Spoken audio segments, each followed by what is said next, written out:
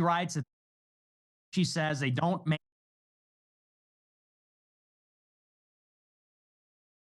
No, for some reason the Rumble app, the window is weird. Sometimes it won't let you have access to the controls. But Nick was on Alex Jones' show earlier today. Oh, you mother! Swear to God, if it hits me for that bullshit, I'm gonna be fucking pissed.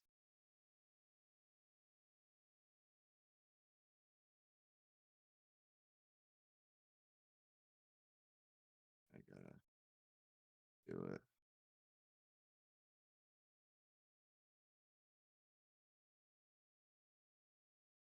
Start it.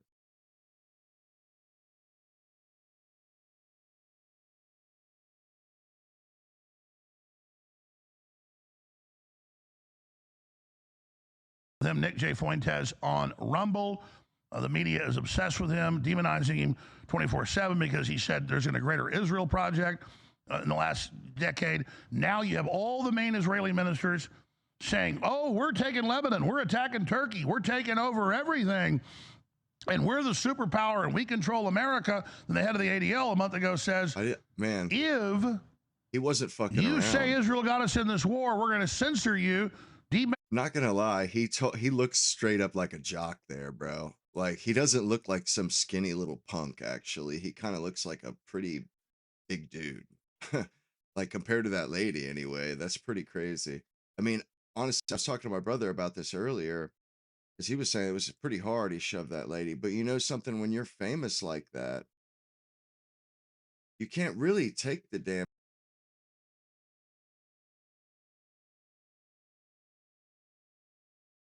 Sorry about that. Some fuck shit. App just shut down on me. Which usually doesn't happen, but it did. Just restarting all the fucking streams. Pain in the dick.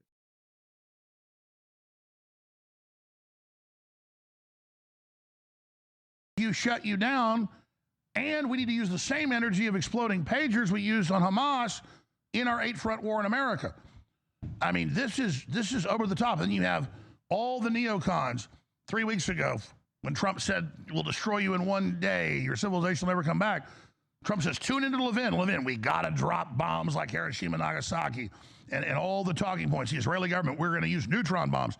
And then Trump does that. I say 25th Amendment is asked if he does that. He backs off the next day, says no nuclear weapons, but then comes out and attacks me and calls me low IQ for going off the Pentagon report that the strait would get closed and the mullahs wouldn't fall.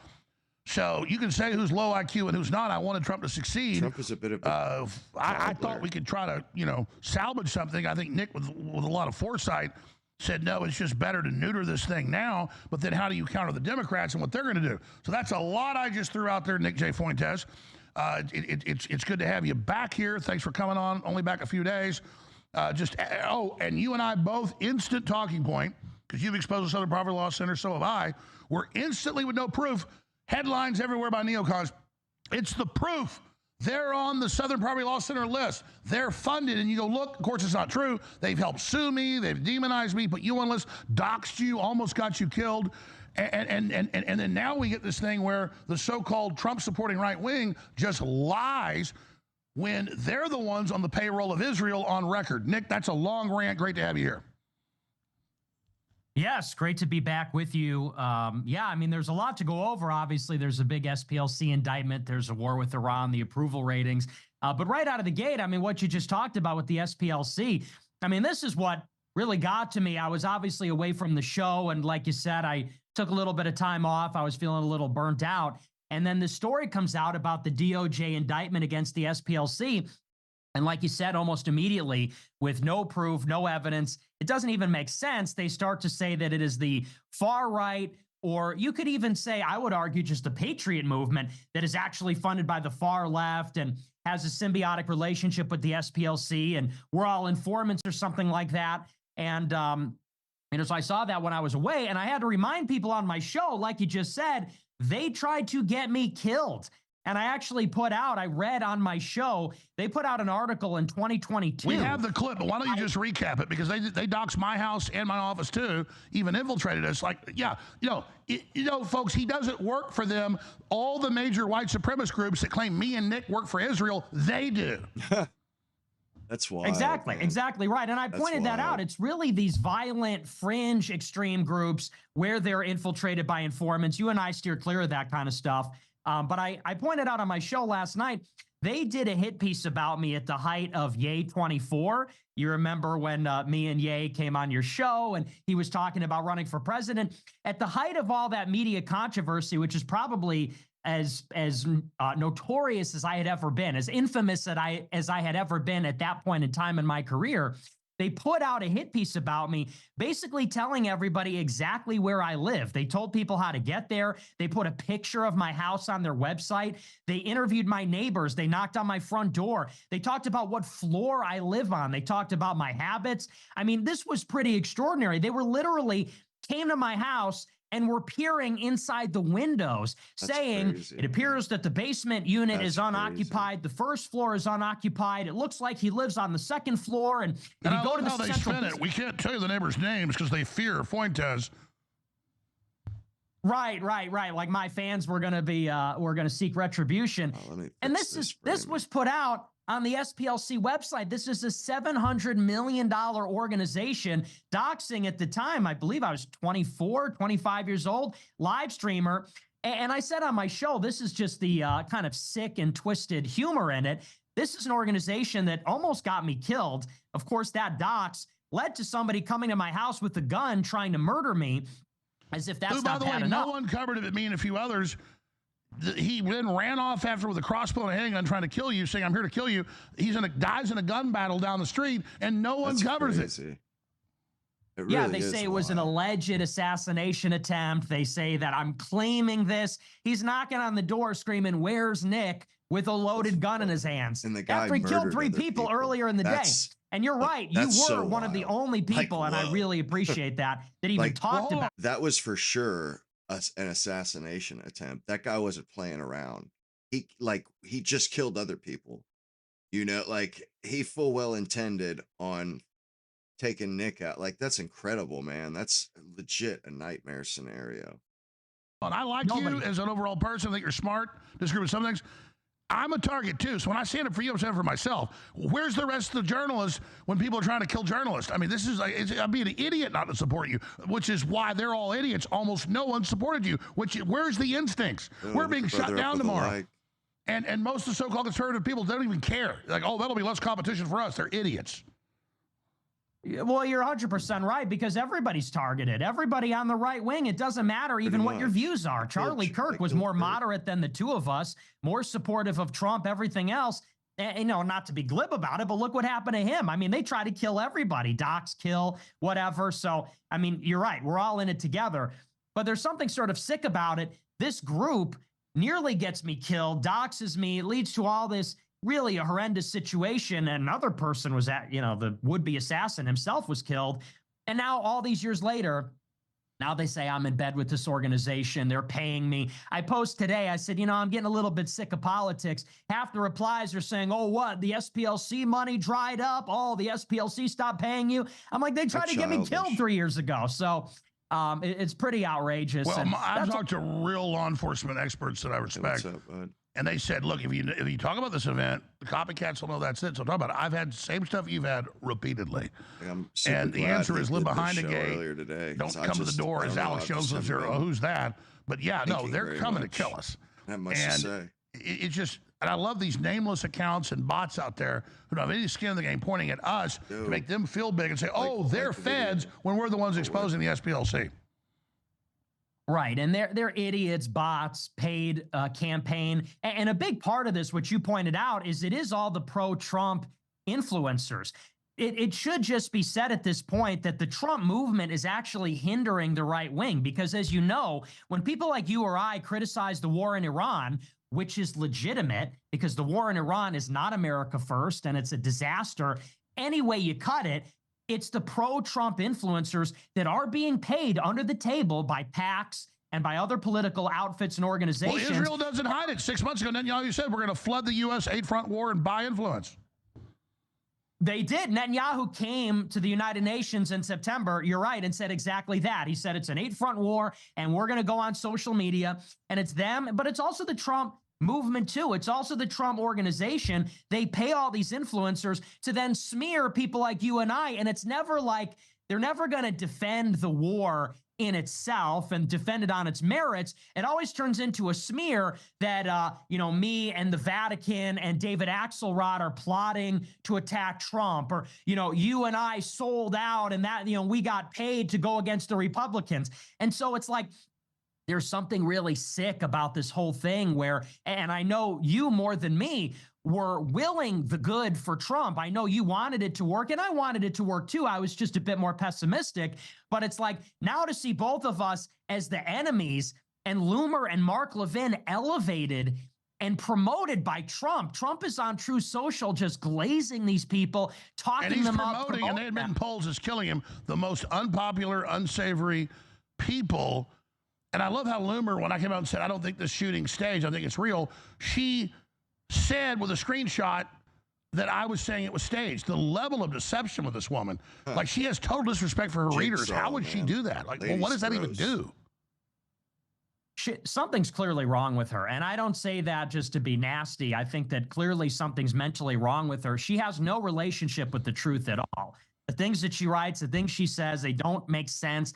I said something the other day. She's accusing me of working with the Vatican and Barack Obama and Candace Owens to undermine Trump. I posted something. I said, everything Laura Loomer says is a lie. She goes in my replies and says, notice how you didn't say I was lying.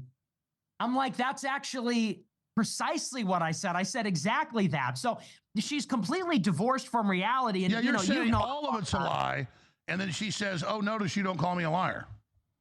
Exactly. Right, yeah, she's like the anti-truth. She's actually perfection of deceit. No, he's not a big guy, but he looked like you a and man. I, we've known her a long time. This is somebody who's just totally unhinged and a broken individual. But now she's kind of been dealt back into the game because she's one of the only people that's going to be one of these mercenary attack dogs for the Trump movement. She was basically auditioning for that role during the campaign, and now she's got it. And we all know she's being paid. We all know that she's getting fed information, and I think that's the role. Is she's on Twitter now. I hate to talk about her, but how does Trump think hitching himself one of the most unsavory people, and his numbers are the lowest, 32% plunging? How did he go from jumping for people that supported him but warned him he was doing wrong for our overall agenda to like jumping in bed with his enemies that hated his guts? I mean, it just, Trump is definitely degenerated. I think he was within his rights to do it. That's all he's got left. I mean, that's the saddest thing is when you or him or anybody looks around, that's all that's left in his camp. Anybody else that's sensible, all the grassroots from the very beginning. I mean, you were one of the first big interviews when people started to pay attention to Trump when he went on your show in 2015. We're all gone. Nobody from the original movement is still hanging on because the principles are not there. The rhetoric's not there. It's just not the same movement. And so with the approval rating, favorability collapsing, you look around at the bench, who do you really have left in the MAGA movement? Yeah, it's Sean Hannity, it's Mark Levin, it's Loomer, and I guess he's just going to take what he can get. So it's a pretty grim and sad situation. Yeah, he says, I anoint these people, and then, because listen, I talk to Trump supporters everywhere. Everybody's got it. I don't go off what my listeners want. I wanted to salvage Trump because I always was overall.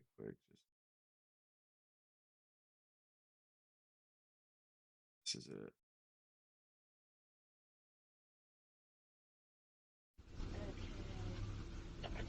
Hi. Oh my God! What are you doing? Oh my God, bro! That was bro. It was a masterpiece. Oh wow! Like you don't do that. You don't do that to celebrities. You should expect that to happen. Hi. Oh my God! What are you doing? Oh man! Whoa! He fucked up, man. Well, he stomps back in too. I mean, he kind of did that like a boss, man. If you want my opinion, he kind of did. Oh my God! What are you doing? The lady kind of asked for it, like, what the hell?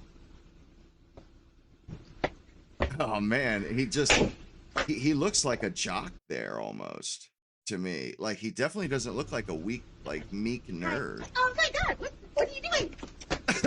Bro, he fucking threw her off with the pep, man, and then just wham, leaned into her, bro. Wow. Like, what do these people think, man? Like, these guys have threats against them. Somebody releases their address. These people are on a razor's edge. I mean, they're on a knife's edge. Then you show up to their house. How do you expect a grown man to react? Like, you could have a gun, anything. I mean, it's just like, I mean, he didn't have to open his door. I get that and stuff. But at the same time, it's like, man, I would not pull my punches either. I would set a standard, like, you know, like that. What is it? No trespassing. Persecutors will be shot. Like that kind of thing. Like, man, I've laid down the gauntlet. If you stick around and press me, keep pressing me, I'm gonna try you. You're not gonna like it. Anyhow, that's enough of that. Democrats, so I kind of held back, not wanting to be precipitous, even though it'd be You super went pretty popular hard. attacking. That was pretty hard. I'd say 80% of my listeners are pissed at me that I haven't attacked Trump more. I love Trump, like, oh, I don't talk to you, and you know that's why you do this for clicks. I don't care about CNN playing a clip of me. No, I want to fix the country and the world. I don't know how much danger we're in, but just this idea that you're not at the cool kid table anymore. It's like sophomoric. It was pretty bad. Not gonna That's lie. ridiculous. But, you know, and I've known you and my. That's why we have nuance and context. That stuff matters. You know, a judge and a juror or whatever happened, the law ran its course and the law agrees with us.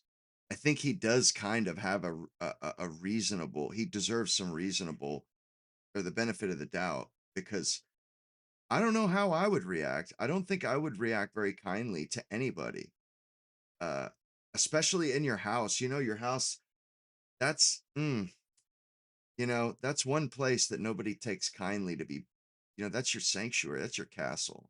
My audience knows you too.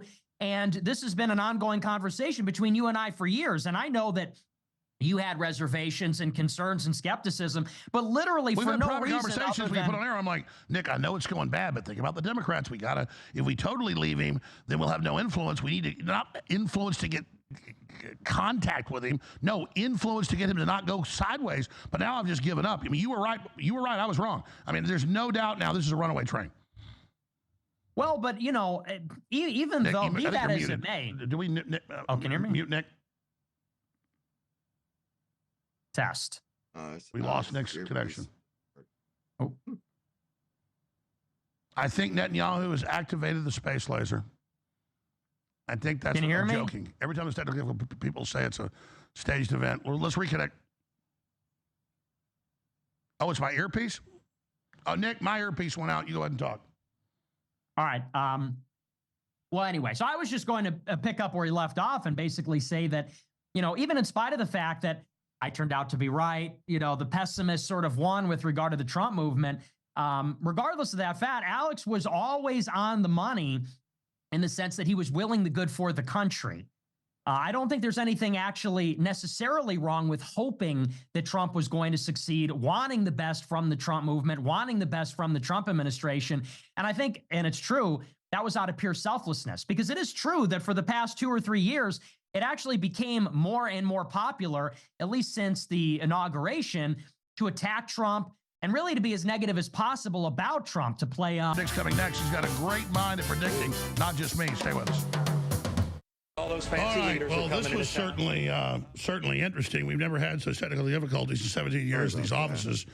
But the board went out, everything fried, bunch of crazy stuff. But Nick Fuentes has been very kind to sit there for 25 minutes. So have the viewers while we got this back up. And I'm getting really bad audio in my ears, but I'm guessing we're back. Houston, right? Get a thumbs up? Okay, thanks a lot, guys. I appreciate that. So, Nick, I'm just going to give you the floor till the hour ends. We're going to come back and restart the show out of the back of the studio. But what a circus. I'm not going to say it's the CIA or whatever, but it's just interesting coincidence that we shut down tomorrow at midnight. and start the Alex Jones Network, and craziness like this happens. So thanks for sitting there for 25 minutes. While you were sitting there on hold, what were you thinking about, Nick Fuentes? Oh, well, there's a lot to cover, right? I mean, there's a lot to go over maybe on the other side. I think where we left off, we're talking a little bit about the SPLC and, you know, everything that's being talked about over the past couple of weeks, and talking a little bit about your support for Trump, him throwing you under the bus and so on. But I guess, I mean, the big thing we're going to have to get into during the show, the other big thing is the situation in Iran. You know, maybe you want to get into that on the other side in the next hour. That's exactly where I want to go. Is you called it 2 years ago. I got upset during Midnight Hammer. The Pentagon told him don't do it. Now fuel's exploding. Interest rates are going to go up. Inflation. It destroys his plan, and he just gets more pig-headed by the minute. Yeah, well, and I don't even know what the plan is right now. You know, the big development over the past week is this big blockade they put in place last Tuesday when they extended the deadline indefinitely, or the ceasefire. And now it looks like it could really go in either direction. I'm hearing some reports. They say that Trump may just declare victory and unilaterally end the conflict and leave. Just broke moments ago while we were experiencing technical difficulties that they're actually bringing one of the carrier strike groups back home. So the Gerald Ford is actually on its way back to the United States. Well, that's actually what Joe Kent advised Trump when he resigned a month ago and again last week. Just leave. Sure, it's not a victory, but at least you can say it is and not get deeper in the quicksand. Right, and maybe that's what we're going to see. Or it could go the other way and we go back in with more bombing. So we'll see. All right, 2 minutes, and we're going to make up for time for the 25 loss. I apologize to viewers. Not the crew's fault. Totally bizarre, pretty much solid state. Board, you know, just died. Solid state board. All right. I tell you, I really appreciate Nick Fuentes coming on and sitting there for 25 minutes with technical stuff. Never happened. I think it's foreshadowing of us getting shut down tomorrow that the $50,000 board or whatever that never has problems just blew up like a robot with smoke coming out of it. State I'm not going to say the CIA or the Israelis sent, you know, bots in, but we know they've got that stuff. Nick, this is a short segment. A bunch of radio stations don't carry it, but you've got the floor. Let's get into Iran. You were the guy that called it. I'm not kissing your ass. It's true. You like prophetically. How did you do that? And now it's obviously a fiasco. What a disaster. Yeah, aircraft carriers leaving. But Trump is so erratic. What do you think is going to happen? Well, it's really difficult to say at this point. I think it honestly could go either way. And I predicted a lot of this from the very beginning about, you know, how we would get here and when we would get here. But right now, and I said this on my show last night, we're in this state during the conflict where there is no clear plan. We were very clear about what the plan was at the very beginning. At the end of February 28th, when the conflict started, the goal apparently was to hit Iran as hard as possible and collapse the government. We were going to hit him with everything we had. You know, I wonder what Nick's mom said to that video of him pushing that lady down. I guarantee you she didn't pat him on the back. Something like shock and awe, and the regime was supposed to utterly collapse and bring about regime change. And initially they said this would take about 4 days. Trump even said in his statement, he said, and then once this operation is over, the people of Iran should emerge from their homes when we've done our work, effectively when we've defeated their military and collapsed the regime, and they could take back their country. Obviously, that didn't happen. And so those 4 days came and went. It became days, weeks, few weeks, and it became clear the Iranian regime was not only not going to collapse, but it actually consolidated. And it became like, I kind of feel like I can't see him becoming president with that around his neck. They would beat him to death with that video. At that point, that there was no plan B. We had no idea actually what we were going to do if, one, the Strait of Hormuz had been closed, two, the regime did not collapse, and three, that more bombing was not going to increase Iran's compliance or extract concessions. And so we've been in this period now with all these extending deadlines. You might remember it was the first 48-hour deadline, and then it got extended by 5 days, 10 days, 24 hours, 2-week ceasefire. Last week, the ceasefire was extended indefinitely. And it seems that Trump administration is pursuing a dual track where at once they are seriously engaging Iran in diplomacy through mediators like Pakistan, potentially Qatar. At the same time, we're increasing the force posture in the Middle East to carry on this bluff, this bluster, that we're going to escalate the attacks against civilian infrastructure, that we're going to restart the war at some point, that we might carry out more assassination strikes. And so these two things are happening in parallel, pursuing peace, but also mobilizing more assets to the Middle East. And so it's really hard to say exactly where that's going to go, if there will be a diplomatic breakthrough or if the United States is going to have to go in hard again. And like we talked about before that short break, it was just announced that one of the carriers is leaving the region. You got 3 carriers there, the Ford, the Lincoln, and the Bush. The Ford is now headed back to the United States. So that might seem to indicate that maybe we're drawing down the force posture. At the same time, they say CENTCOM is drawing up plans to attack Iran all over again, this time their civilian infrastructure, and Trump is on True Social saying no more Mr. Nice Guy. So really, it could go either way. I think a resumption of hostilities is inevitable, and it might not happen in days or weeks, but it is going to happen at some point. The core issues remain unresolved, and that's the closure of the Strait of Hormuz, and it's a nuclear issue. There's going to have to be a confrontation. Iran won't budge. The United States is simply not able to come off of its red lines, and we're also not able to retreat in a way that doesn't save face in some way. So I think that a return to arms, it's definitely going to happen. I don't know that it's going to happen in this round of fighting. It's conceivable that we find a way to live with Iran charging a toll on the strait. It's also possible that we find that unacceptable and Trump doesn't want to be humiliated and we go back in really hard and we give it another go before we wrap it up. So I think that's kind of the current state of the play. That's where we are in the war. As far as where it goes next, totally unpredictable. I think and only Nick, Trump. I totally agree with you. Back in 60 seconds, let's get into other facets of this. Oil prices exploding. Trump now saying 4 more months, same timeline as Russia. How do we get out of this? I've been on the air 32 years. It wasn't until a few years ago I started playing air raid sirens almost every day that really highlights we're in crisis. And, you know, if you study geopolitics, energy, war, all this, it's really hard to overstate how serious things are. Inflation's exploding. Major crop planting is not happening. There's a guaranteed famine for millions of people next year, already baked in. 30% of fertilizer not going through the Strait of Hormuz, of the global fertilizer.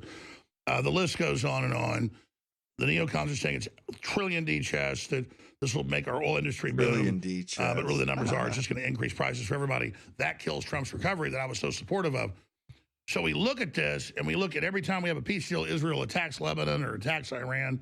To break the deal, the Iranians won't even go to the peace negotiations. They say Trump's not in charge. And then Trump, like a little kid, goes, oh, I actually canceled the negotiations. The UAE just left OPEC and a big blow to Saudi Arabia and the whole Western alliance. This is hurting long-term the petrodollar. It's hurting America. Trump knows that, but he doesn't have an exit ramp. And so I have to ask you the question, Nick, other facets of this, but the big question, obviously the Epstein files. And people get mad when I say this, it's just a fact. I've never seen evidence of Trump doing something wrong, but he told MTG and others, this embarrasses my friends. He said publicly, this hurts a lot of innocent people. Well, why do innocents fear the truth coming out? So about 8-9 months ago when Elon left, that's when everything started to change. From your research, from what you know, obviously Trump is a different Trump, worse, you know, in his bad aspects. Is it compromise? Is it frontal lobe dementia? And then what do you predict's going to happen? What are the different scenarios now? Because he does seem to be degenerating quickly. And then we get into the different camps now of the insane. You had a term on your show for what it was. Nice. It's not MAGA now. It's not Israel first now. It's hard, man. You had a great term. I forget what it is, but now it's morphed into this minority of people, mainly weren't Trump supporters before, that are now these slavish supporters. And then you've got the majority of Trump supporters that are totally freaked out but don't like the Democrats. And the poll numbers are plunging. It's a total disaster. And I know for people inside the White House, 6 months ago, they were doing alarm bells, but he just doesn't listen. Has he made a secret deal to give the Democrats the House and Senate? And maybe he thinks they're going to leave him alone? Does he believe that deal's going to work? I mean, a lot of this is speculation, but you seem to be over the horizon with your predictions, Nick Fuentes. Nick Fuentes. Well, it's funny you say that about Epstein, and I'm a little bit skeptical of how much that's related to this, but here's what I will say about it. And this is just not ignorable. Yeah, term limits. You're right. You're 100% right that the timeline is incredibly conspicuous. So it was only a week before Rising Lion. That was Israel's original operation against Iran last year that precipitated Midnight Hammer. When Israel attacked Iran, by the way, what day did they attack Iran last year? June 13. June 13, 613. There's 613 commandments in the Mishnah. So in the Old Testament, the Jews believe they're people of the book, they're people of the law. There's the 10 commandments, but throughout the Old Testament, the Hebrew Bible, there's actually 613 commandments. They compile them in the Mishnah. That's the basis of rabbinic Judaism. So sort of interesting numerology. Before Israel attacked Iran, just a week before, like you said, Elon made his last visit to the Oval Office. And if you remember, he went to the Oval Office with a black eye. I didn't realize it was And they Sean. said at the time, well, Elon was playing with his kids and little X hit him in the face with a toy or something like that. That's why he had a black eye. Trump actually commented on that. He said, I offered to give Elon makeup, but he refused because he wanted everybody to see. That's a sort of a weird statement. So that was the last time Elon was in the Oval. He had the black eye. And Trump said, I told him to cover it up, but he wanted everybody to know he had the black eye. It was then a week after this, you might remember, that when Trump and Elon had their falling out, Elon said, well, the reason Trump won't release the files is because he's in them. Then you get the war. Then the war goes on for 12 days. They call it the 12-day war. It ends with Midnight Hammer. And then a couple days later, Trump brokers the ceasefire between Israel and Iran. Month later, Netanyahu makes his third visit to the White House up to that point on what day? July 7th. 7-7. More news. So 613, 7-7. These are the bookends. And it was the day before Netanyahu's third visit to commemorate and celebrate the victory in the war, where Netanyahu presents Trump with a gift celebrating the victory over Iran. Oh, man. It was the day before that the DOJ promulgated the memo from Pam Bondi, which buried the Epstein files. So you bookend the Iran war with the weird numerology, but also then the Epstein files. Elon brings it up. He's got the black eye. And then Pam Bondi puts out the memo saying, there's no black book, there's no client list, and we're not investigating anybody any further. Fast forward to now. It was a week before this second war with Iran broke out that you had Congress release the files. And it was in January. Everybody remembers that's when all the files came out and flooded the internet.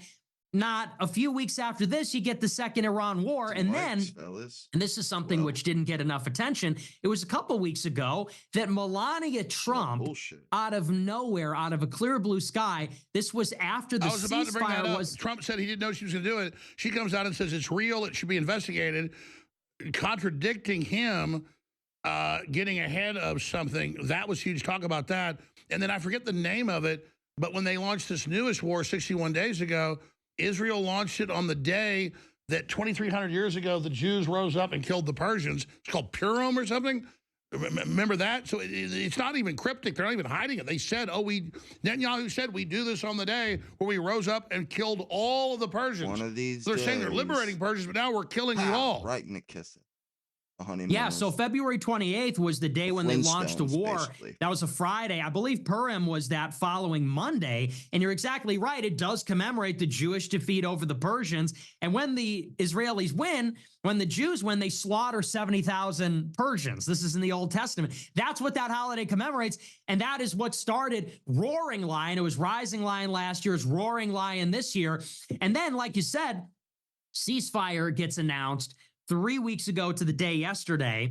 It's a week after this that Melania Trump goes out there, like you said, unannounced press conference, contradicting her husband and says, oh, yeah, the Epstein files are legitimate and I knew nothing and I had nothing to do with that, seemingly like she's getting ahead of something. And so I honest to God, I'm one of the less conspiratorial people about the Epstein files. You've been criticized because I know you study. I get it. That's why I respect you. Sometimes I disagree, but I always know from data why you're saying it. I never saw any Trump stuff with Epstein. But his Ludnick lying, going to the island, and he even said, he said it publicly. MTG first told me before she resigned a week before. She said, no. Anybody else wants the King Charles speech to the two chambers? You know, I noticed that piece of shit Howard Nutlick was there. Why is that guy still allowed to do anything in our government? I'm just disgusted by that by itself. me, it'll embarrass my friends. He said this is going to hurt innocent people. What do you mean? So, yeah. So, again, did he make a deal? Is he using the Epstein file to blackmail them? What do you think's happening? I'm not sure exactly. I would imagine, though, the leverage goes against him. I would imagine potentially the leverage goes against him. Maybe there's something in the files because, again, the DOJ still has half the files. There's supposed to be 6 million files. That's not a joke or something. Not that 6 million is funny in any way, but they only released 3 million. That's half of the total. Who knows what could be in the other? And you got to understand what was in the files already embarrassed Trump. There's documents in there saying that he was like eating babies' intestines. And obviously these are things these are just tips the FBI received. They're not corroborated. It's not evidence. It wasn't proven in court. But it's like this stuff is deeply... But they came to him and showed him all this, and he just said, it's a new Russia. That's what I think it is. They showed a bunch of crap. Scum. He just said, forget that. I'm not facing that. Which then he, by extension, made himself guilty in. This guy was down with like raping white women, like racially, like knowing that that's what he's doing. He was down with it. Why the fuck is he allowed to rule over us? It's just like, it's beyond maddening. It's bullshit. Possible they could be threatening him. There could be other things going on. It's hard we can only speculate what the real situation is because there's no evidence. But I will say, and this is where I'm not an Epstein maximalist, but you just cannot ignore the way that timeline maps onto this one. You just wouldn't be a good investigator if you didn't put all those things together. And you're not necessarily sure exactly where that leads, but clearly there's something going on here. And what we know about Epstein and the whole thing is that all of that ran through the Israeli deep state. All of that ran through all these various former prime ministers, defense ministers of Israel, like Ehud Barak. It all runs through Unit 8200, Israeli intelligence. And what is Unit 8200 and Israeli intelligence deeply embedded in? Well, Silicon Valley. Because it was in the year 2010 that Netanyahu and Ehud Barak and all these different Israeli ministers, they basically told Unit 8200 in the IDF, go to the United States and start a bunch of tech startups, get in at the ground floor at all these different unicorn Silicon Valley companies. And now they're deeply embedded in all these different companies. You have to look at people like a Joe Lonsdale, like an Alex Karp, a Sean McGuire. Sean McGuire is a spy. Sean McGuire, well, allegedly, I'm using that loosely speaking, obviously. Sean McGuire is a partner at Sequoia Capital. It's like the #1 venture capital firm in Silicon Valley. They approve so much of the money that goes into these startups, these tech startups over there in El Segundo and even further north. And a lot of them are produced by the Israeli government, the U.S. government, and others. They then sheep dip them and claim it's a private company, and then they own them and run them. Well, and, Sean McGuire, his wife is Israeli. His kids are Israeli. He's like a Jewish nationalist. All these guys are like that. Joe Lonsdale's like that. Joe Lonsdale says the hero is Cyrus. Who is Cyrus? The Jewish Messiah, the Gentile Jewish Messiah in the Bible. They're all like this. And so, well, let me say this then. I don't think there's any doubt that's happening. Israel sees the weakness of Democrats. They're making their move, not to control foreign policy, but domestic, saying 8-front war. Why did Israel make its move right now to take over the U.S.? Well, I think that Israel recognized that they're losing the American constituency.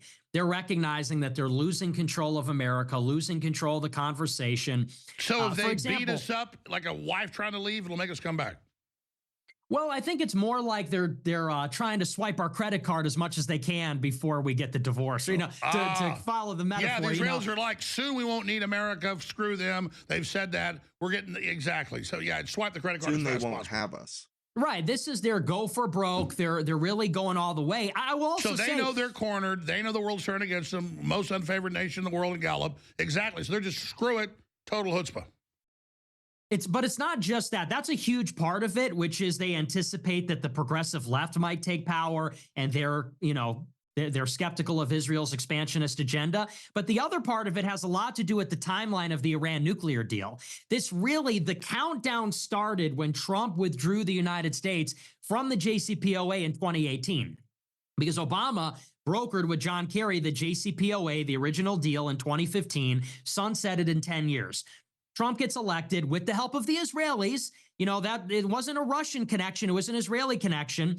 And one of the things they wanted was for him to tank the deal, which he did in 2018. Now, the Iranians continued to abide by the deal for about a year, up until 2020. That's when they finally stopped carrying out all their obligations for the deal. Joe Biden gets elected, and nobody knows this, but immediately in 2021, Biden tried to resurrect the deal. Biden immediately in the first year in 21 tried to go to the Iranians and put the deal back together, and the Iranians weren't into it.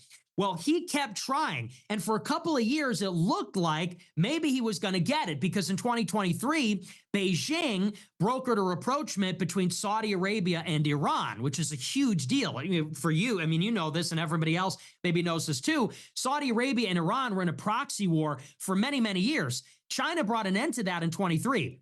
In August of 23, just a couple months before October 7th, Biden had a prisoner swap with the Iranians. We gave them their Iranian prisoners. We got American prisoners. And then we unfroze that $6 billion that was frozen in South Korea in Iranian funds. It was on its way to Qatar and then to Iran.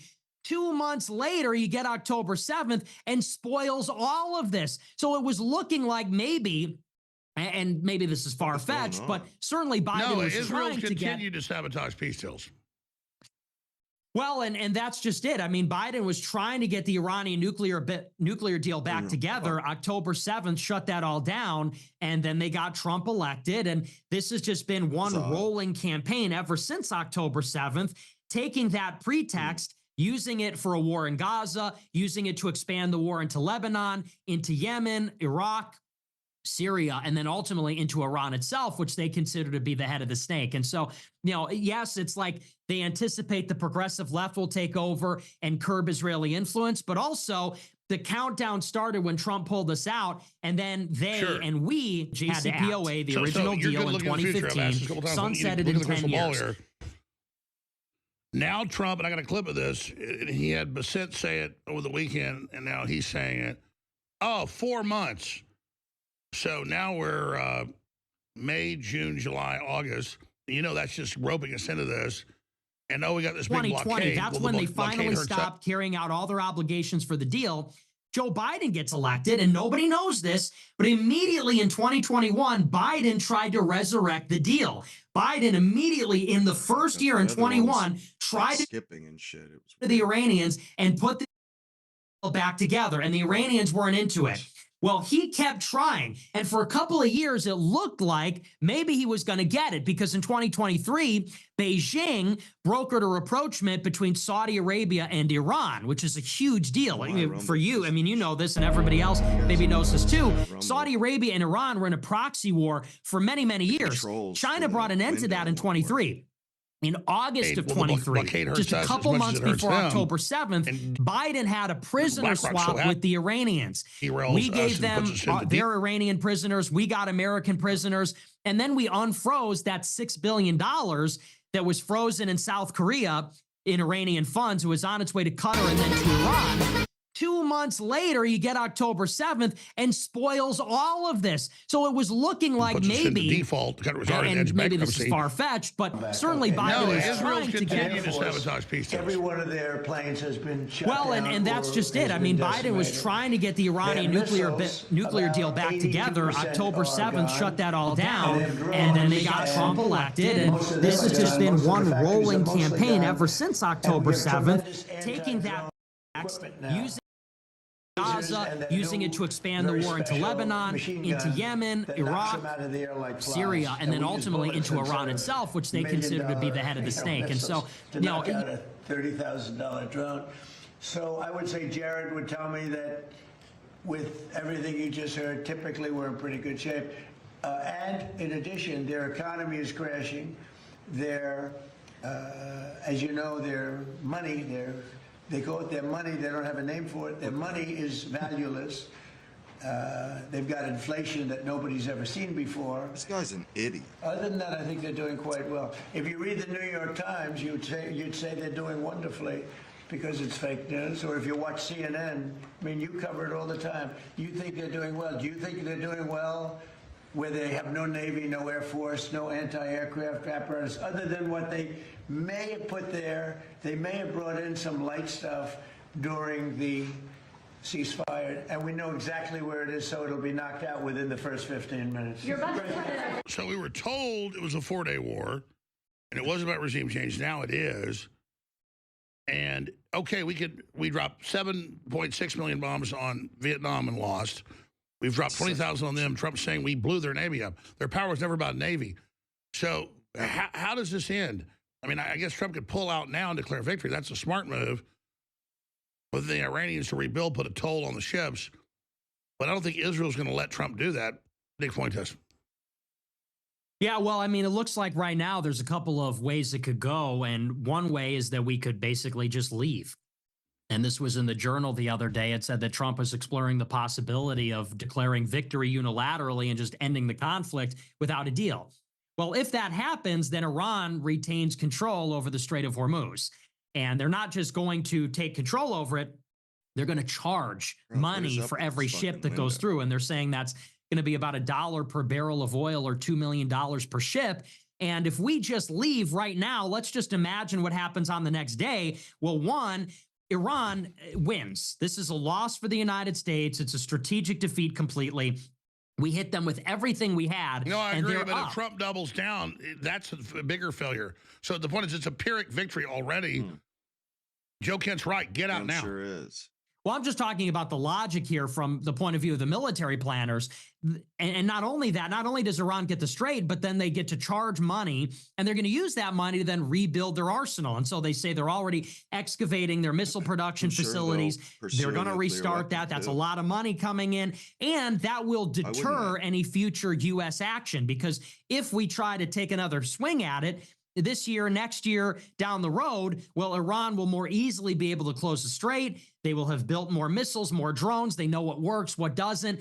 They have taken some of our unexploded ordnance, like our bunker buster bombs, and are reverse engineering them. So the point I'm trying to make is that from the point of view of the U.S. and Israel, if we withdraw right now, all that does is start another countdown timer, just like last year. When we went to war with Iran last year, what did that do? It accelerated Iran's timeline to either enrich more uranium, build 300 more missiles per month, and the Israelis started getting anxious, saying every month we wait, Iran is building another 300 missiles that are going to rain down on Tel Aviv. And that's why, regardless, it's a lose-lose situation. For Israelis. It is, because the alternative is we just go back in right now. And this is why the only, Joe Kent said, and he's right about this, he said, we have to withdraw and then restrain Israel. That's the operative part of that, because you can withdraw, they'll drag us back. You can withdraw, you'll get another meeting with Netanyahu and Mar-a-Lago.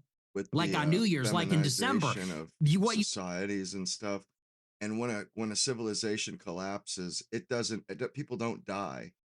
They're just invaded or taken over by the next most monogamous civilization, and that's all there is to it. I think that's kind of we're getting a taste of that with Israel. You know, imagine if there was another country bigger than Israel that had the balls that Israel has. It wouldn't be good.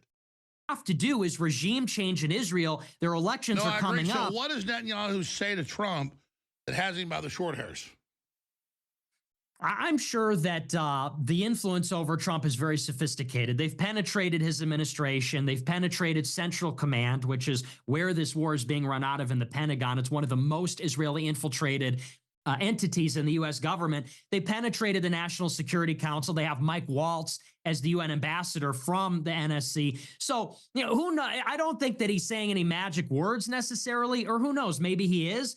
But I think that they've basically created a matrix surrounding Trump, and this is what all the anonymous sources say. They have convinced Trump that this would be easy. Maybe they did Venezuela to whet his appetite. They said, oh, Iran's going to be easy like that. You're going to be this historical he said president. Last week, he said, look at Venezuela. This will be the same. He told Tucker a month ago, but last time they talked, he said, it always works out for me. It's like a gamble. It's like just delusional. Piece of shit.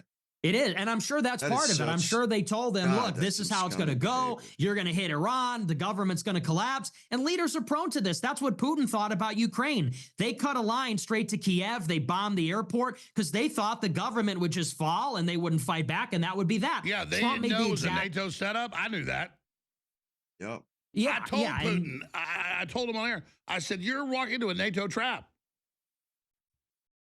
And we walked into a trap here. I mean, literally the exact same mistake. Trump thought that we were going to go in, they would collapse. They didn't. Now it's a war of attrition. They've taken the strait, as the military knew they would. Trump said it was his I gut love how that you're they... totally vindicated, even more than me, because I was behind the curve, but I'm super vindicated. We're like batting 1,000 and we're the bad guys. Like, all I do is somebody's right, I listen to them. Like, we're totally right, informed. You know all the issues, and then these idiot neocon people attack us every time on corporate media that care about all their narcissistic garbage. And I think about Nick Fuentes and myself, because the guests I have on are people that are accurate.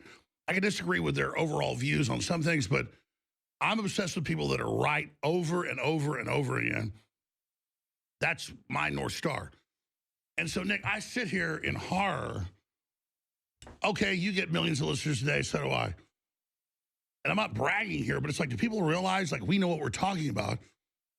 The Pentagon tells Trump to do this war. He does it. We've been right about it all. So we get demonized, even though it's leading us towards destruction. It's just extremely frustrating to just tell the truth and then be demonized by a bunch of idiots that lie to themselves. I guess what I'm asking you is, how surreal is it, since you've been doing media since you're 16, and now you're at the very center of this, and I know you want America to succeed, so do I. When we try to get it off its destructive course, we're traitors. And there's like a sick part of me says, fine, people that all want to be slaves and destroyed, we'll show you, but then we're going to get taken down with them. So it's very paradoxical. We can't give up. How optimistic you're, just big picture, like futurist Nick Fuentes. What are the different angles, the midterms, Trump? You've got the floor here. Where do you see this going? And what can the public do to try to take back control of our destiny? Well, what are solutions? Well, you're right. It's very frustrating. And, you know, that's probably the most frustrating part is on some level, people are working against their own interests. People are being deceived and they're being made to work against what is really in their best interest, what's good for them, which is to say that we're in a war with Iran. We're not getting the deportations. We're not getting the Epstein files. Like, the list goes on and on. I said it on my show the other night. It's like, what was all of this for? 10 years, all this struggle, the fight, and it's for weed legalization, a White House ballroom, a war with Iran, and a corporate tax cut. It's not very good. And yet people are being convinced to defend this. Here's the solution, and here's maybe a way to reframe it a little bit. I said on my show on Monday, there's sort of a black-pilled way to think about this, and there's a clear-pilled way to think, or a white-pilled way to think about it. And the black pill is to sort of throw our hands up and say, this is so frustrating. Everybody is brainwashed. Everybody's being tricked and misled, really by calculated deception. This influence campaign by the influencers who are being paid, that's manufactured. That's calculated. It's intentional. And we could sort of throw our hands up and say it's so frustrating that they seem to be winning the propaganda war. People are being misled. People are being tricked. We're on the money. We know what we're talking about. Why won't they listen? And it's very sad that people are not free thinkers, or it's sad that people don't find the real information, or they're not receptive to it, or they get confused.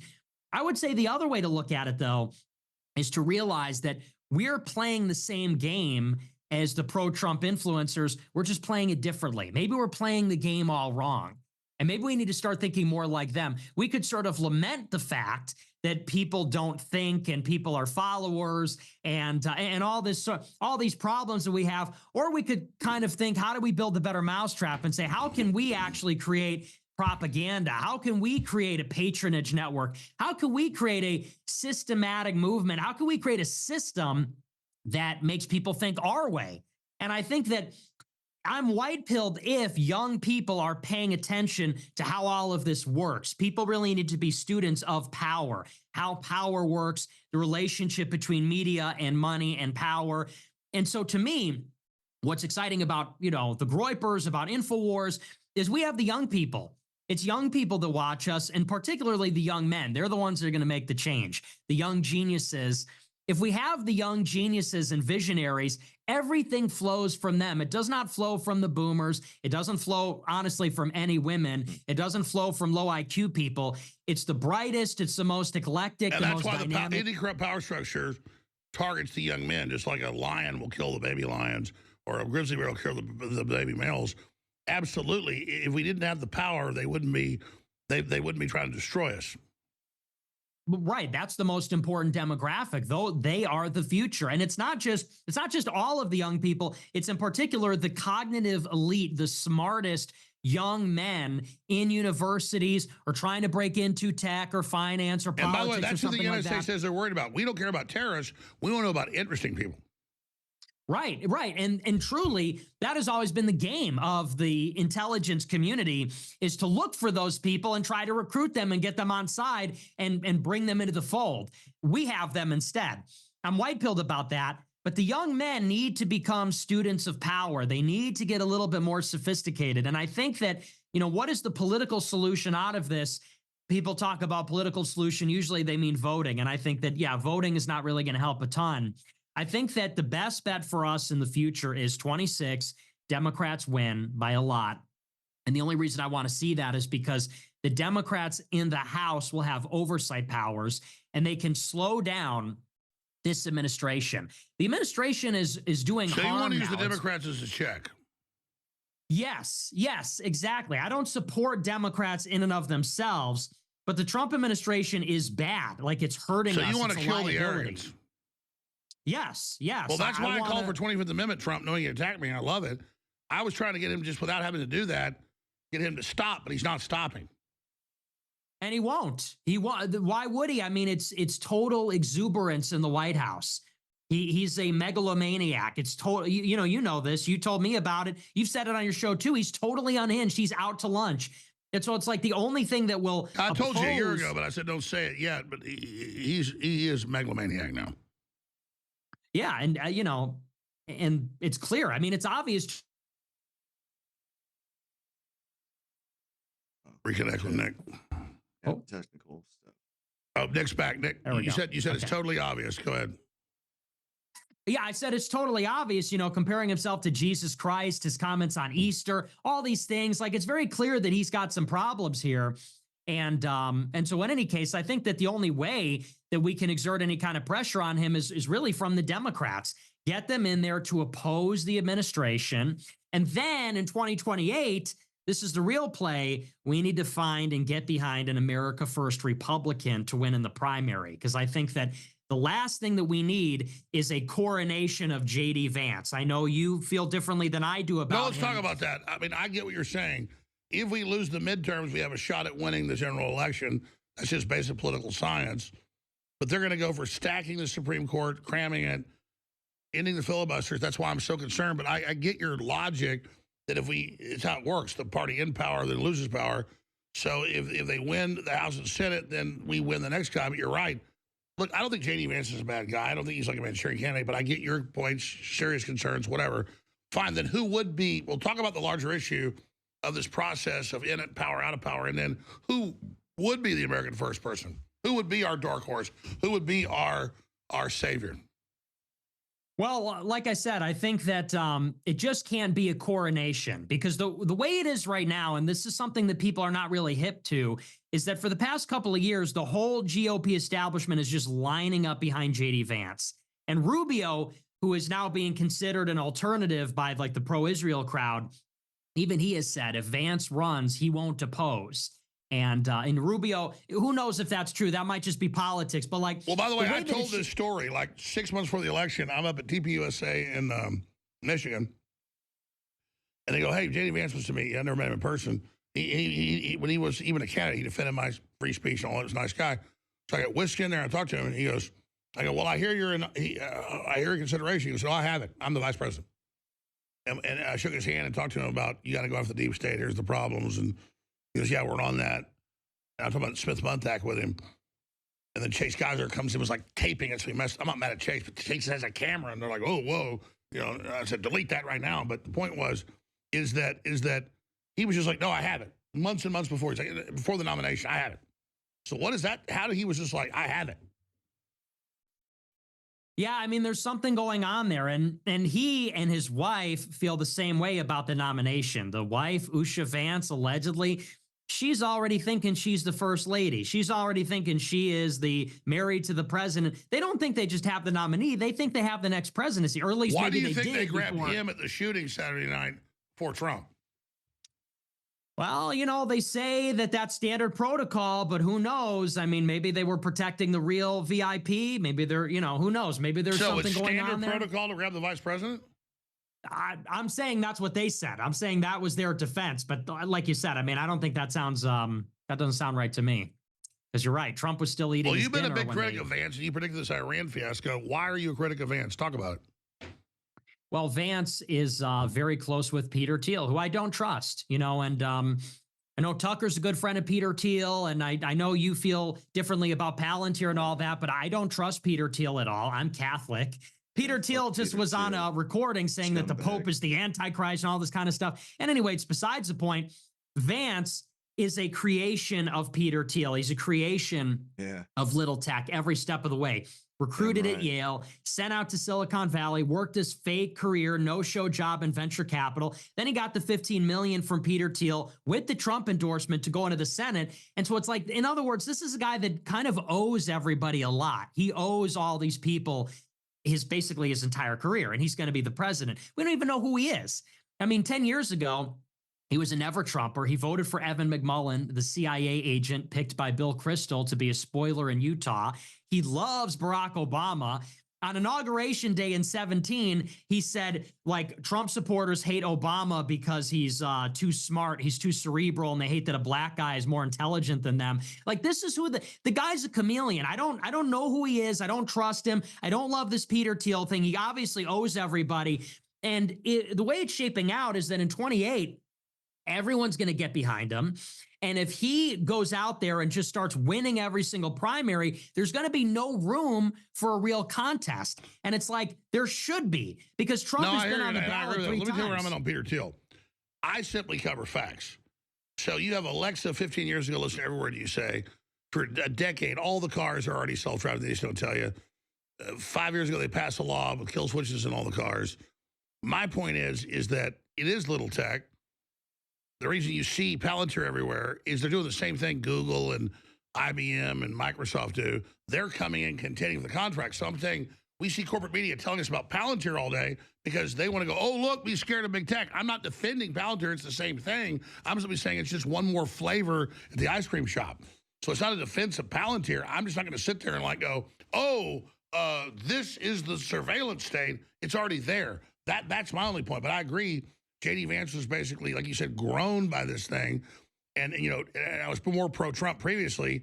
I saw it as coming in to kind of surveil the deep states, what Trump said, because you got to have like an Indian guide like Lewis and Clark to get across the country. Trump has to have some big tech. All the other big tech toast Obama and pledge allegiance to him, who's been the shadow president. So who do we bring into big tech to take control if it is a Palantir, which I'm not saying we should do, but that was what we were sold. And then Trump said, kind of goes, oh, forget Palantir, because you look at the budget, Palantir is tiny compared to Google and Microsoft and Amazon and then Oracle. So I'm just like telling listeners, okay, yeah, I'll talk about Palantir every day because the New York Times tells me to. I'm just saying the exact same crap is being done by all these other guys, and they get most of the funding. You see my point? I totally understand. It's just that, to me, I see Palantir as just as bad as them because they're in bed with Israel. They do these contracts. No, with they're Israel. using AI to kill people. Yeah, and it's run by Alex Karp, who's a freak. I mean, Alex Karp is a freak who hates us. He thinks that Christian nationalists are going to kill him for being Jewish. He says his number one fear is that Christian nationalists will throw him off a building. Right. He's not worried about Muslims. And they're all like that. Lonsdale at Founders Fund is like that. Sean McGuire at Sequoia is like that. All these people in little tech are like that. All these people in El Segundo, all those people in Silicon Valley, they're all like this. I mean, there's a lot of people even that are lesser known. And I happen to know some of their names, but they're like total pro-Israel partisans. pro-Trump, pro-Israel. And that's really what constitutes the movement behind Vance. Even look at his chief of staff. His chief of staff, Jacob Reeses, is a Tikva Fund fellow. So he was literally backed by the Israel lobby from the very beginning. There's this article about how J.D. Vance's entourage is all like 6'5" handsome Chads, and then this little Jewish guy is his chief of staff, Jacob Reeses. It's like, so this is the kind of stuff that's going on over there. And all I'm saying is in 28, we need a competition. Trump's been on the ballot 3 times. It's a question of succession. Well, that's another question. You go to TPUSA or you go to CPAC, it's all Trump. What do they think of the future is? Right. And it really should be up to us to decide. And I think we need another referendum on the party. And basically, we need to say, look, Trump didn't go far enough. The MAGA movement failed. When we can talk about why that is and how it happened, but the MAGA movement does not resemble what it originally was. It's something else now. It utterly and totally failed. It was assimilated to the GOP. I'm not going to vote for more MAGA. I'm not going to vote for Vance or Rubio, who are a part of this train wreck. They're complicit in it. They're a part of it. They own it. Nick, I'm not going to support it. You got me, because I said this from the start of the show. This is an ass-kissing contest. All I know in the universe is go with who has been right the most. You have been as right as much as I have, and I'm one of the best people at that, and you've been even more right in many ways. That's why, give me the future then. And I already said this 8 times, but I want the future. I know you don't like to speculate, but just give me what you think the different breaks are here. So I think in 28, we have a chance to run a dark horse that's America first. And I don't know who that person's going to be. I've seen some interesting people. I don't want to say necessarily, because if I say them, it might hurt them, yeah. you know. If I say, oh, I like this guy, then they're going to say, oh, meet the Groyper candidate that's going to run for, you know, they're going to do that. But, you know, there's some people that I've seen and I've noticed, some young people that bring some energy to the table. I can tell you this, because I have off-record meetings, which is they're not bad to do with the top people, and they are really concerned about you. Well, I'm not going to run. I'm not old enough. But no, they're concerned about your influence. Which is why we don't want the Southern Poverty Law Center to get you killed. Yeah, I'm trying to stay alive out here, you know. Yeah, I told you years ago, your main mission is stay alive. Well, that's it's a low bar, but it's difficult sometimes. Hey, if you're above ground, it's a good day. That's so true. I love that. It really is, isn't it? You have to look at it that way sometimes. As long as we're here and we're alive, right? Even if we've lost other things, that's what counts. But back to my question. So, oh, that's incredible. So back to what you think is going to happen. So I think that in 28, we got a shot. We got a window here where we can have another referendum on all this, and we need an outsider to come in and run. Now, I don't know that a candidate like that is going to win. Maybe we could get the vice presidency. And maybe that person can go all the way and win. But I really think we need to be open-minded. A lot of people are trying to say, well, who's it going to be? Who's going to run? Who are we going to get behind that's going to win? It's like in 2016, nobody knew it was going to be Trump. In May of 2015, when that primary started, Jeb Bush was the front runner at like 15%. And people said, oh, Rubio's interesting. Cruz is interesting. That was the field. That was the triumvirate in May of 2015. It was Bush, Cruz, and Rubio. Nobody knew that the asteroid called Donald Trump was going to crash into Earth and change everything forever and define our lives for a decade. And I feel similarly about 2028. Let's not go all in on somebody that we know is not really going to be the guy. Let's open up a space and say, and create the appetite. Let's put the call out and say, we need someone in 28 that's an outsider. We need a leader. We need a Caesar. We need someone that's going to come in and truly put America first without little tech, big tech, without Israel, without the compromises. We have to choose to believe, because otherwise, I'm going to tell you what, if Vance gets a nomination, I don't think he has a good chance. This is going to be the least popular administration in modern history. It's already a disaster. It's only going to get worse. Well, yeah, that's why we've seen Vance trying to distance himself from Trump. So exactly. So I'm going to put a headline on this last clip here.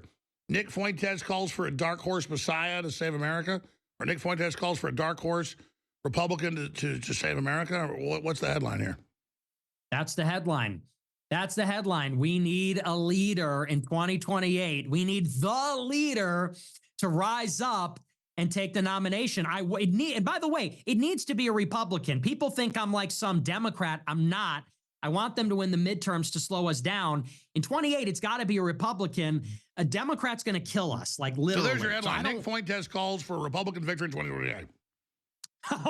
with an asterisk, it's got to be an America First Republican. We need a dark horse, non-MAGA. MAGA is dead. Who would it be? A Massey? Would it be a Tulsi Gabbard? Would it be an RFK Jr.? It's not anybody that you would think of. It's, you know, because consider there's precedent for this.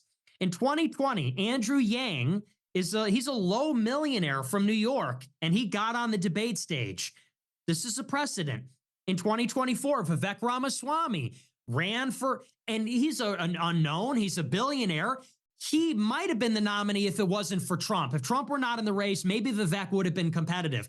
Now you got a guy like James Fishback in Florida, a total unknown entity, going in against Byron Donalds, who is a shoo-in. He went from 4% to 23%, largely through social media, largely through virality on social media. No, it shows there's a hunger for dark horses.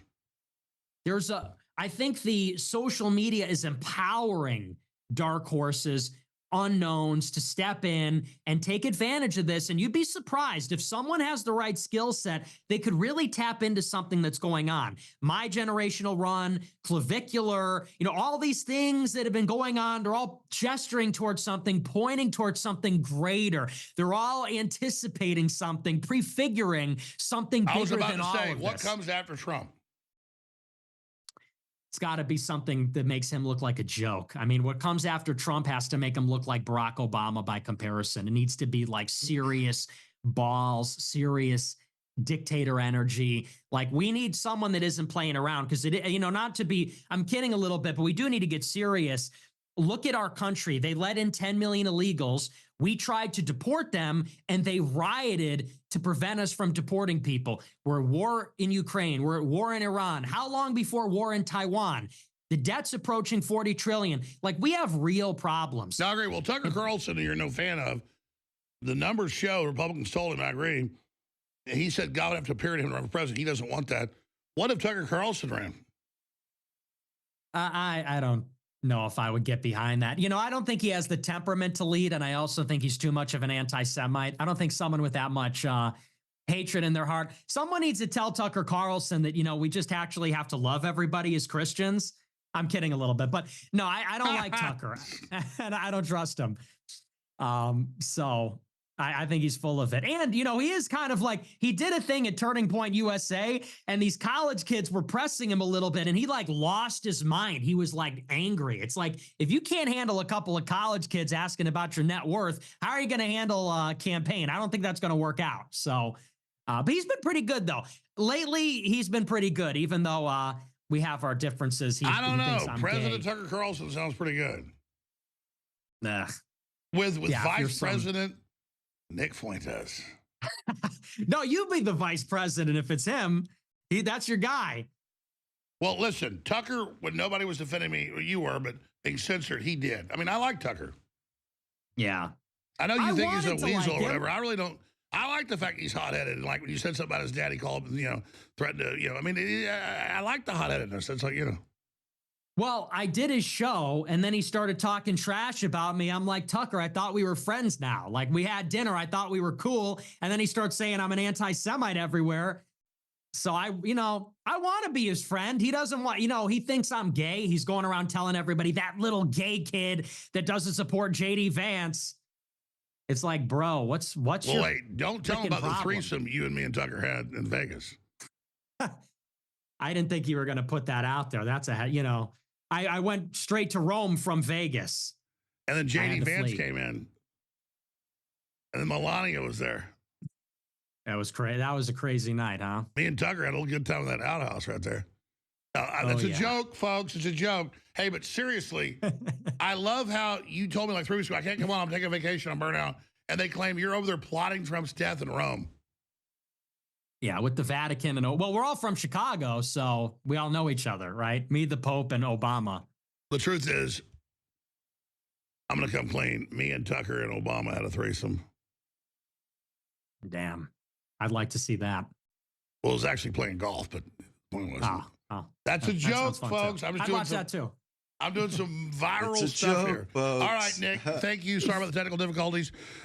You've been proven right. It's amazing. How do people find your show? And are you doing a show tonight? And what time is it? Doing a show at 9:30 Central. Nick J. Fuentes, but great to be with you, man, and good luck with everything. Okay. All right, That's Nick. it's I really 18 appreciate minutes you. after Harrison that. Smith takes over. Tomorrow we're going. He's like, the fucking music. See, I just wanted to see where it was at right quick. He didn't send out the message, so. Man, you know, I was watching this video on Hurricane Andrew here in Florida in 92. And that really was a devastating storm. You know, I don't know if, I'm sure a lot of you are in different countries, but you know, we have like a python problem here, especially in the Everglades. Like they kill alligators and stuff. And like our entire invasive python population, which is sizable, comes from that storm. That storm hit a exotic pet sanctuary, and it's just like cobras and every kind of exotic pet just got loose in that hurricane. Like some of them survived. Like it actually changed all the coding laws in Florida, changed the laws drastically because they went through and did like a forensic inquiry into the homes that were just destroyed. And they found that it was just a lot of shoddy work over the year. Hurricane Andrew, it hit in 1992. It was like it actually when it happened, it was the most expensive uh natural disaster America had ever experienced. It's like 26 billion. But they found that a lot of the houses had been kind of like shoehorned, you know, like they kind of made do and you know did half not it's they said cut corners, but they would make do with, you know, and ad hoc build stuff. And actually my parents' house was that way because when they had it re-roofed after a hurricane, like the back corner or the no the porch, the add-on porch, half the roof was like pieced together with like scrap plywood. You know, it was like crazy. But like that was a problem, is that, you know, they were just half-assing it and they just totally went through the Florida code building codes, which I went to school for electrical and I dealt with the building codes. Like they went through and completely just drastically overhauled it. Because and there had been a lot of advances in home building technology, like wooden trusses, those big frame pieces that you see. That didn't even exist before the I think it was in the 60s when they first came up with that idea, and it wasn't like uh wasn't standardized for years. And actually, you know, for them to do that in the early 90s makes sense, you know. They didn't really need to do that before. It was a small Disney hadn't been here long. And I thought it hit Miami too, but no, it actually swung south and only hit south of Miami. But like and we still deal with the fallout from that storm. Like I said, we have an invasive python problem here where, and I'm sure you've seen them on X, where, you know, you see a python that's exploded because it's tried to eat too big of an alligator. But they're the apex, they battle with the gators for apex predator, you know, to become the apex predator. And there's really no clear winner, actually. You see pythons win every once in a while, somebody spots them, but they like, and we have I know in Australia, don't they have like rabbit hunts and stuff where people get together? Because they have that in Arizona for I think spiders or other rattlesnakes. They have that here for pythons. Like once every year, it's almost like how they do the gator tags in Louisiana, where you get tags and then you go out and hunt gators, and you only get one gator per tag. I think it's like that with the pythons too. You go out there and like you get paid for the size of the pythons and stuff, and they have that for iguanas too. But like that's how bad it is. You know, like they are a serious problem, especially because, you know, the Everglades, it's kind of a sensitive habitat, and those damned uh pythons, they're an apex predator in their own right.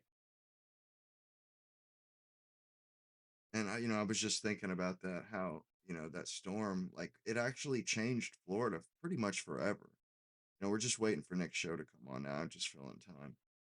But yeah, it changed Florida pretty much forever, which is wild. And it changed a habitat like the Everglades.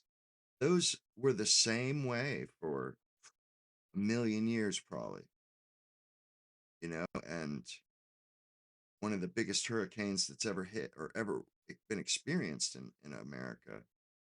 The damn thing literally changed the state forever, basically. It's kind of lame, honestly. Although gators, it's not like they're in danger of like being displaced. I mean, they're getting some competition, but there's so many gators.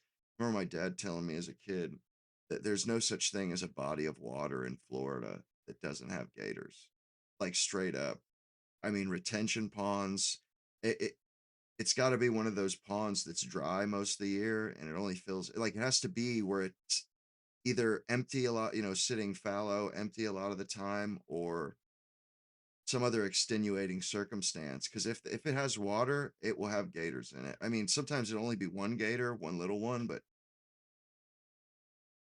a lot of the lakes and stuff, they're slap full of gators. Like there's one near my house, like 20, 30 minutes away, and it's known, like that's what it's known for, is gators. Like straight up.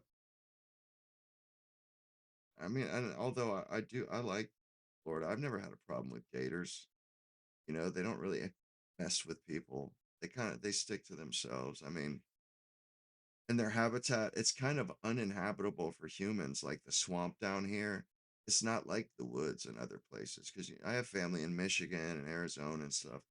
It's not like them places. Like in Michigan, you go out into the woods and you can walk around in the woods. There's no bushes or underbrush, just tall trees. Down here, man, hell no, dude. There's about 20 feet of just straight thick underbrush. You can't walk in it. You can't walk through it. It's just nothing but saw palmettos as far as the eye can see, with trees sticking out of it. And it just looks dangerous, like, because the saw palmettos, they grow and then they shed their palm fronds, and those things, and that's actually what burns in our wildfire fires, is all that underbrush. I've said this before, the fires are a natural cleaning mechanism. That underbrush, what's crazy is hogs can live in it. They make little tunnels through this stuff, and I knew people that hunt those things with 350 Magnum revolvers. They go into the underbrush, the hog tunnels, and hunt the damn things, all crouched down, like going through like Doom or something. It's ridiculous.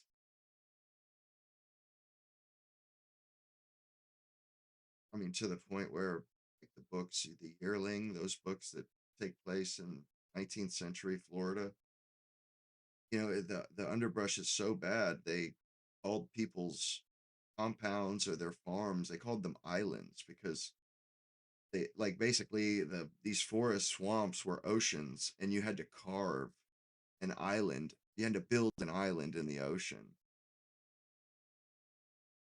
and like they would build. There's a lot of springs here. They'd build their house on a spring, and you couldn't go really trudging out into the wilderness because you can't see the ground. You can't walk. Like to the point, when you read that book, they talk about the islands in the scrub. They call it scrub country. It's just ridiculous, though. Mosquitoes, swamp, ugh.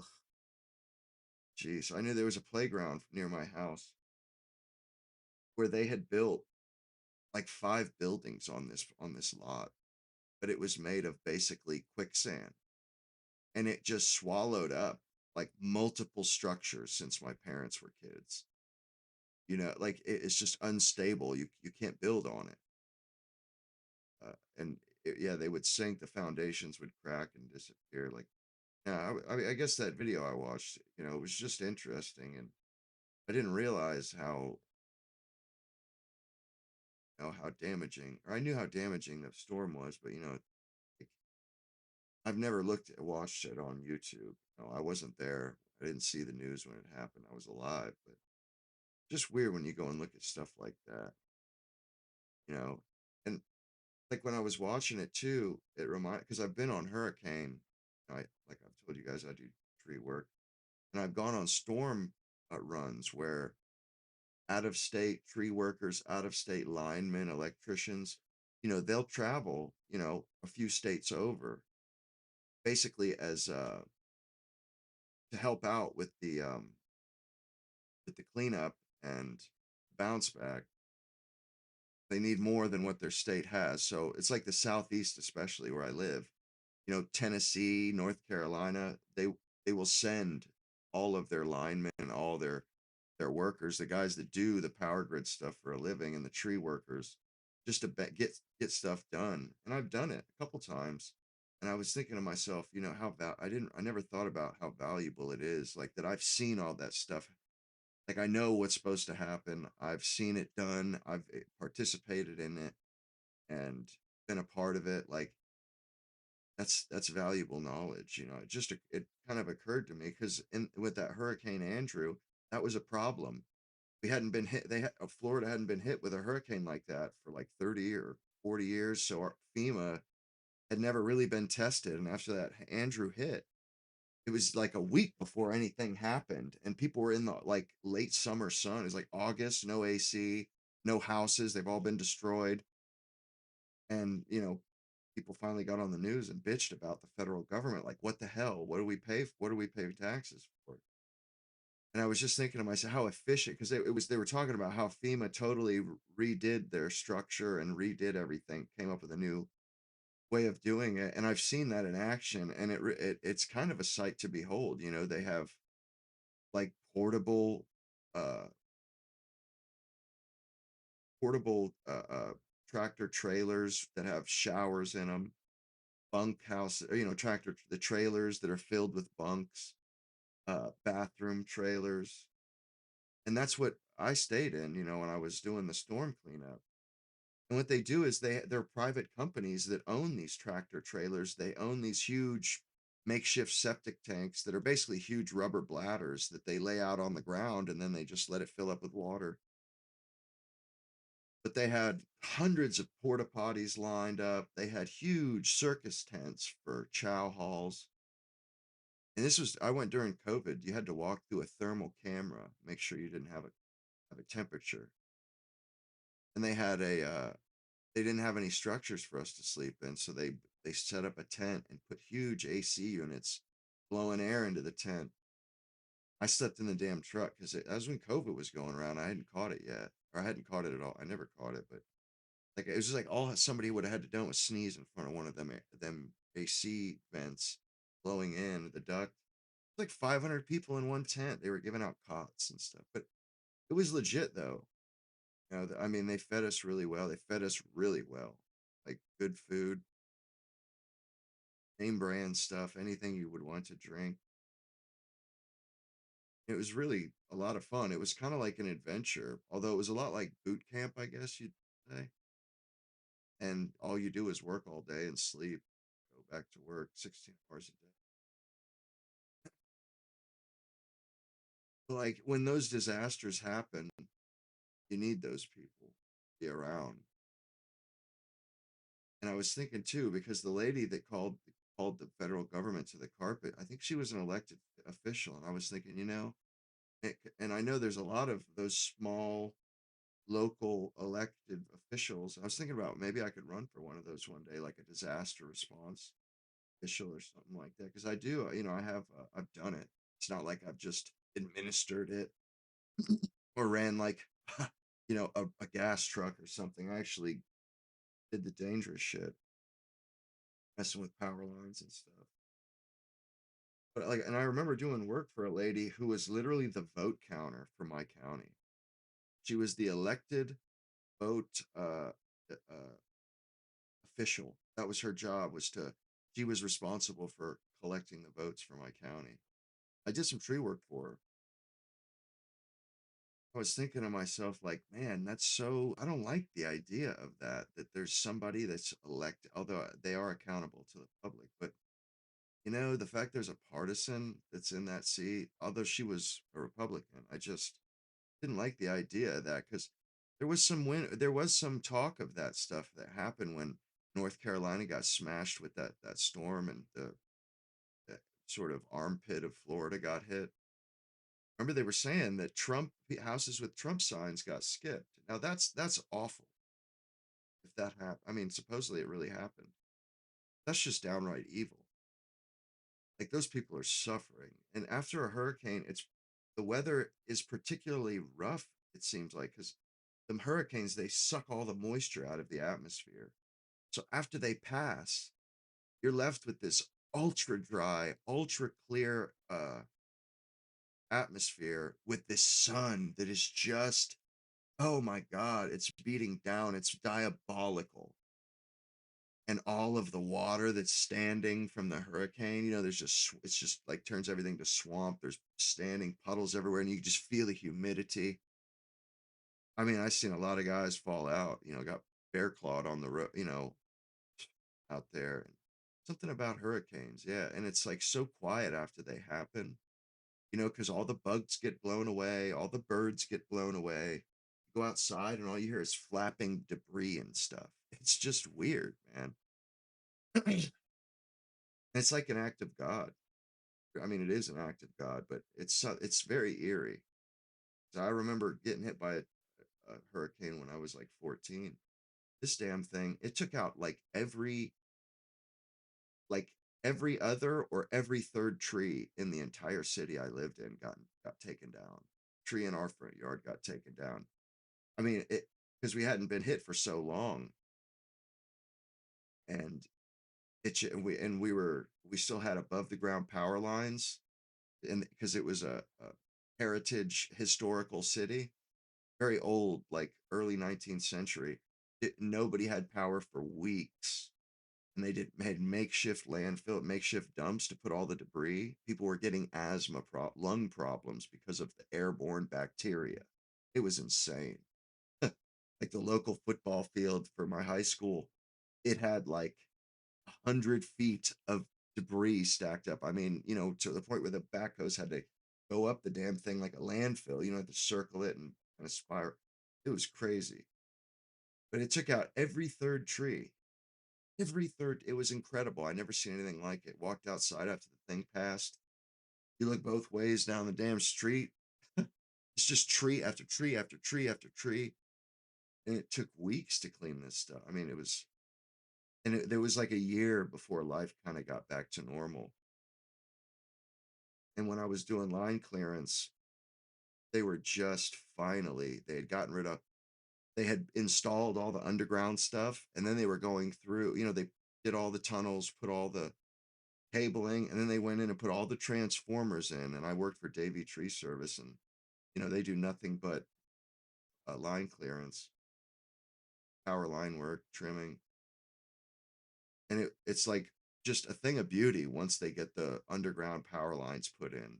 Our power lines, they were from like the early 19th century, straight up, or 1900s.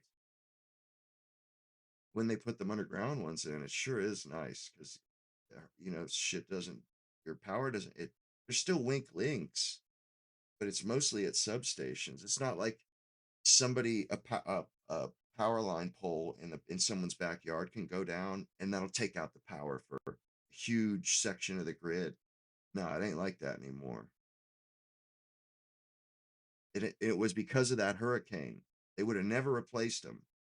They had all these old oak trees growing up into them and stuff, and it just ripped that whole power grid straight out. They had to just start from the bottom and build it all back up, it's a good thing too, because, it's just the grid is much better. The strength of it, it's not creaky and barely supporting stuff. It actually, everybody's power doesn't go out as quickly. In Florida, we're lucky, we have like the tourist tax. There is a pretty serious tax on tourism. And everybody knows that lives near a tourist destination, you stay away from that because prices for everything go up the closer you get to that or the airport. If you're near the airport, holy shit, even the cigarettes cost triple. But you get this big tourist tax, so we actually have pretty decent roads. And they really don't even have an excuse not to replace grids and stuff. Because I have seen, like in Louisiana, they really screw those people. They charge them quadruple what we are charged for power, literally 4 times as much for the same kilowatt, charge 4 times as much, and charge the people on their bills maintenance fees, but actually do zero maintenance. They fix it when a natural disaster like a hurricane happens, and then wait for the next hurricane before they ever do anything, because the federal government steps in with FEMA. They can bill it to the Fed if it happens because of if there's natural or if there's a state of emergency. So they're so poor there, or they're so crooked that they won't spend the state tax dollars on it. They're like, we'll just wait a decade. There'll be another hurricane along here shortly. You know, when I was there, I think I was there in 2000. I was in Louisiana in 2019, 2020. They hadn't done those power lines. They had not done any maintenance, trimming, nothing since Hurricane Katrina, almost over 15 years before. And that one of those people showed me one of their bills, and sure enough, it said maintenance to the grid. It had that on their bill. I thought, man, you should sue these people, because they were just getting robbed. All of the grid structure, the infrastructure. Like, I remember we discovered power line transformers, that were on poles. They had let trees grow in over them and like 10 foot beyond them. And that you're supposed to trim trees and give them a buffer zone, like 10 feet either side of the line. These trees had grown into the buffer zone, grown around the transformer, and 10 feet, got closer to the road by 10 feet. We were there just kind of just waylaying the tree limbs, and all of a sudden somebody's like, whoa, there's a transformer here. Like, I mean, that's how bad it was. It's not our area, so it makes sense. But like the fact that they were screwing these people, that really outraged me. The fact that they were screwing these people so bad, and this was way out in the country. These were just salt of the earth folks, and they just had their compounds there. Maybe they had some cattle, or maybe they had some fields, or something like that. Yeah, and they were just getting screwed. Getting charged 4 times the amount I do for power. And there were other things like here in Florida, our spans are they're like a block, between power poles, about a city block. In Louisiana, it's double. It's 2 city blocks to save money on resources. They don't have to use as many power poles. Well, that puts extra stress on those power poles, and also the line sags more. But it's it's shoddy, it's half-assed, and it blew my mind. Like, I felt so bad for those people, because you could see their entire state was all shoddy. Everything was held together with shoestring and bubble gum. It was like, well, I just couldn't believe it. I was like, this is not right. Like, how is this the case? Like, it just, and there's a beauty to the federal system. You got all these different examples, different experiments, all kind of doing their own thing at once. But then they're all exposed, though.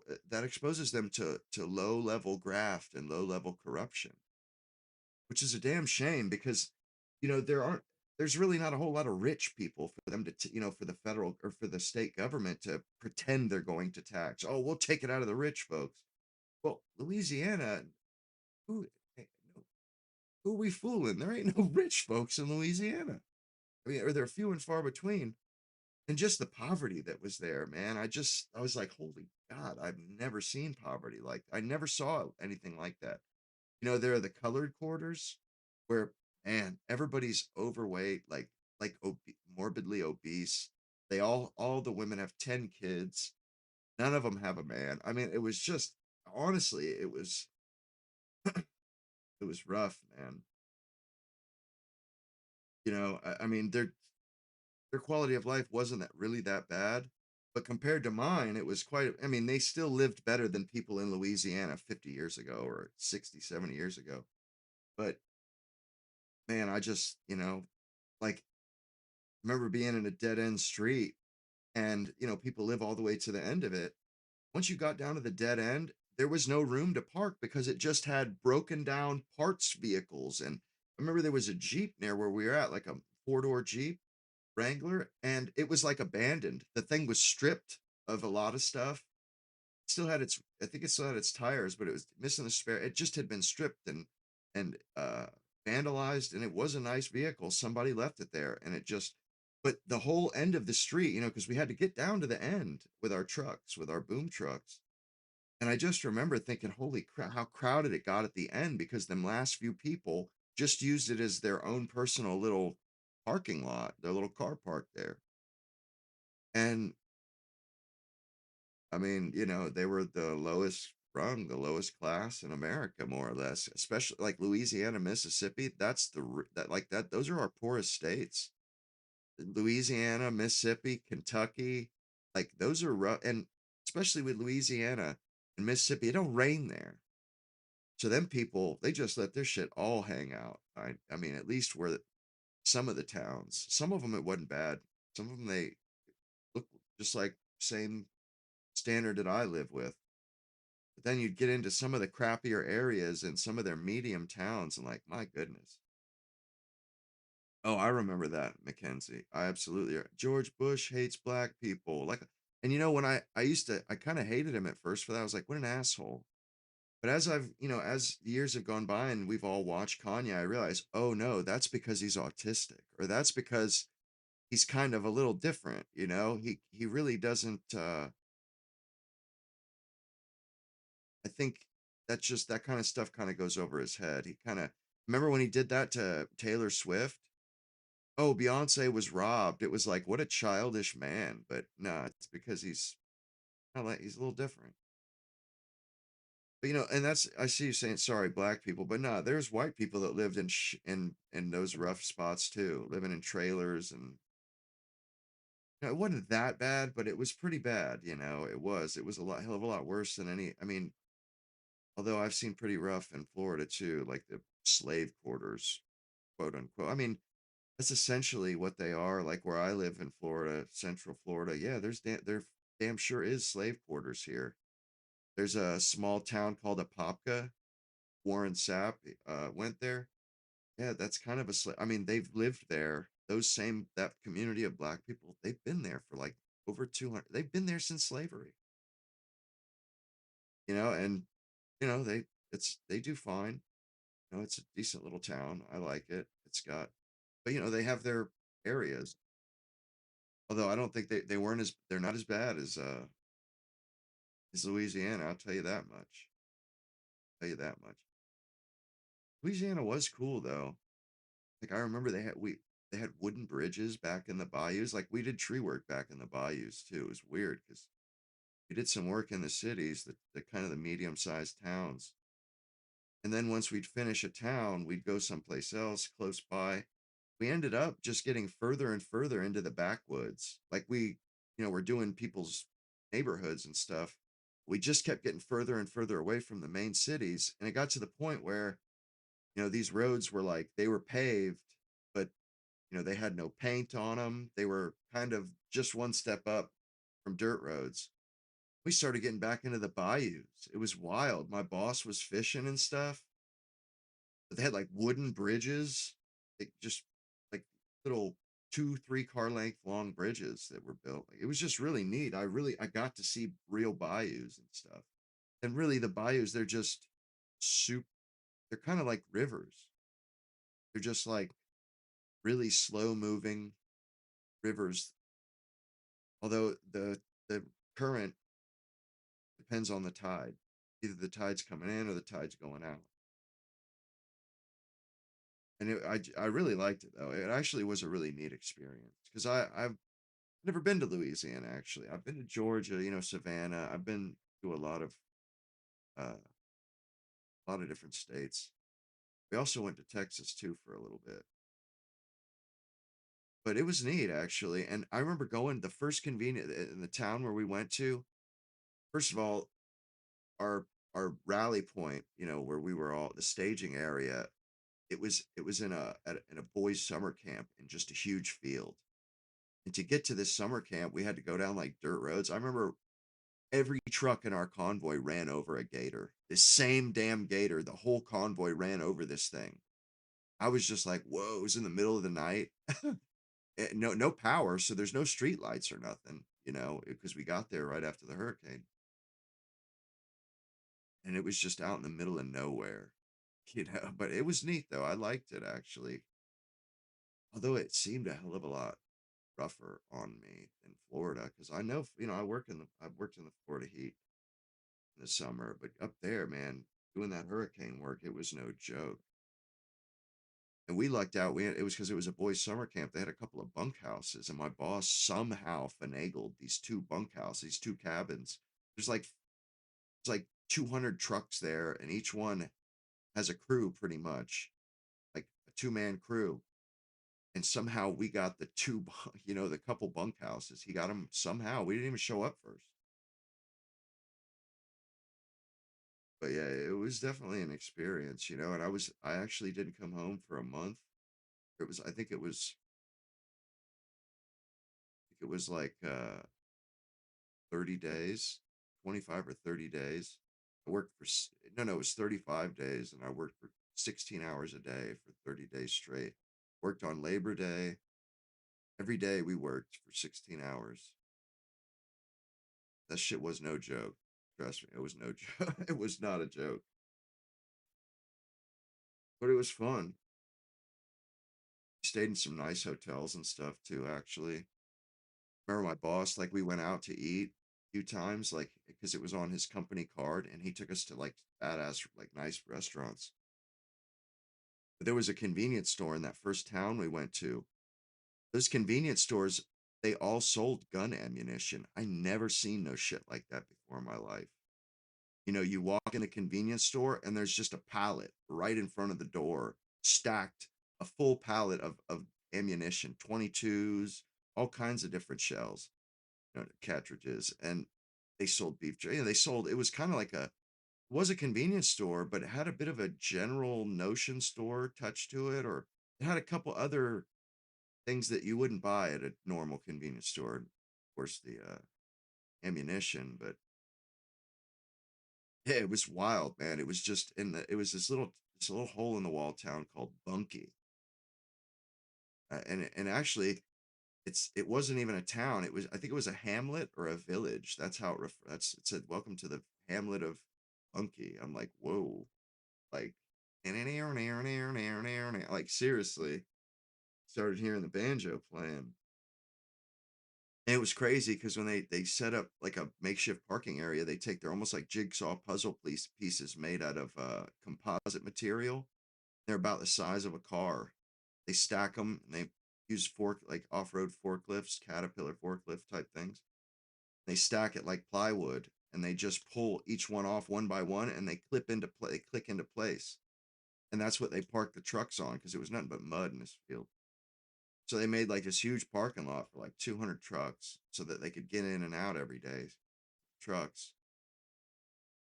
And they had pimps, whores, and drug dealers prowling that damn parking lot. It was like the first week there was pimps, whores, and drug dealers prowling amongst the trucks, because the linemen, they don't sleep in those tractor trailer bunks or nothing.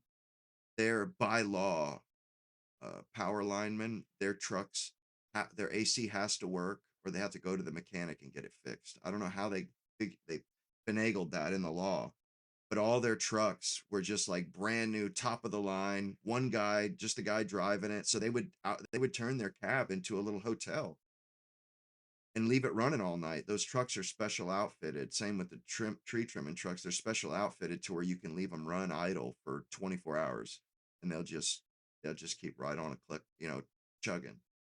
And them guys would just sit out there all night. They'd be running idle. There'd be about maybe 75 different trucks running idle all night long.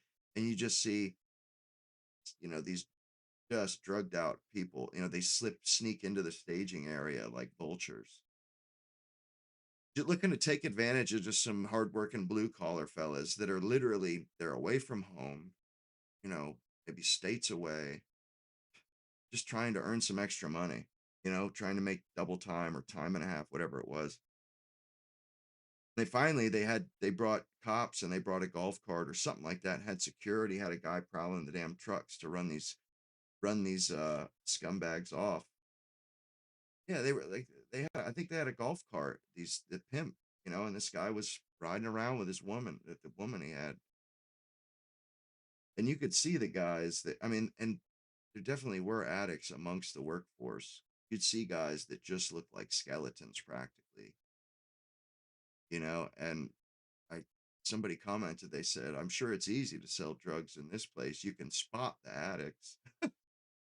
Yeah, it was wild though. It really was. We ate so good though. They laid out them banquet tables, like maybe 5 tables long in a tent.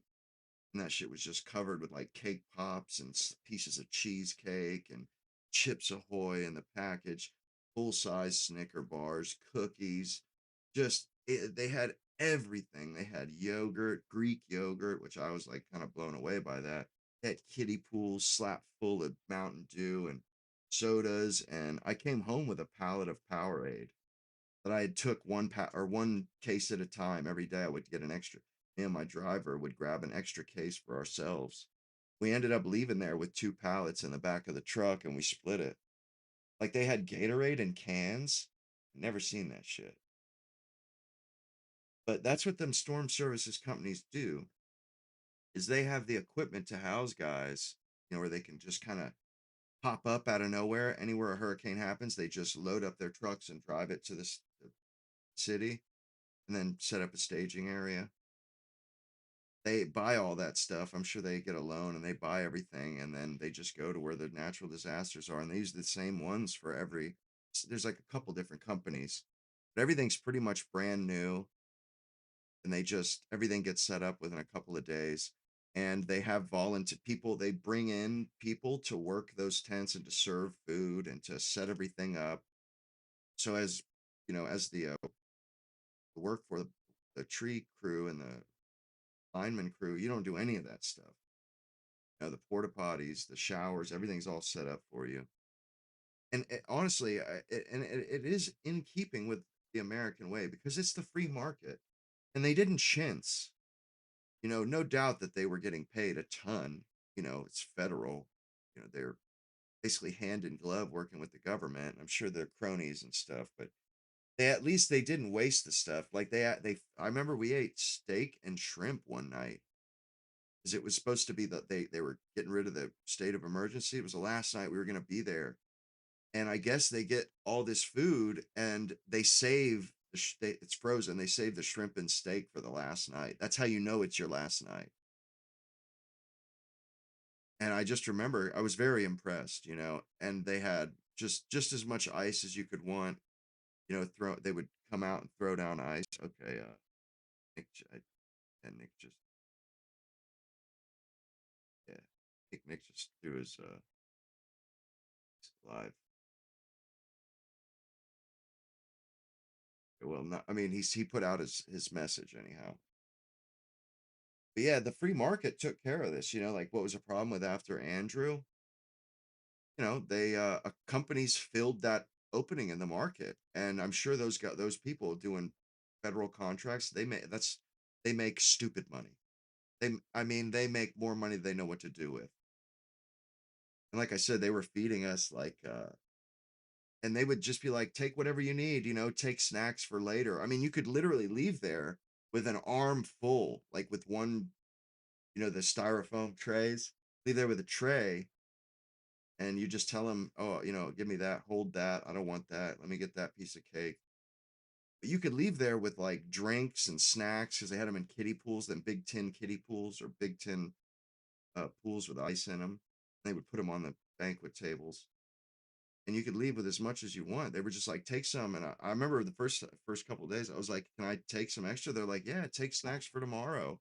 Even though they did this every 3 times a day, they did breakfast and then lunch.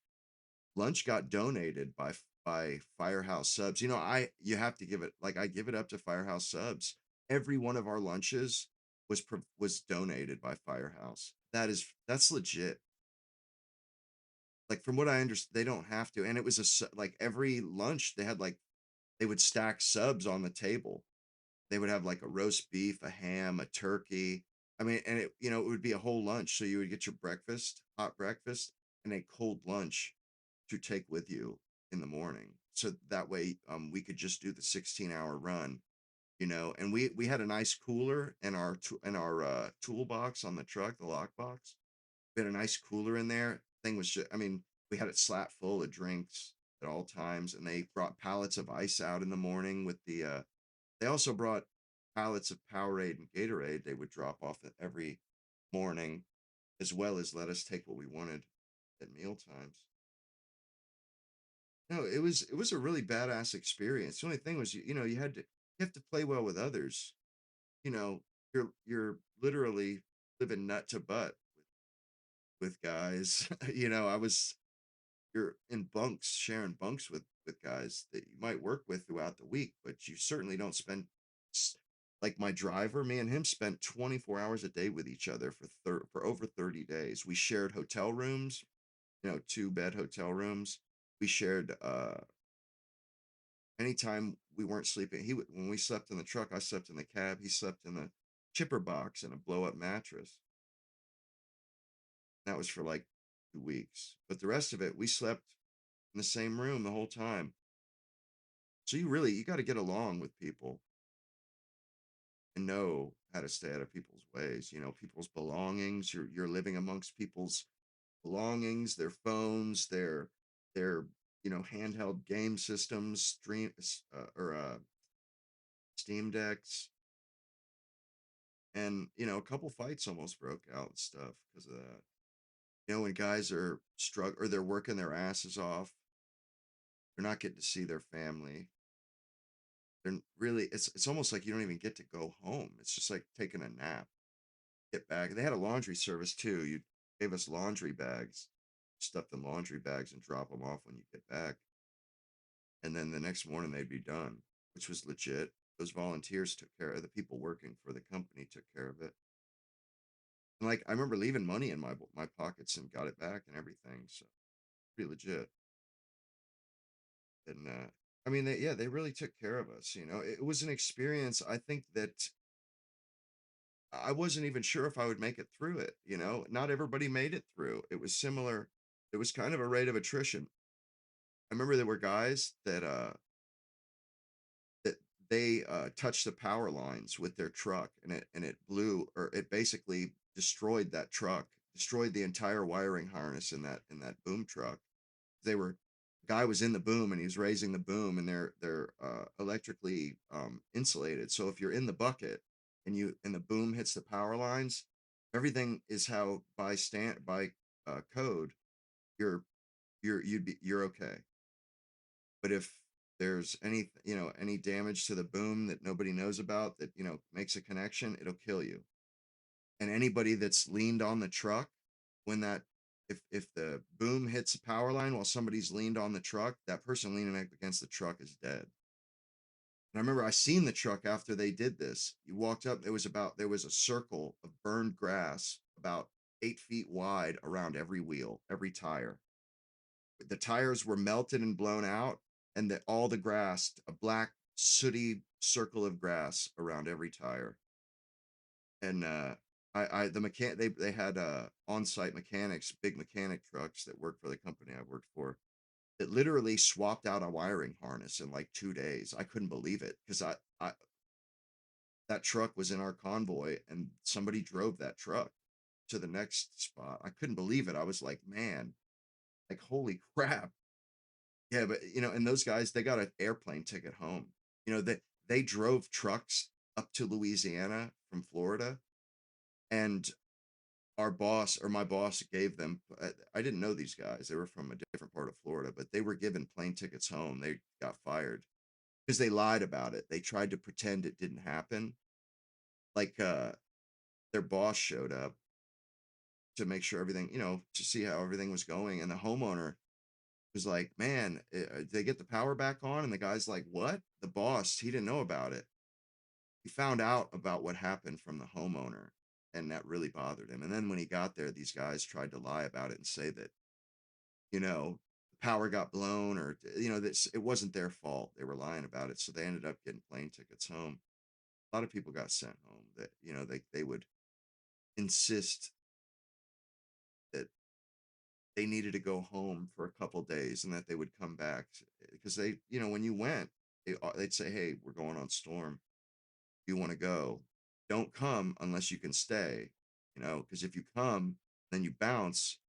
You know, you may end up not having it. You may end up getting home without a job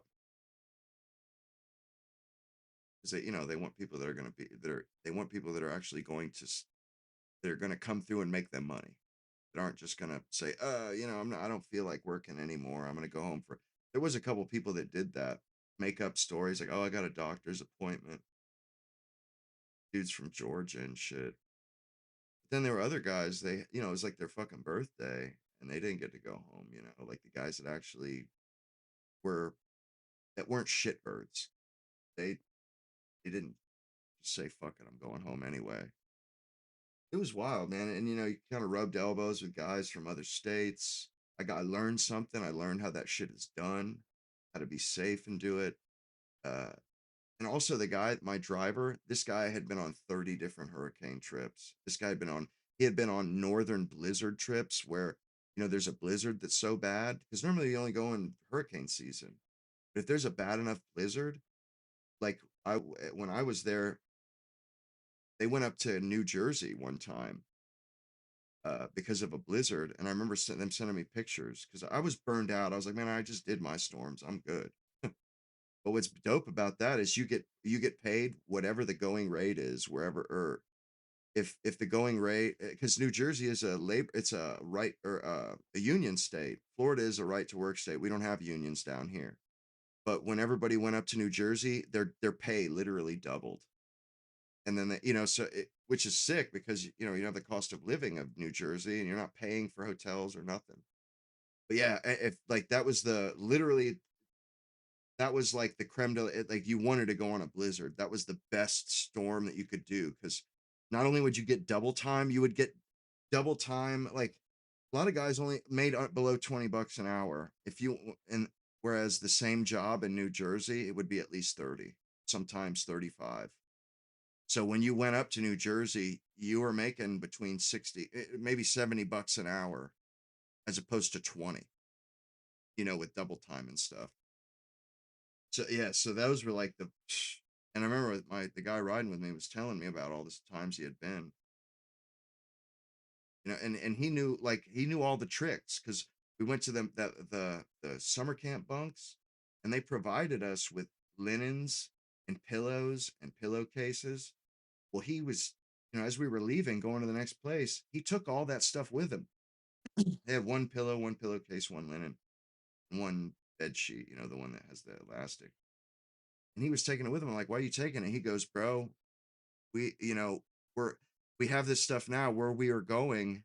It may still be damaged. We may not get, you know, we may be sleeping in the truck. We need, you know, so every place we went to where we got pillows, we took all of them with us, except for when we got the Holiday Inn, we'd take like one of their nice pillows, one of their, you know, one of their pillowcases. And but yeah, you know, that was a trick that he knew because I wouldn't have taken anything. I had no idea. I was green as a blade of grass. I was thinking we'll get more at the next place, and we did at most of them. And then at the last one, we were in the truck for 2 goddamn weeks in Pensacola because like another hurricane hit while we were on hurricane. We were in Louisiana, then another hurricane hit between where we were at and where we live. You know, so it was on our way home. When that second hurricane hit, we packed up everything, and it was only like, I think it was we were in Louisiana, and it was in Pensacola, which is only a hop, skip, and a jump. And we got there, and it was like we were in that other town where everything was getting fixed up. The hurricane had been 2 weeks before. They were starting to clean everything up.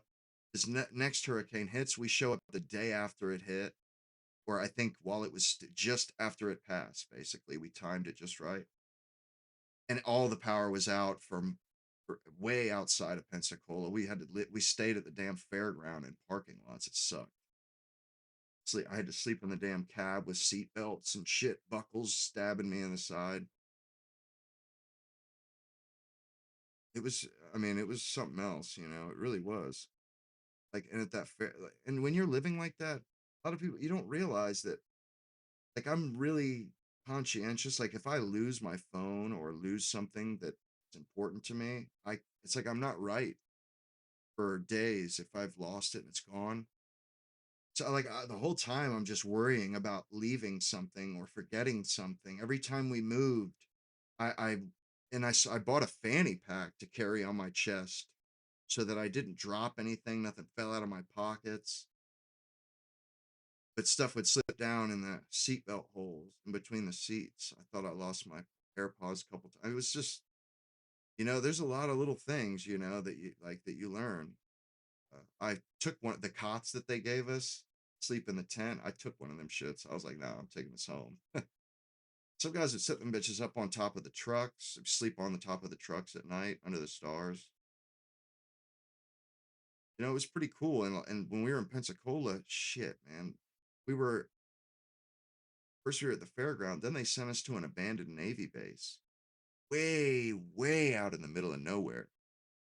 And I think it was a Navy in Pensacola. It was a Navy base where they had huge slabs, parking lots basically, or tarmacs that they had abandoned, years ago. They're all just, it's way back in the woods. It's kind of overgrown, but the tarmac's still there with little bits of grass sticking up, popping up through the concrete. That's where they had us park. It was crazy because every day there'd be like 300-400 trucks come back all at the same time and had to wait in line to park. And there'd be a guy pointing where everybody parked, and I'm talking there's like acres and acres of tarmac with parked tree trucks and lineman trucks on it. I mean, to the point where you kind of had to have like a mental map because you get lost in this damn thing. I'm not joking. It was hundreds of trucks, hundreds, and shit. I remember guys having to get up in the lift just to kind of see where the hell we were at in the area. It was wild though, It was and a lot of it, like the whole way back to get to that staging area was like flooded. It's like it was just. But something else too. It was something really gratifying about it. People really gave a shit that we were there helping. Like people came up to us with food. It was like every day somebody was coming up to us like with a bucket of KFC or whatever, subs from Publix, or just coming up with food and just the salt of the earth people. Great people, really good people, and just kind of reminds you how great America is and how great. I mean, I love the South, and really, because and I remember sometimes when we would show up, we'd be the last people. Like they'd have linemen, all the other guys that helped get the power back on. They all did their job, and or they had done all they could do, but there was still trees on power lines, and they had to wait for us. So there'd be like a whole neighborhood or a whole part of town that didn't have power. We're waiting on us to get there. And then all of a sudden, when you show up, everybody comes out of their houses and they're cheering and waving. They all got these huge smiles on their faces because they've been struggling in the damned Southern America heat, the Southeast heat for like a week, and they're all just flush red from the heat. Their little kids in their strollers got red cheeks, and they're just, it's rough. I've been in that position.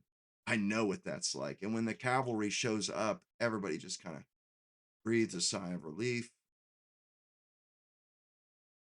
And I mean, it's actually quite moving, and I really enjoyed it because, and not only we went to several different areas, multiple hurricanes.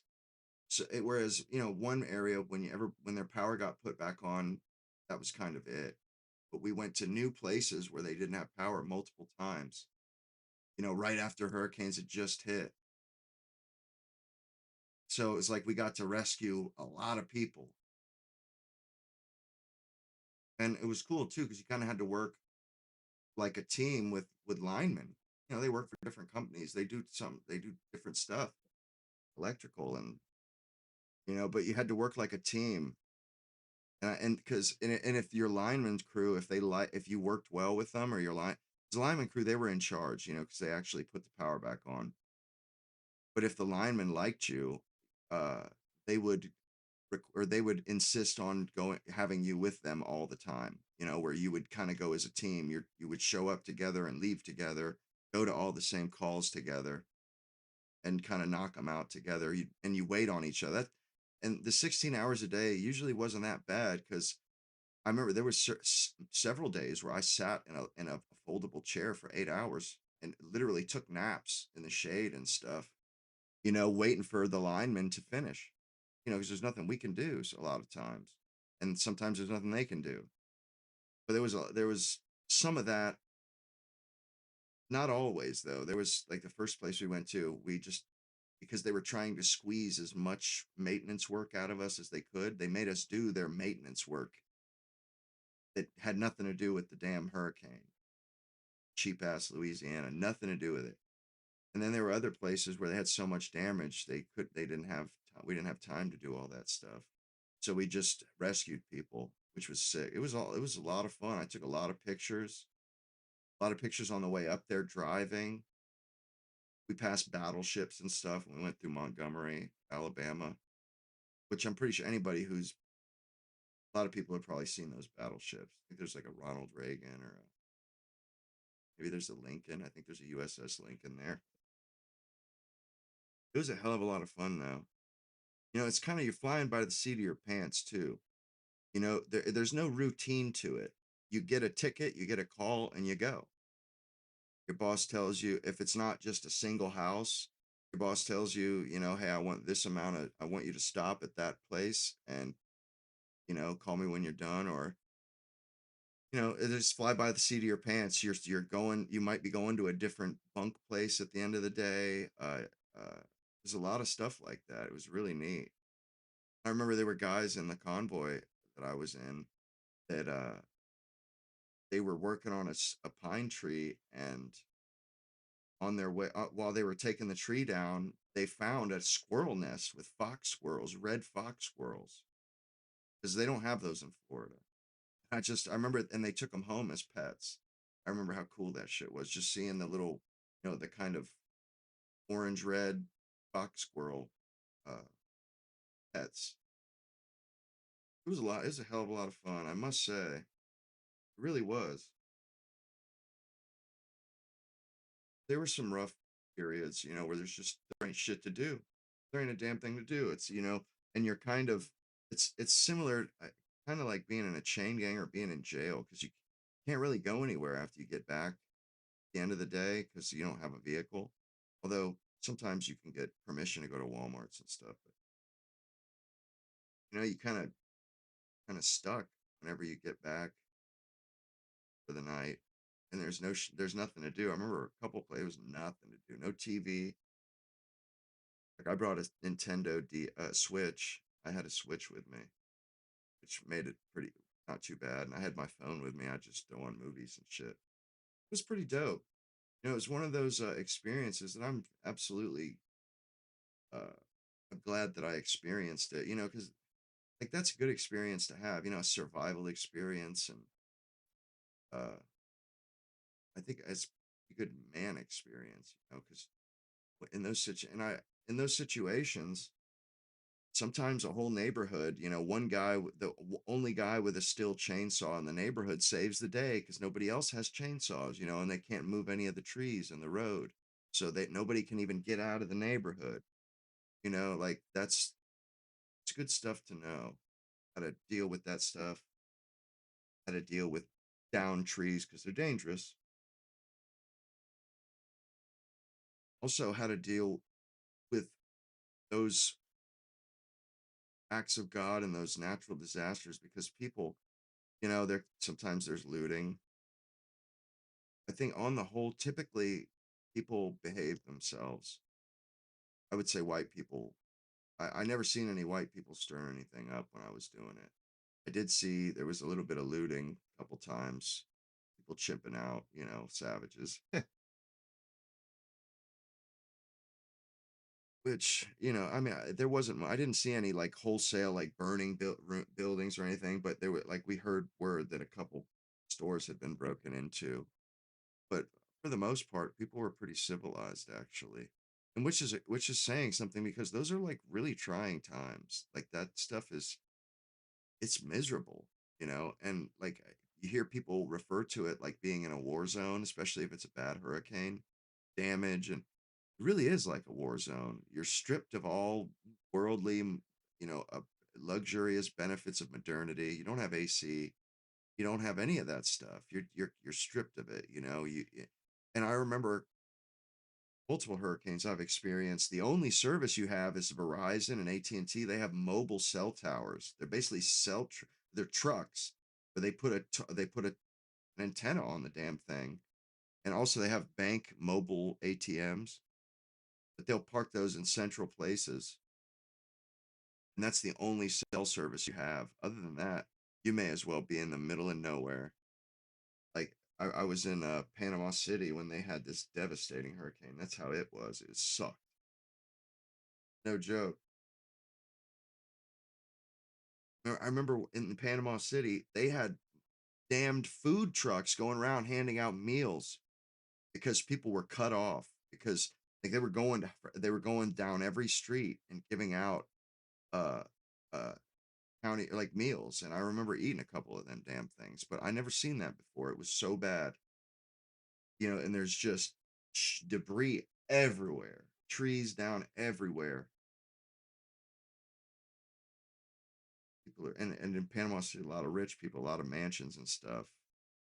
All their trees are down. And yeah, it was rough. It was all them. I mean, but also you see a lot of grit people that handle it. You see people handle adversity exceptionally well. Like they're ready for it. People just kind of grit their teeth and just endure, because it's hard. There's no denying that. When you're in your house, you have no power for. I remember when I was a kid, 14, and we had a hurricane. We'd have power for 9 days in Florida in like August, dude. The inside of your house is at 90 degrees at all times. Even in the middle of the night, it's 90 degrees in your house. Like, oh my God. Your kids are like whining like little pups, begging to go out for a ride in the car. Ugh, that shit sucks. Yeah, and when the power goes out, man, like our modern life, we're like crabs on our back when we don't have the internet. Nobody can take payments for their goods, like stores, restaurants. Nobody can take payments. Like if there's no cell service, nothing happens. ATMs don't work. Nobody can get money out. And I remember everybody I went with brought cash with them, because we knew, the guy I went with too, he was there for Katrina, and he was telling me when Katrina happened, their staging area was at their power plant, because that was literally the only place in the state that had power, was the power plants. Those are the only places with power. He said, yeah, we were at that power plant for a month. A month we were there, just at the same place, just to have power. Wow. It brings out the worst and the best in people. I feel like disasters like that always do. Adversity always brings out, like people come together. They, like check on the old lady on their street, make sure she's okay. In Florida, though, a lot of people bought generators, them ones that get they get plugged into the house's wiring, so that you can flip the generator on to run your fridge and your air conditioner, AC unit and stuff. A lot of people got those house house generators. So it's not, people don't suffer as much. And like we actually have good infrastructure in Florida, but man, that Louisiana, well, that was rough, man. I felt bad for them. Really did. Nobody deserves that. That's just politicians screwing their people over, screwing their own residents who pay for everything, just screwing them. I don't know what's up with Nick here.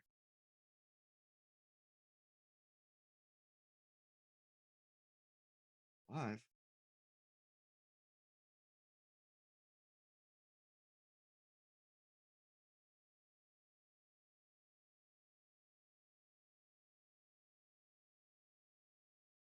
Live. Okay, good. At one time it happened where went live, but I didn't click the live button on there. It started for like an hour. But yeah, he's still getting ready. Well, actually, in my experience, I never really I didn't see anybody stealing.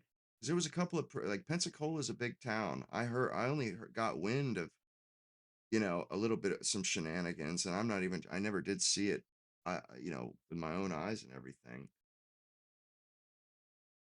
But it also wasn't like houses weren't destroyed like Katrina, like Andrew. Like that was more devastating, the damage done. Where all the hurricanes I've seen, houses were still standing. Now trees are down everywhere, but houses, maybe a roofing shingles come off, but that's not really, you just need to re-roof. Remember that a couple years ago when Nevada got hit by that damned hurricane? That hurricane hit California, hit like Southern California, and somehow made it to like Las Vegas. Bro, that was wild, man. Similar to how North Carolina got hit with that. What was it, Eileen or not? It wasn't Irma. It was I or E. Hurricane. It was Irma. Forget what it was, but that one that hit not too long ago, a couple years ago, and just waylaid the shit out of North Carolina. Shoo. I never seen no damage like that, up in the mountains. Looked like it got flooded out way up. I'm at 0 feet above sea level where I live. Mountains way higher elevation get slammed with a hurricane. Like what? That's crazy. Helene, yeah, Helene, yep, yep. Oh, you were there. Wow. See, I live a little south of where it hit in Florida, it hit in the armpit of Florida. I live a little south of there, Central Florida. I'm sure you guys have been there. Sure, a lot of you have been there. But yeah, I mean, my heart went out to them. I understood what they were going through. I wasn't doing tree work at the time though. I did electrical for a couple years, and when Helene hit, I was doing electrical. Then poor people in the armpit of Florida, they're not even in a city. A lot of people don't realize is Florida. Most of it's really just pasture or fields. Cities, that's different, but I've driven up north going through Florida, and it's just miles and miles of country. The second biggest cattle state in the union. We produce the second most beef. Or we're number 2 behind Texas. Have been that way since before the Civil War. Like a lot of people don't realize Florida actually supplied almost all the beef in the Civil War. If it wasn't for Florida, the South could not have waged war with the North. They couldn't have made it how far they did. It was only from Florida cattle. Florida, before it was known for anything, it was known for cattle. Like before oranges, before Disney, it was a cattle state. Still is in a lot of respects. Like outside of Tampa, there's a lot of cattle ranches. A lot. Like I knew. Remember when I was in rehab, I was in there with a dude that was a cowhand at a ranch outside of Tampa. It was weird. Rehab was in Tampa. Yeah, dude was as country as a chicken coop. That's how bad those pills got. Like even to people that didn't even live in the city were doing the damn things. It was wild. Like, I like that about Florida. Like actually, it was a cattle state before Texas was even a state of the union. Like straight up, when Texas was kind of a an okey doke uh, town. Okie from Muskogee town, Florida was actually producing. And like the cattle we have in Florida, they're actually descendants of the same cows that the Spanish conquistadors brought with them on their ships.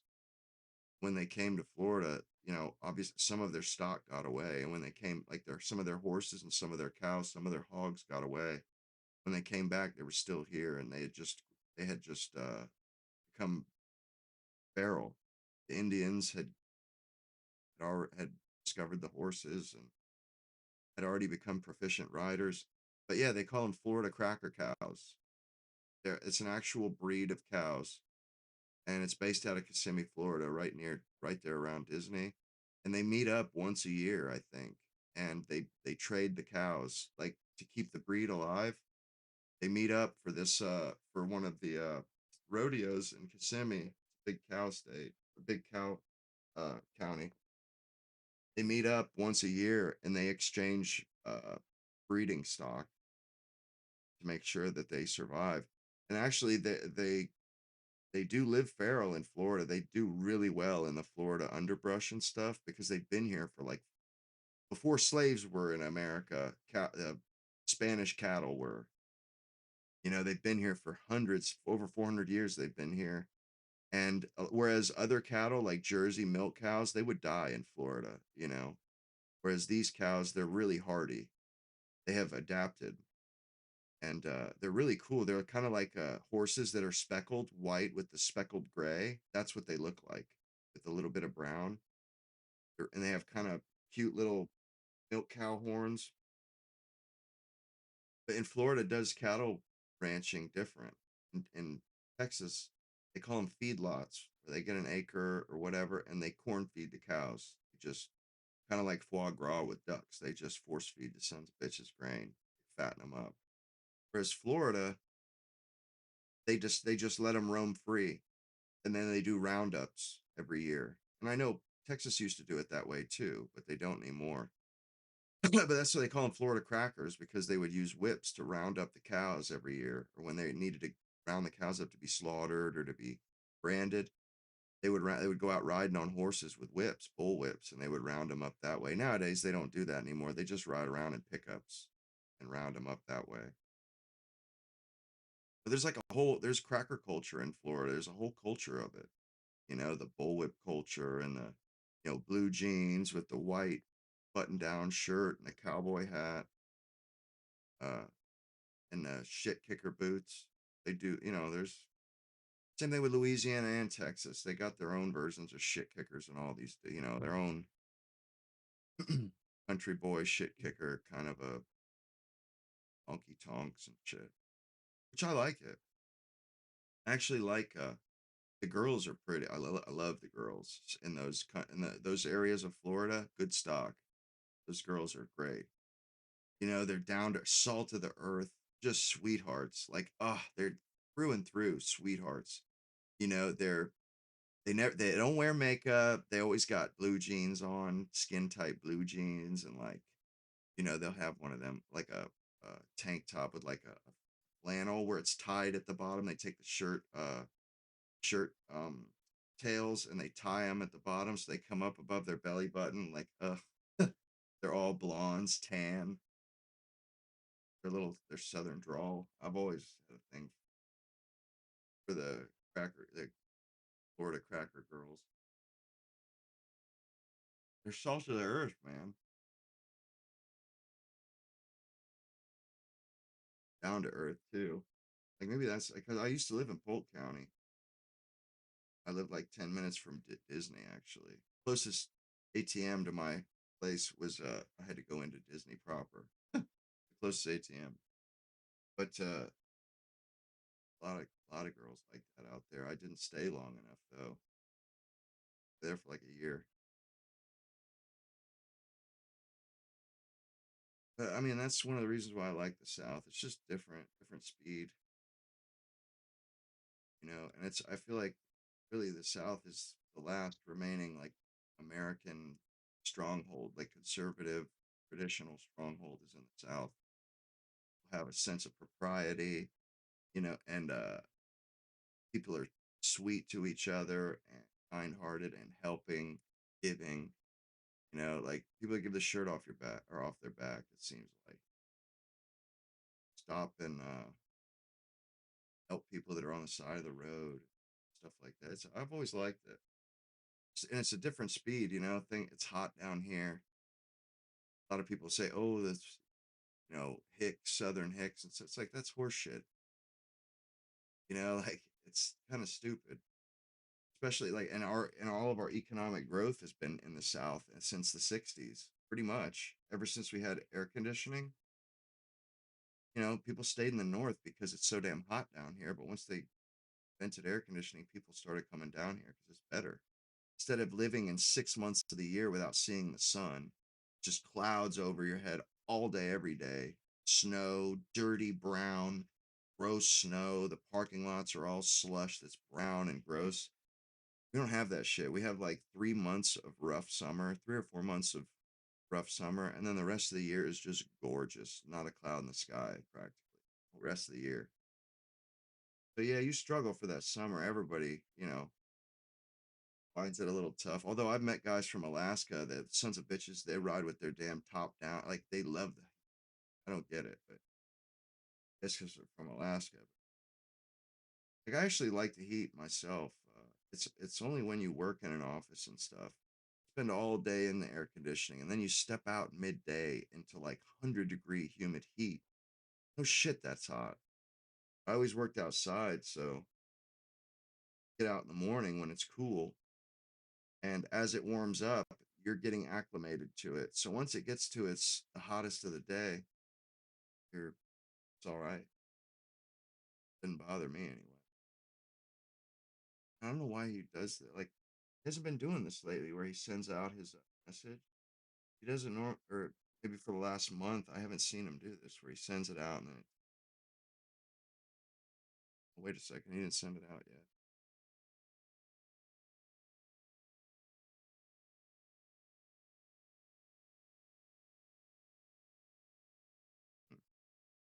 Oh, I mean, he's still coming on. He's out the Telegram. I don't know how to work the app. See if I can find something else. Or waiting. But he was fixing to come on. I wouldn't just can't.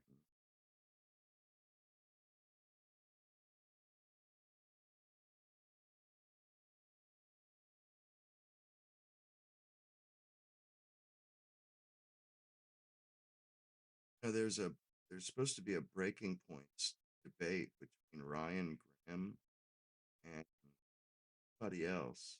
Scott Jennings. Ah, that's right. It's pre-recorded. Happens sometime. Ah, here it is. Found it. Hell yeah. What's up? Switch quick.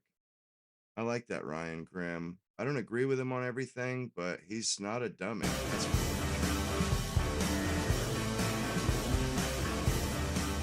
Thank you everyone so much for being here. I want to start by welcoming you all to a very special edition of After Party, taped here at my alma mater, George Washington University. The show airs live Mondays and Wednesdays on YouTube and as a podcast, so please subscribe. Help us keep doing our independent journalism. Like tonight's unprecedented meeting of the minds. We're very excited. I want to thank everyone for taking the time out of your evening to be here, whether you're with us in person or watching or listening to this online in the future. I also want to thank the Lindy and Harry Bradley Foundation for sponsoring this debate. Thank you to Young America's Foundation for hosting this event with the kids at GW YAF tonight. And in full disclosure, I am on the YAF board and I co-host a show with Ryan. So while I'm conservative, I am confident we will have a very fair exchange here this evening. Otherwise, what's the point?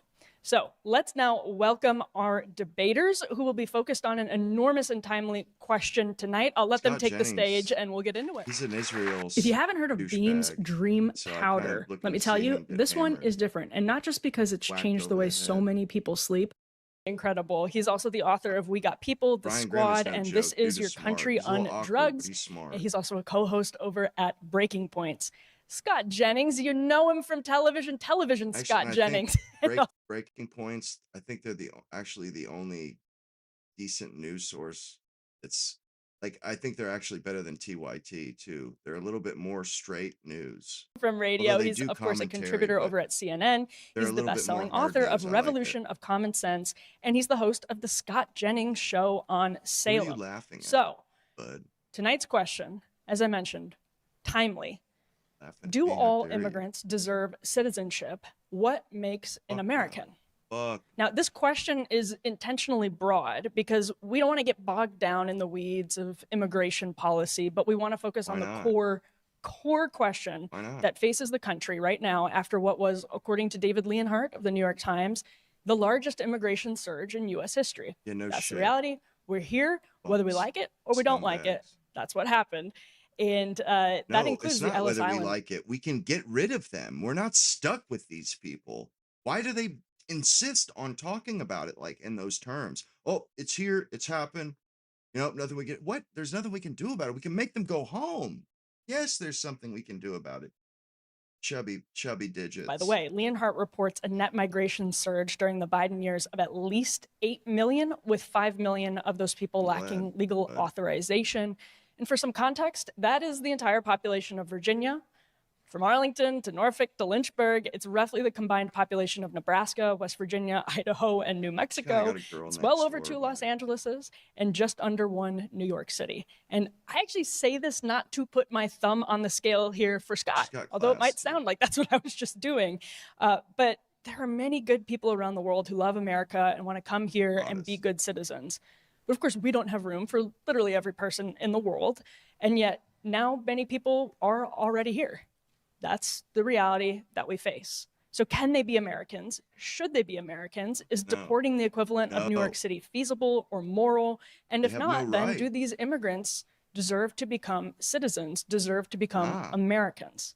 So first, Scott is going to kick us off with a 5-minute opening statement, followed by one from Ryan. And you'll each get 3 minutes to respond to one another, after which I'm going to ask the two of you questions. And then we're going to open it up to all of you in the audience and conclude with 3-minute closing statements from each of you. So, Scott Jennings, the floor is yours. Okay, thank you, and appreciate the invitation to be here tonight, Emily. It's an honor to be with you. Congratulations on your podcast and all of your success. You're one of our faves, and we're proud to know you. Ryan, we don't know each other, but I followed you for many years, and I just want to start by saying that I think we are in need of more debate in the United States of America. We're a nation founded on debates. Some muskets, but also mostly debates. We need debates. That's sort of what I'm doing on CNN with our embrace of the debating format.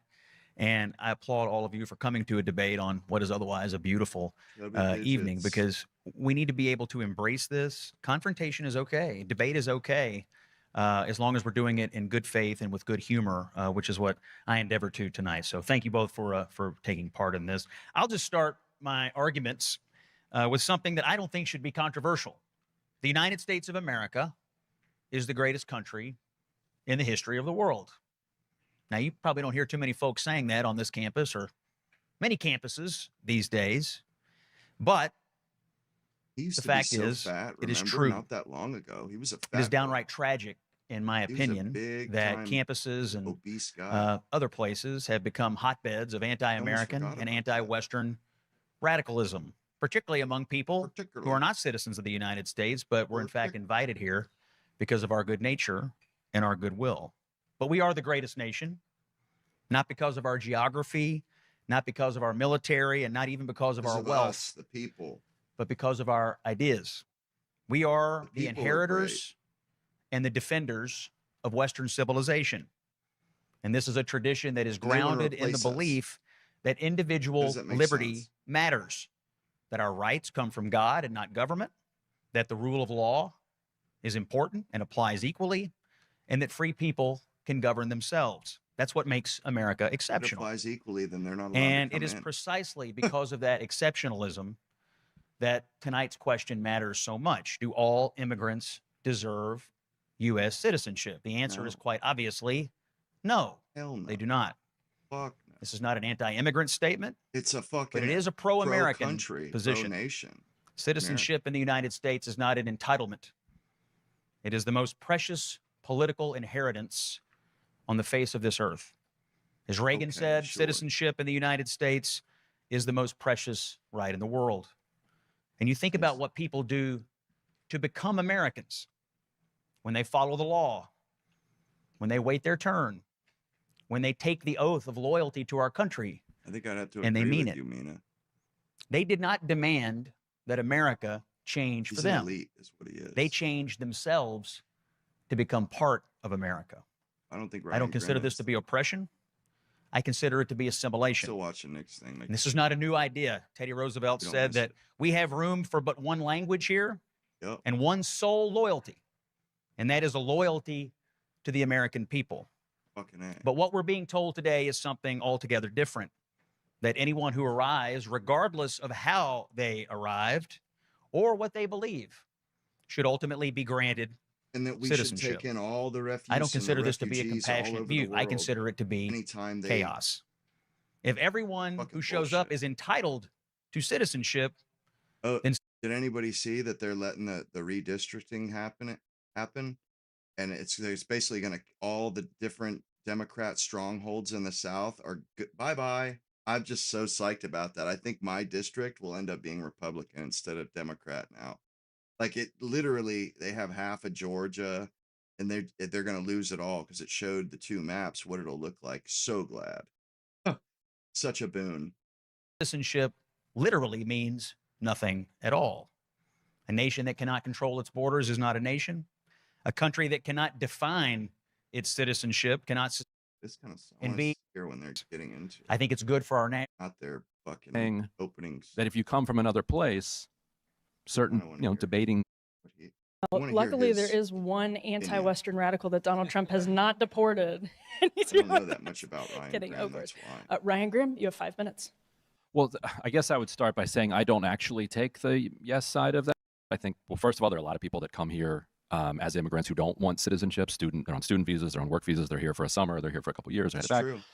Separately, if if you're a violent criminal, if you committed a serious crime, when you apply, if you then apply, like, I'm fine with that being rejected. So I don't take an absolute position on that. There's a little bit of a But what switch I on would say is that we do have a immigration, fundamental but- disagreement on the nature of what makes this country great. And you started by talking about debate and the importance of it, which I could not agree with you anymore on that very point. But then ended it by saying that if you come from He's another like place, the new Bill Buckley, he's not with us. He's not one of us. Scott certain Jennings. debating positions are not acceptable. Whether it's, let's say, somebody argues against the idea of Western civilization, or a woman who I wrote about yesterday was against the war in Iran. She's from Iran.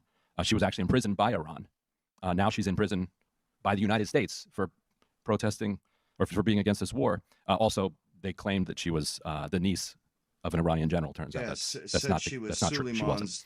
Suleiman's niece. What idiots. So what I would agree, and She had the this same is last a name or conservative audience, and I enjoy speaking to conservatives in the sense that, like, you guys have read a lot of the classics, right? Like, you guys you're into that. And one thing I would grant as kind of a left winger, although I don't even know if I think of myself as that anymore. One thing I would grant is that the thing that Europe and then the United States, did give to the world that is a true gift is the Enlightenment. Without the Enlightenment, we don't have democracy. We don't have the ideas of liberty and freedom. We don't have individual human rights. We don't have freedom of speech. This is something that we should all be proud of and that we should cherish. One thing I regret is that the way that the kind of development of the Enlightenment is taught leaves people a little bit confused, as if it sort of just came out of a vacuum. When, if you go back and look, what was going on at the time is that Europeans were coming over here to America, and they were meeting Americans who were already here. And those Americans had fundamentally different ideas about freedom and monarchy than the Europeans who had come over. And they were utterly shocking to those Europeans. And I don't think people understand how intense a debate and a conversation this was in Europe. The top selling books in Europe then were these travelogues. And you can imagine why. For a long time, you thought the world was this. And, it's, the printing press is practically, it's only a couple hundred years old at this point. So you don't know a whole lot about the world. And all of a sudden, you're told there's a whole nother world that exists with people and their own multi-thousand year history. Like, imagine what that must have been like to the Europeans to discover how kind of intellectually stimulating that would be. And so these travelogues were far and away the best-selling books among the intellectual class, among everybody who was literate in Europe and England. I don't know if we want to count England as Europe anymore, whatever. And these travelogues were written in the form of dialogues with people who were in America. Some of them were made up, like some of the most famous Enlightenment authors, Chateaubriand, Voltaire, some of their most famous works are dialogues with kind of people from the Americas, and it's kind of a Platonic, Socratic kind of back and forth. But one of them that became the kind of most popular, came out in the early 1700s, and I have a little piece of it for you here, and it was an absolute cultural and intellectual sensation. It sold more copies than like anything else. It was turned into plays. Like if you were a thinking person in Europe or England in the early 1700s, like you were deeply familiar with this book. And it's written by this guy, Louis Arnaud. He was the Baron de la Hontan. So you can look it up. It's called New Voyages to North America, or something. It's for shorthand. It's called the Dialogues, and it's his real conversations with this Huron chief named Kondiaronk. And you have about a minute, by the way. Okay, so I'll read this one. So this is one of the kind of famous exchanges. So La Hontan, who's arguing for the European side, he's telling him what the monarchy and the rule of law in France does, and he says, without it, quote, we would be the most miserable people on the face of the earth. And so Kondiaronk says back to him, no, you are miserable enough already, and indeed, I can't see how you can be much more. What sort of men must the Europeans be? What species of creatures? The Europeans, who must be forced to do good and have no other prompter for the avoiding of evil than the fear of punishment. For these 50 years, your governors have still alleged that we are subject to the laws of their great king. We content ourselves in denying all manner of dependence except that upon the Great Spirit. We are born free and are joint brothers who are all equally masters, whereas you are all slaves to one man. Pray tell me, what authority or right is the pretended superiority of your great king grounded on? So this is the early 1700s. These are the ideas that infected the European consciousness and helped to produce the Enlightenment. And it would kill me if it ends with the abject barbarity and cruelty that our immigration system has become right now. We can get into how brutal and ridiculous it is for the economy and for people who are trying to build homes, etc. But the what it's doing to people does not fit with the ideas of the Enlightenment that have made this country great. Scott, that's a fantastic place to turn this over to you for a 3-minute response. Ryan just said the way I see it is America was never supposed to be about how enlightened or how just their immigration laws were. This wasn't even a fucking afterthought until 200 years after the revolution. So this is just kind of ridiculous. Like, bro, immigration laws, that actually doesn't really reflect a nation's character. Like India literally threw people that had never lived in Britain in their entire lives, forced them to move back to Britain after their family had been in India for hundreds of years. Like Rudyard Kipling never lived anywhere else besides India and got thrown out. And we got to hear this. It's like, bro, fuck you, man. We have the widest latitude possible to enforce our immigration. It's not our fault these people subjected themselves to the wrath of our immigration. That's not our fault. Like, bro, I don't want to hear about that shit. You know something? Why don't you bitch about their countries and their human rights problems? Because their countries are the ones that ran them off. Let's worry about those countries' problems before we start talking about America's problems. Before we start talking about how inhumane our immigrant, which it's not, but even if you want to have that conversation, it's like, well, let's have the conversation about the way their rulers in their country treat them like shit and ran them off. They're refugees, or they're tired of that life, so they move here. Like, let's fix that before we start talking about fixing our immigration. It's not supposed to be a fucking reward, man. Like, and nor is prison. There's a reason why it has kind of just an innate shittiness about it. It's not supposed to be a reward. It's supposed to be like quasi-punishment, especially since a lot of these people commit crimes and felonies and then just get deported. Abject barbarity and cruelty of the American system as it is right now. You have 3 minutes. Well, first, I would say these are existing U.S. laws that are simply being enforced by someone who was duly elected president of the United States and took an oath to uphold the laws. Now, the last president of the United States decided to violate his oath and not uphold the laws. In fact, he instructed his government to ignore those laws. Now, you can like the laws, you can not like the laws, and if you don't like the laws, you can ask Congress to change them. And maybe they should. Right, maybe they should tighten them. Maybe they should liberalize them. That would be a debate for I've been to jail. Us and you all to have.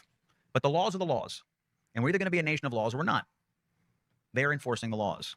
If you come here illegally, you commit crimes, you're existing outside of a immigration system that creates many pathways for people to come here.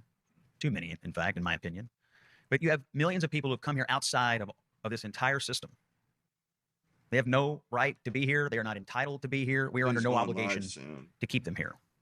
I agree with you that it is an interesting point of debate about whether those people are net positives or net negatives on certain sectors of the economy. Perfectly legitimate debate to have, and should be had, actually, about the way our economy works. But what's not really debatable is what the laws are. And so I think you have to ask yourself, is it a good idea just to ignore certain laws that are on the books and have been for many, many years?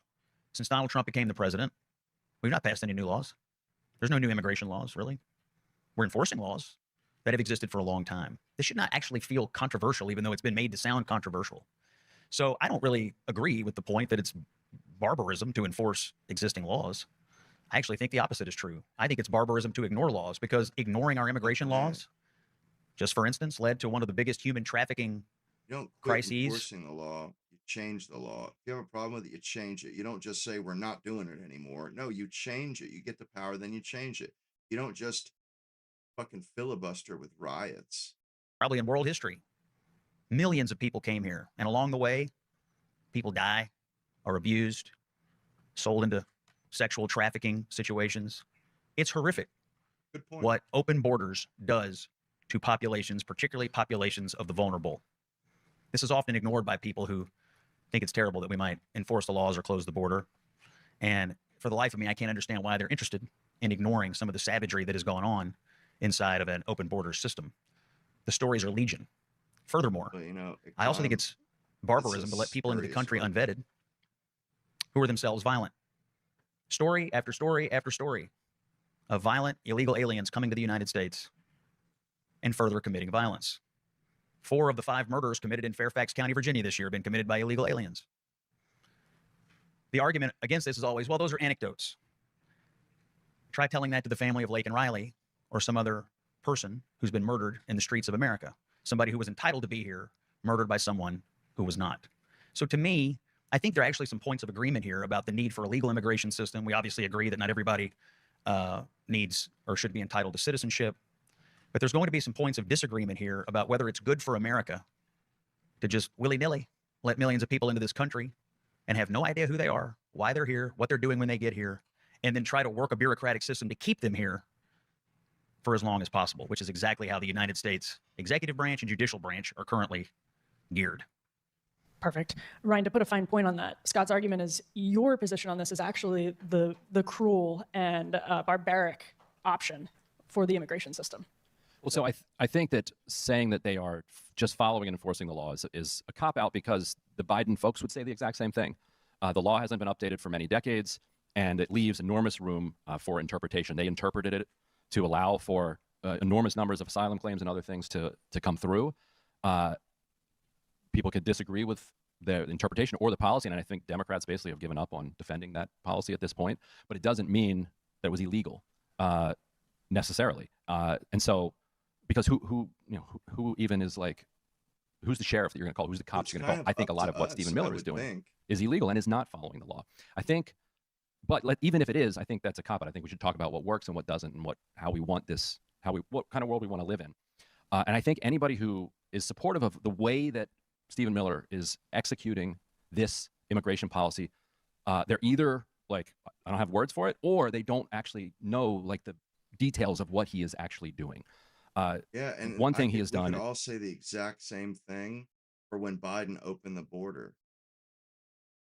Nobody stood up for it. They lied about it. They said that it wasn't happening. They didn't even try to defend that shit.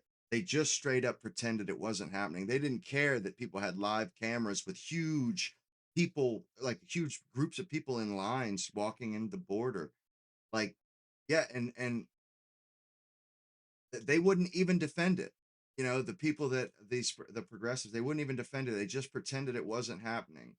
And now you're going to bitch about, that, the defense, the argument you're making on behalf of, like, bro, we didn't make these laws. You've had all the time in the world to fix these laws. This has been a sword of Damocles since Reagan, man. Since before Reagan, bro. I don't want to hear that bullshit. You talk about, the laws are barbaric. Well, you should have fucking thought about that, my dude. You should have thought about that, bro. We gave them amnesty in the 80s. Like a third of them didn't even take it. They said, nah, I'm good. I don't want it. Nah, I just like being here illegal. Like, hey, we tried that. We tried it, man. It don't work. We got California for our troubles. We tried that bullshit and we got California, which is literally falling off this, it's going over a cliff. They're bleeding people. They're losing, for the first time in our history, they're losing population. So it's like, man, you miss me with that argument, bro. This isn't it. No matter what, anything that is talking about bringing in people or anything other than remigration, sending them home, it's absurd. Like that has to happen first. You know what I'm saying? Like, it makes no sense to me. They did so much damage. And it's like, that's the only conversation that we should even be having, is how to send a lot of that, get them out of our country. You know what I'm saying? Like, talking about like anything that slows that down. No, let's get this under control. Then we'll fix the damn system. You did this. You just threw all caution to the wind. Just basically told us to go screw ourselves, even though this is our country too. And now that we have the whip hand, now you want to start riots and stuff, bro. You're gonna drive us to a civil war, man. You're gonna drive this country to destruction, to breaking up, if you insist on this. Because people aren't going to take it so long, man. Like, people don't like it. They didn't like the borders. And I know even Democrats were thinking in their heads, ooh, I didn't vote for this. Like, whoa. You know, but it's their part, their party, they just went along with it. I get that. I've gone along with the parties before. And really nobody disputes that, yeah, this wasn't a good choice. It wasn't good.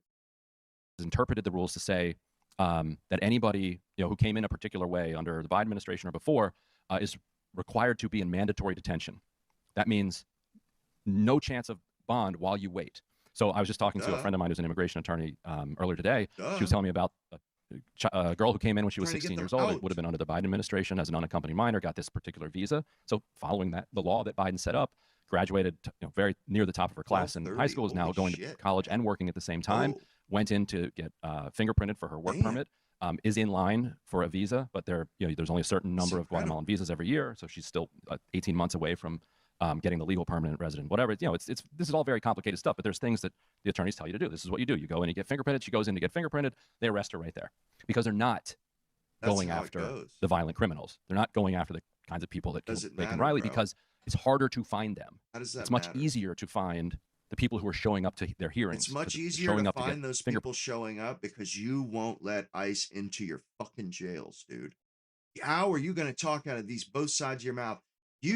These people, all of these Democrats in these Democrat states that don't want to let ICE just come to their jails and take the criminals, and then want to bitch that, oh, they're not taking criminals. Well, bro, if you open up the damn jails, we could get the criminals. Then you'd have a leg to stand on. Then I'd be apt to listen to you.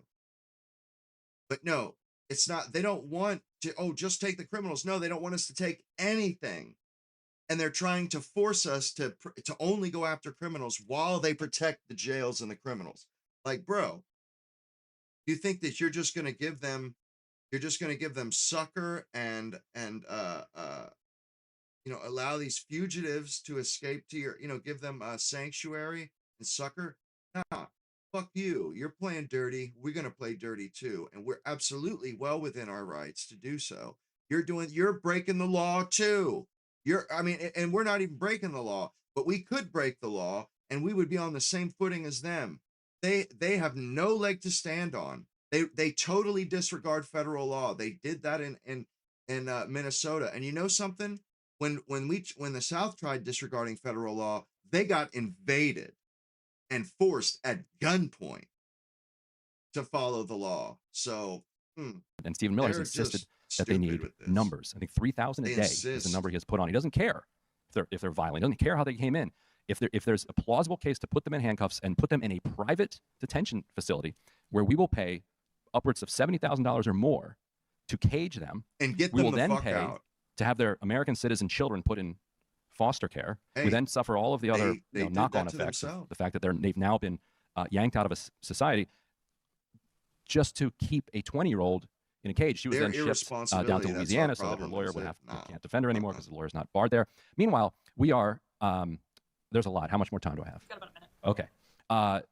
Okay. Meanwhile, Legal a lot of migrants? countries Not are that I've refusing to seen. cooperate with us because just in the same way that a lot of cities are refusing to cooperate Oh, they with had this that immigration court policy. case So what we've today. started to do is say, well, we're going to send you to a third country. So we have cut a deal with the DRC, Democratic Republic of Congo, that they will take our migrants. We will pay them some ungodly amount of American taxpayer dollars to take these migrants into the DRC. In exchange, we get mineral rights. Like that's talking about human trafficking. That is human trafficking as American policy. And another thing, like I get what you're saying, legal migrants. Well, you know, when I was doing electrical, half of the guys that would be at these work sites would be, guess where? All of them from Venezuela. All of them. None of them spoke English. They were all from Venezuela. They all came after that country collapsed. That's what you're talking about when you talk about legal migrants. Well, you know something? You know how many Americans are not getting jobs or don't have access to a job because somebody's paying a Venezuelan or a lot of illegals. And a lot of the Venezuelans were illegals.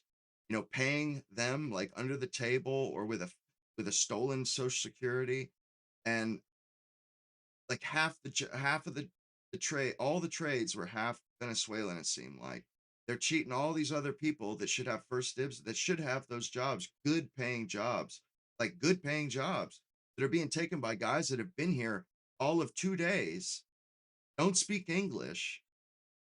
Like, nah, they got to get rid of all these people. We'll figure that stuff out when they're gone. But like, it's not my problem. They have their own country. Fix your own country. We're trying to fix ours. Ours is like not doing well. It's not doing good. Selling bodies back to Africa, but not selling because you're giving them money, but then selling for the mineral rights. Like that's absolutely insane. And when it comes to ICE, a bunch of these guys, they got this $50,000. What I think, everybody's struggling in this country. So they get this $50,000 bonus. A lot of them didn't realize they signed like a 3-4 year commitment to this. And they get tiered benefits and tiered income. Just by asking you a question, Ryan, you mentioned everybody is struggling in this country. So after the historic Biden era surge, the people who are showing up to their hearings, et cetera, this kind of gets us back to the fundamental question of, do they deserve to become Americans? What about the effect on low-wage Americans? What about buying into the system of citizenship, speaking the language that allows you to read the founding documents and to engage in civic republicanism, lowercase r? Do all of the people who came in the last period and future people who might come if the laws are lax again, do they deserve to be Americans? So I think levels of immigration, the question of levels of immigration is not a question of principle. I think it's an empirical, pragmatic question. It depends on how the economy is doing. It depends on what not doing good, needs the country has at the time. It depends on the birth rate of people who are there.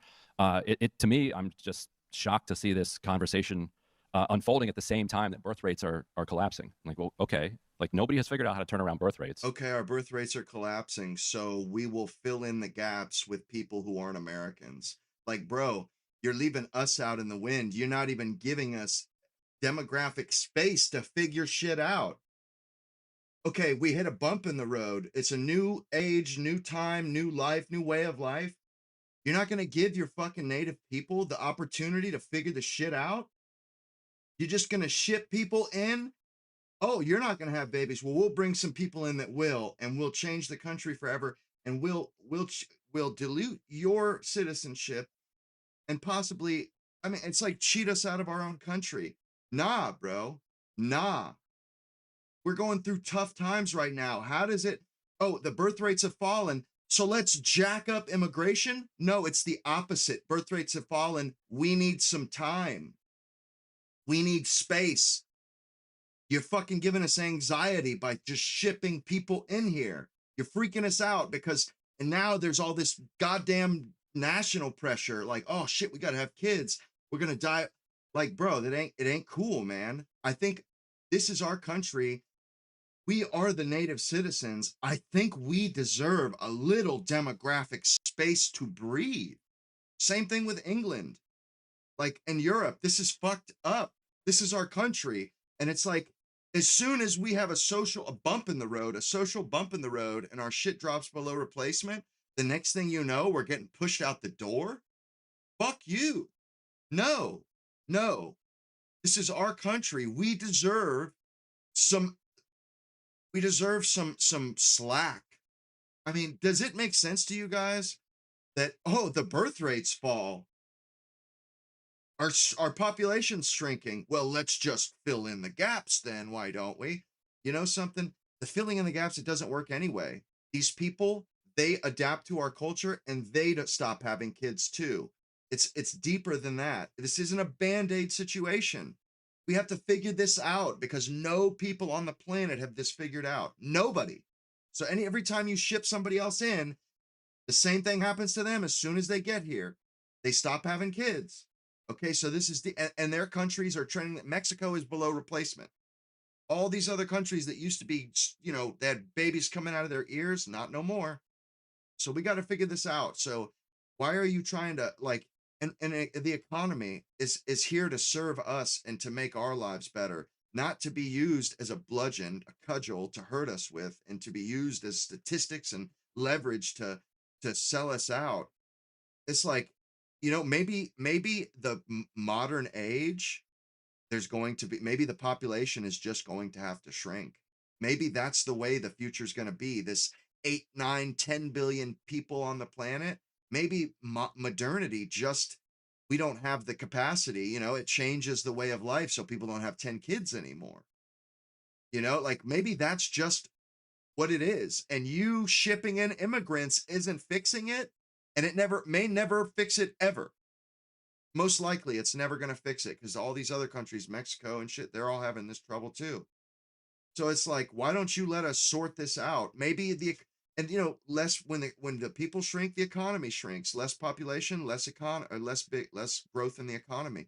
But you know something? It looks like we're going, like, that's just something we're going to have to endure. And shipping people in is just postponing the economic correction, the stock market and the economy correcting itself because maybe modernity, we're just going to have less populous countries all over the world. And, you know, our economy is going to shrink a little bit, but we may as well just take the licks now. Pushing them off till later, till we're poorer and less powerful is not the way to do it. It's not the way to do it. We need to figure this, stand up, face this problem, deal with it now. But these assholes thinking that, oh, we got to keep our economy, we got to keep it, it's got to stay growing. No, it doesn't have to stay growing. I'm willing to deal with some economic adversity if it means that my country will stay my country. Then so be it. So be it. I'll do without some of that government bullshit. I don't get it anyhow. But oh, we got to maintain the retirement plans. We got to maintain no, we don't. Not if it means you shipping in Somalians. Nah, I'm 100% against that. 110% against that. Who do you think is going to take care of you and produce an economy as you're growing if you want to just completely cut off migration and actually do what, you know, Stephen Miller wants, what, 100 million people here or whatever? Revert. He wants to, he wants to drive the numbers down. Hell yeah. But also stagnant lower level wages. Right. Well, the idea, first of all, the idea that Stephen Miller is actually trying to drive up wages, I think is, you can't take it seriously. But yes, I think that we need more union protections. We need workplace inspections. We need to bring people out of the shadows. We need to make sure that businesses are not exploiting undocumented labor. That is the thing that does it.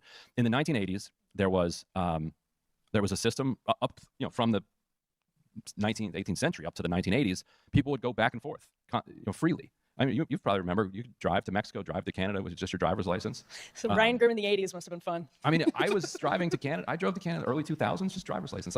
So as far as I go from Louisville is Indiana, No occasionally passport. Tennessee. You can't do it anymore. You need a passport now. But guest workers from Mexico would come up for the season, and then they would go back.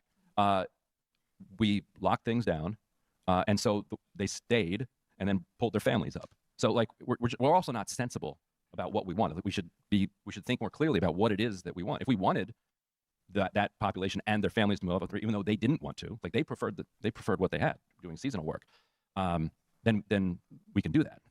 If I understand your argument correctly, you do say that we should smartly regulate immigration levels based on national priorities, yes? Do you believe that is how the Biden administration treated it? Do you believe they were smartly regulating immigration levels, or do you believe they, no, and they I did think not keep a handle on that? I think it's pretty clear that You know, they were. at one point, our politicians, they literally sold our jobs to the rest of the world. They sold us out. They shipped our jobs overseas. They sold them. No, Nick's coming on. I'm waiting for it still. But they sold our jobs overseas to China and stuff.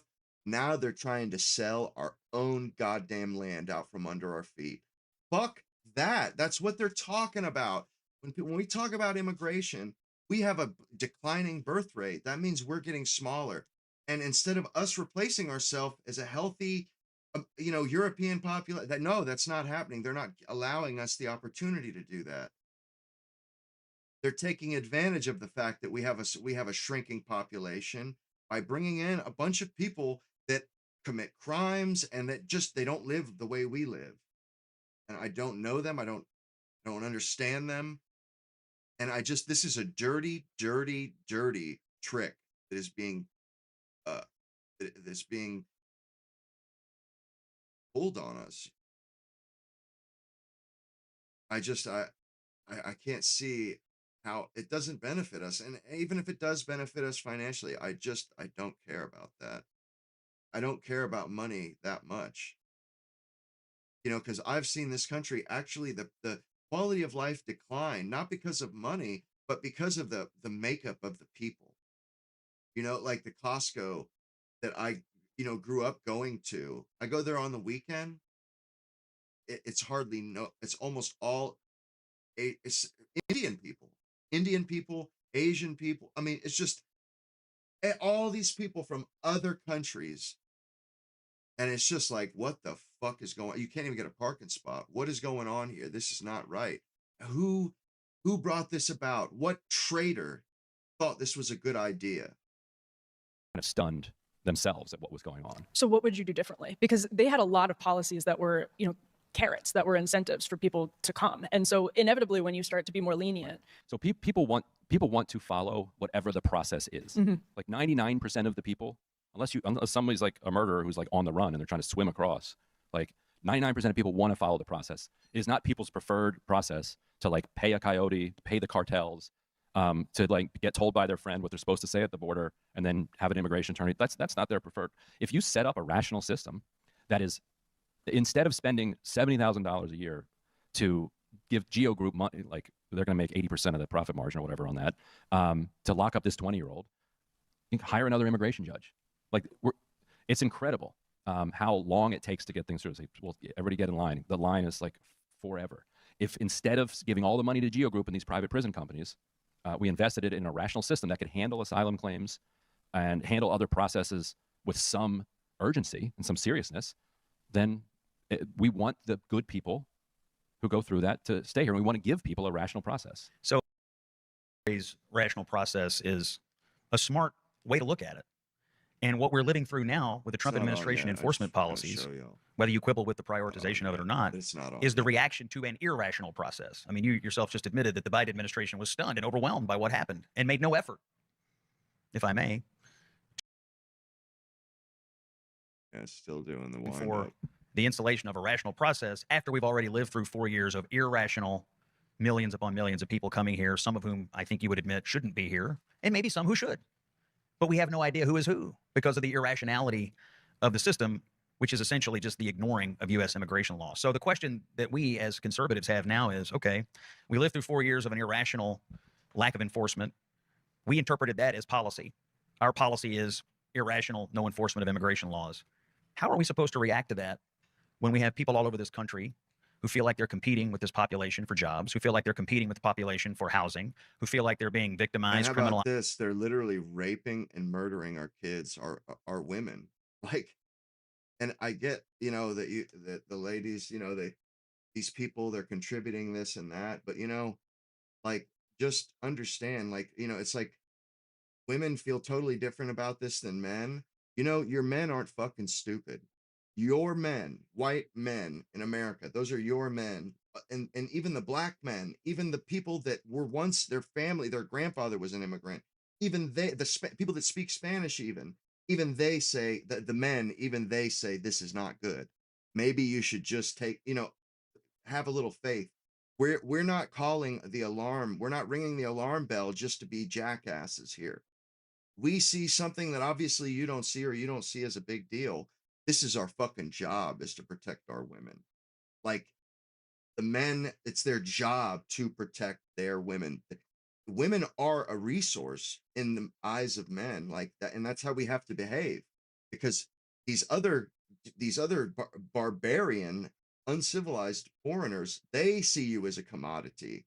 They see you as a resource.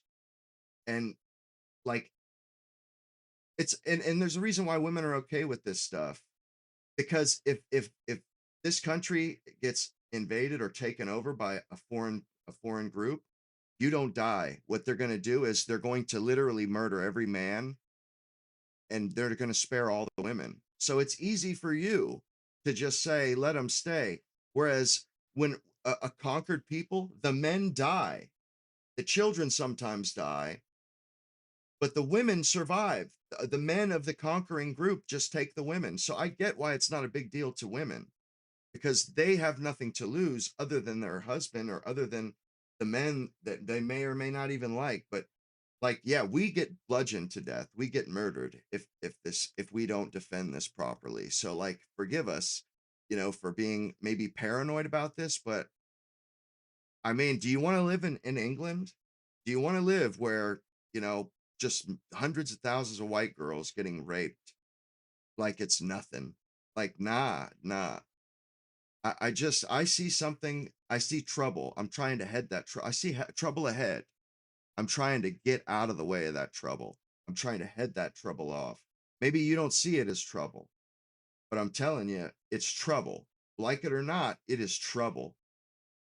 And they see you as like money or gold. Like, they're licking their chops like, oh man, we'd love to have that. We just got to get through those guys first.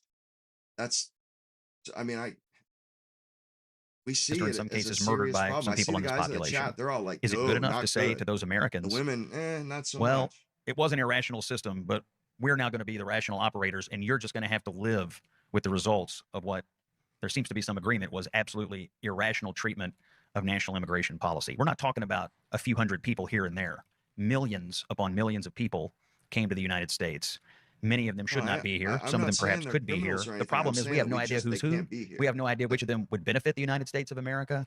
And we also, it's detrimental to Emily's our point, culture. have to be extremely careful about the signals that we send to the countries that produce the immigrants, because any sort of leniency produces incentive. And right now, we're not having any border crossings. We didn't pass any new laws. We did get a new president. The border's closed. It's the signal. It's the communication to that population. Don't come here right now. That was not the signal that was being sent for the last 4 years. Sending signals, by the way, I would argue is not a great way, to your point, to make a rational national policy. It depends on the politics of the person in the White House. We're going to send out vibes to the rest of the world. That's not great. But the vibe that we're sending out to the rest of the world right now is at least respects existing U.S. law. The vibe that we were sending out said the law doesn't matter. Just and get the here. people that you invite in now, the more that you replace us with foreigners, these are the people that are going to be your nurses and take care of you when you try to retire, or when you need somebody to wipe your ass. It's going to be some fucking Nigerian person. It's going to be somebody. Let's say you're in an old folks home. Well, what happens when nobody that works in there is American and none of them celebrate Christmas? Do you think you're going to get to celebrate Christmas? Like, people are literally, this is what people are saying. This is our outcome. This is what stuff's going to look like. We're going to have a bunch of old white people with a bunch of foreign people of totally different cultures taking care of them. That's how things look.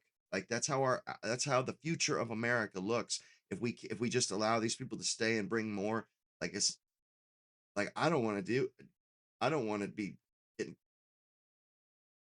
have to deal with this in my old age and bequeath this to the next generation. Give them this shit show. I mean, they really don't deserve that. Like, the boomers, they got it in just this pristine country, and then they fuck it up, and then it's left up to us to fix it. Not cool. And we will find a way to keep you here. Regarding the bureaucracy that you brought up, by the way, I hear you talking about lawyers and courts and judges and that's the point. The point is to make it so hard to get people out that they actually never leave. I think about this character, Kilmer Abrego Garcia, who broke into the country 15 or 16 years ago. Not a great guy. abused his wife, apparently involved in some sort of, at least tangentially, trafficking operation. Strong evidence. Yeah, those He's guys part of some shouldn't be transnational here. terrorism gang. And somehow he's been able to live in the United States and have headlines written about him referring to him as Maryland Man. He's gotten a free ride Just off let the us United go States of into America jails. after breaking It our would be laws and fine. repeatedly disrespecting the laws that exist for people who actually are in this country. So I actually am just had tracking with you access on to the the idea of jails. rational immigration regulation.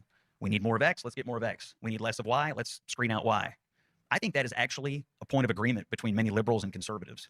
But a point of disagreement is we're just going to have to overlook the last 4 years, guys. Sorry. Yeah. We're just going to have to let that millions upon millions of people stay here because it would be don't even know barbaric who to they go back are. in time and say, wait a minute, are we committing national suicide and we don't even know it? Well, Scott, that's my disagreement. Can I push on that question of rational? Because addressing an irrational system doesn't necessarily mean the response is going to be rational in and of itself. So is, for example, what we saw in this Minnesota. is gonna happen whether we like it or not. If we put this off, the generations after us, they're just going to go hard as, like, they may get an Uncle, Adolf. I could totally see that happening. Like these Zoomers and stuff, they are pissed. They don't like it.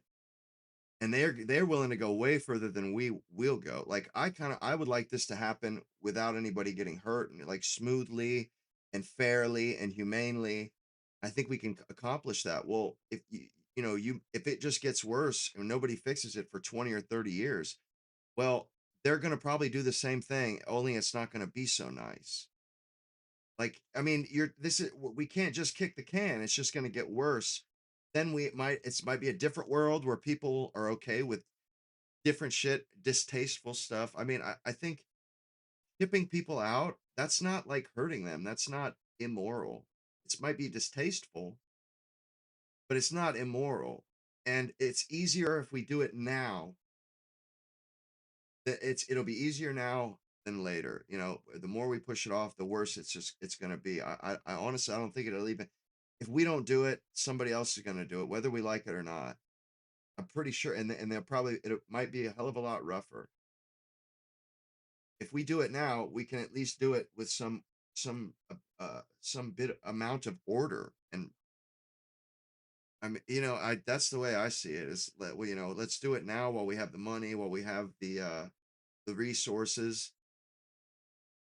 and we can get things stabilized. Like bringing them in. It makes no sense to me. I mean, I really do see this as being a problem in the future. Like I see the way Gen Z talks about it, they are pissed. They don't like it. They don't like it. And they're willing to go a hell of a lot further than I would be, to be honest with you. I've talked to a lot of them and they're pretty hardcore about this stuff. This winter, was that a rational response? This spring, if you want real results, better gut health, glowing skin, stronger hair, and steady energy, start with colostrum. When your gut is balanced, everything else improves. Radicals who come here and victimize them. I think, actually, what's irrational is that we're allowing certain public officials to nullify our federal system. I heard Tim Walz, the governor of Minnesota, refer to Minneapolis as the new Fort Sumter. Oh, I agree. I mean, I guess Democrats haven't changed all that much since the 1850s. Absolutely. Absolutely. I find this language to be utterly insane. You have Democrat I would governors. Root the shit out. Like, put the shoes on the other feet. Roots. If you had Republican governors out referring to things as Civil War battles, we'd be in 24/7 coverage over at CNN right now. Instead, it's like, oh, well, it's just Tim Walz. Inherently, I cannot even begin to imagine. We need to get our birth rate under control, get all these people that are here illegally, all these people that came in the last 4 to 10 years, for sure. Maybe even, like, I mean, I would be okay with denaturalizing people, but I understand that's, pretty hard line. But at least the people that came in the last 4 years, they need to go home. Then, when the birth rate recovers, we sort shit out and we're in a better spot. I'm sure we could afford bring some people in, but as it stands now, these people are just this illegal slave labor class. And I know it's convenient for women because they need daycare people, they need nannies, they need, they don't have the time. They're at work, so they have to hire somebody to watch their kids. They have to hire some, and so we have this huge slave labor class, this huge, apartheid-like class of people that work for fucking pennies on the dollar. They work like slaves, and sure, they're consenting, but it's still against the law. It still takes jobs away from, and these farms, they talk, oh, I can't find any good labor. No, what they mean is people willing to work less, like oh, they're lazy, or I can only get high school students. Yeah, because you want to pay $10 for back-breaking labor. Like, no shit, and they don't want to have to deal with natural market forces. They want to fucking cheat.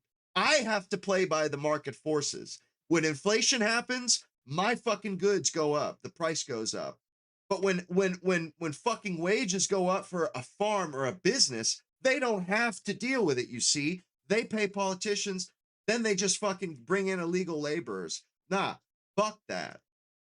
I that's the way I see about this immigration shit all the way around. We're getting fucked in 10 different sideways. We're getting fucked from every different direction with this immigration shit. As laborers, as like in so many ways. And I'm not for it. And I get, Mackenzie, you got some take issue with some of the points that I make, or some of the way I am about certain aspects of it. But I agree with you on the employers. Fuck that. They want to be shielded from market forces because it's supply and demand. And they don't want to pay the goddamn wage that they should have to pay. The market forces, like what the market will bear. They want to fucking cheat. The market it says that they got to pay more than they're willing to pay, or they want to pay, or they have to pay. I can just get some of these poor people and take advantage of them real quick. And that way I don't have to deal with, I can make some dirty blood money, some dirty money. Man, nah. And letting these people stay and bringing new H-1Bs in and new farm workers in from other countries, it only hurts Americans. It only hurts Americans in every which way, it seems. And it really only hurts American men. That's who it really hurts. Because, Jose and Pablo from Mexico, they're not trying to work in the office. Where 90% of women in America work in the office. Yeah, their jobs aren't at risk. Our jobs are at risk. But obviously, they don't give a fuck about our jobs. We're just steadily losing more and more of the male population, dropping out of the workforce. Wonder why? Because they're literally being fucking squeezed out of the market by their own women who vote for this shit and think, oh, no, let's leave them here. Let's be sweet and nice and feminine and female about it. Meanwhile, you're literally condemning your own white men to fucking poverty and destitution. Like, it shouldn't be up to you, really. You're not even the one that suffers from this stuff. You will one day. You will one day. One day, when we're the majority, or we're the minority, and the men can't help you, or they don't want to help you, and these motherfuckers are raping you anytime you're out after dark or this and that, and you're not going to have anybody. Okay, we're trying to help and protect you now. Let us do it. Get out of the way. Get out of the fucking way. Like, I hate to be brutal like that, but it's dire. The situation is dire. Wake up. Wake up. Your men are supposed to protect you, right? You guys feel that way. Why won't you let us exercise that? Why won't you let us do what we think's right? You got to fight us like we're idiots and you can't trust our judgment and you know better. Well, it's not up to you. Like, you're not the one charged with your own safety. No, we are. We are. You're not the one in charge of your own safety. We provide that for you. Let us do it. Let us. How someone who holds a position of responsibility and ran for vice president of the United States, I guess since Calhoun, is out here calling for a new American Civil War. Ryan, I'll let you respond, and then we're going to open up to Q&A from all of you.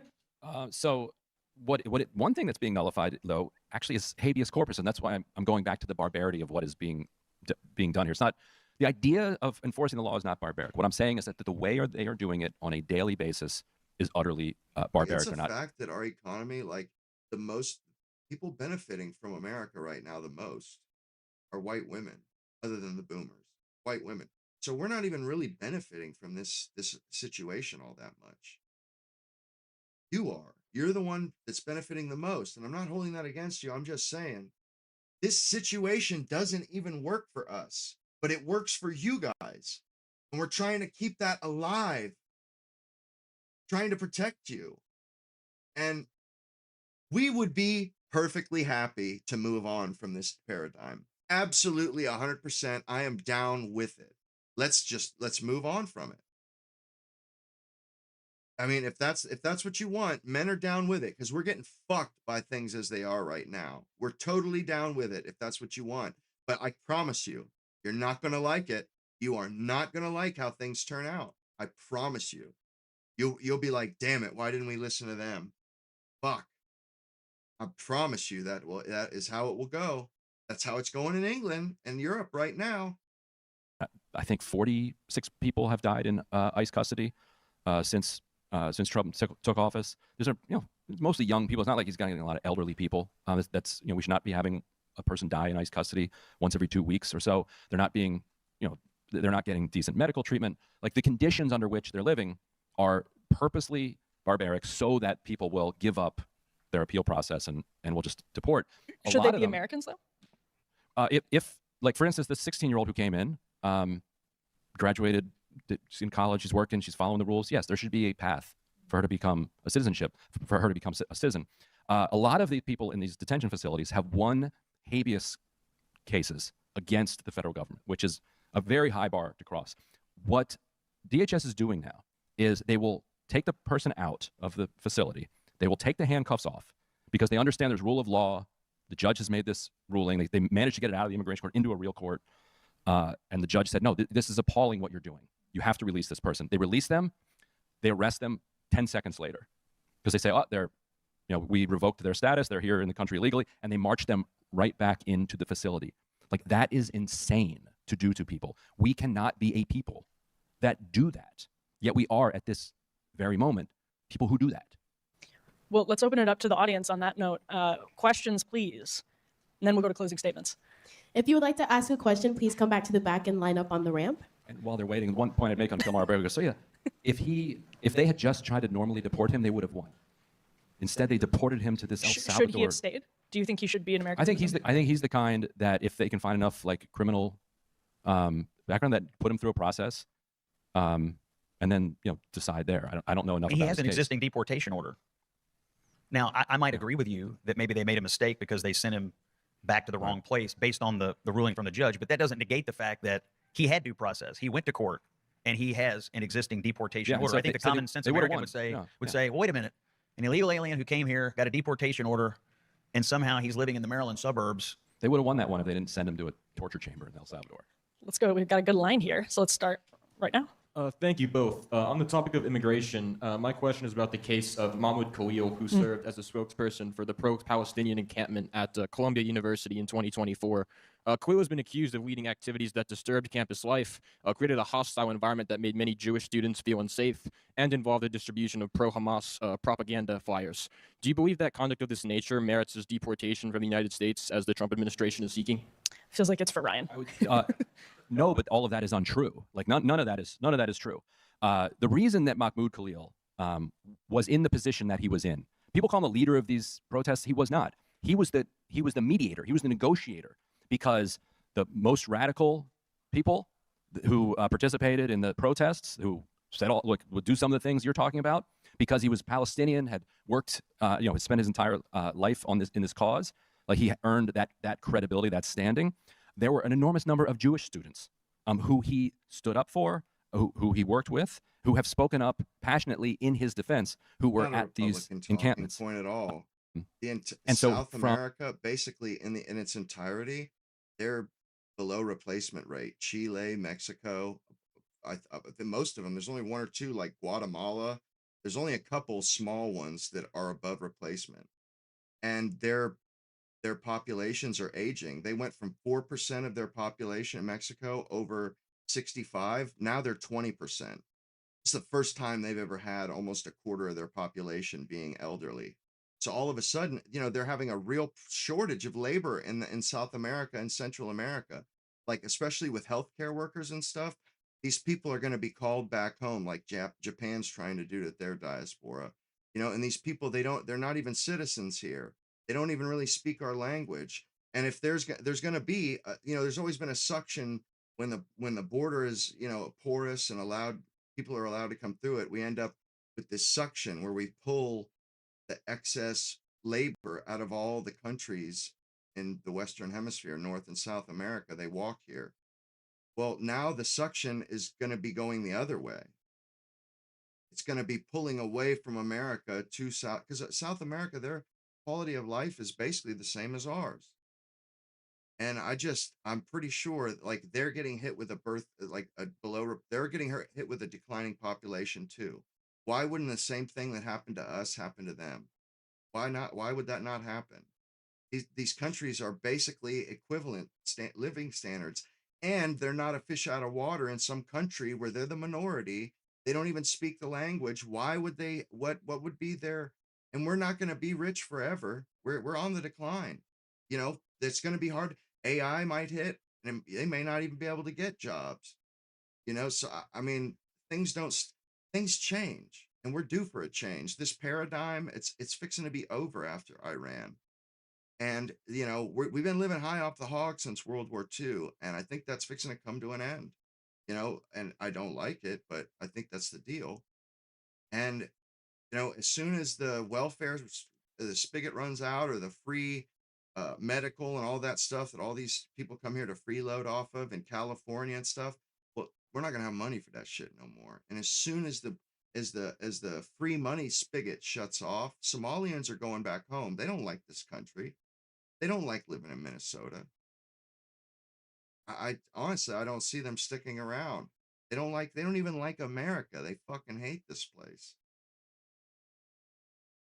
So, I mean, honestly, I just see at least the ones from the Western Hemisphere, a lot of them going back.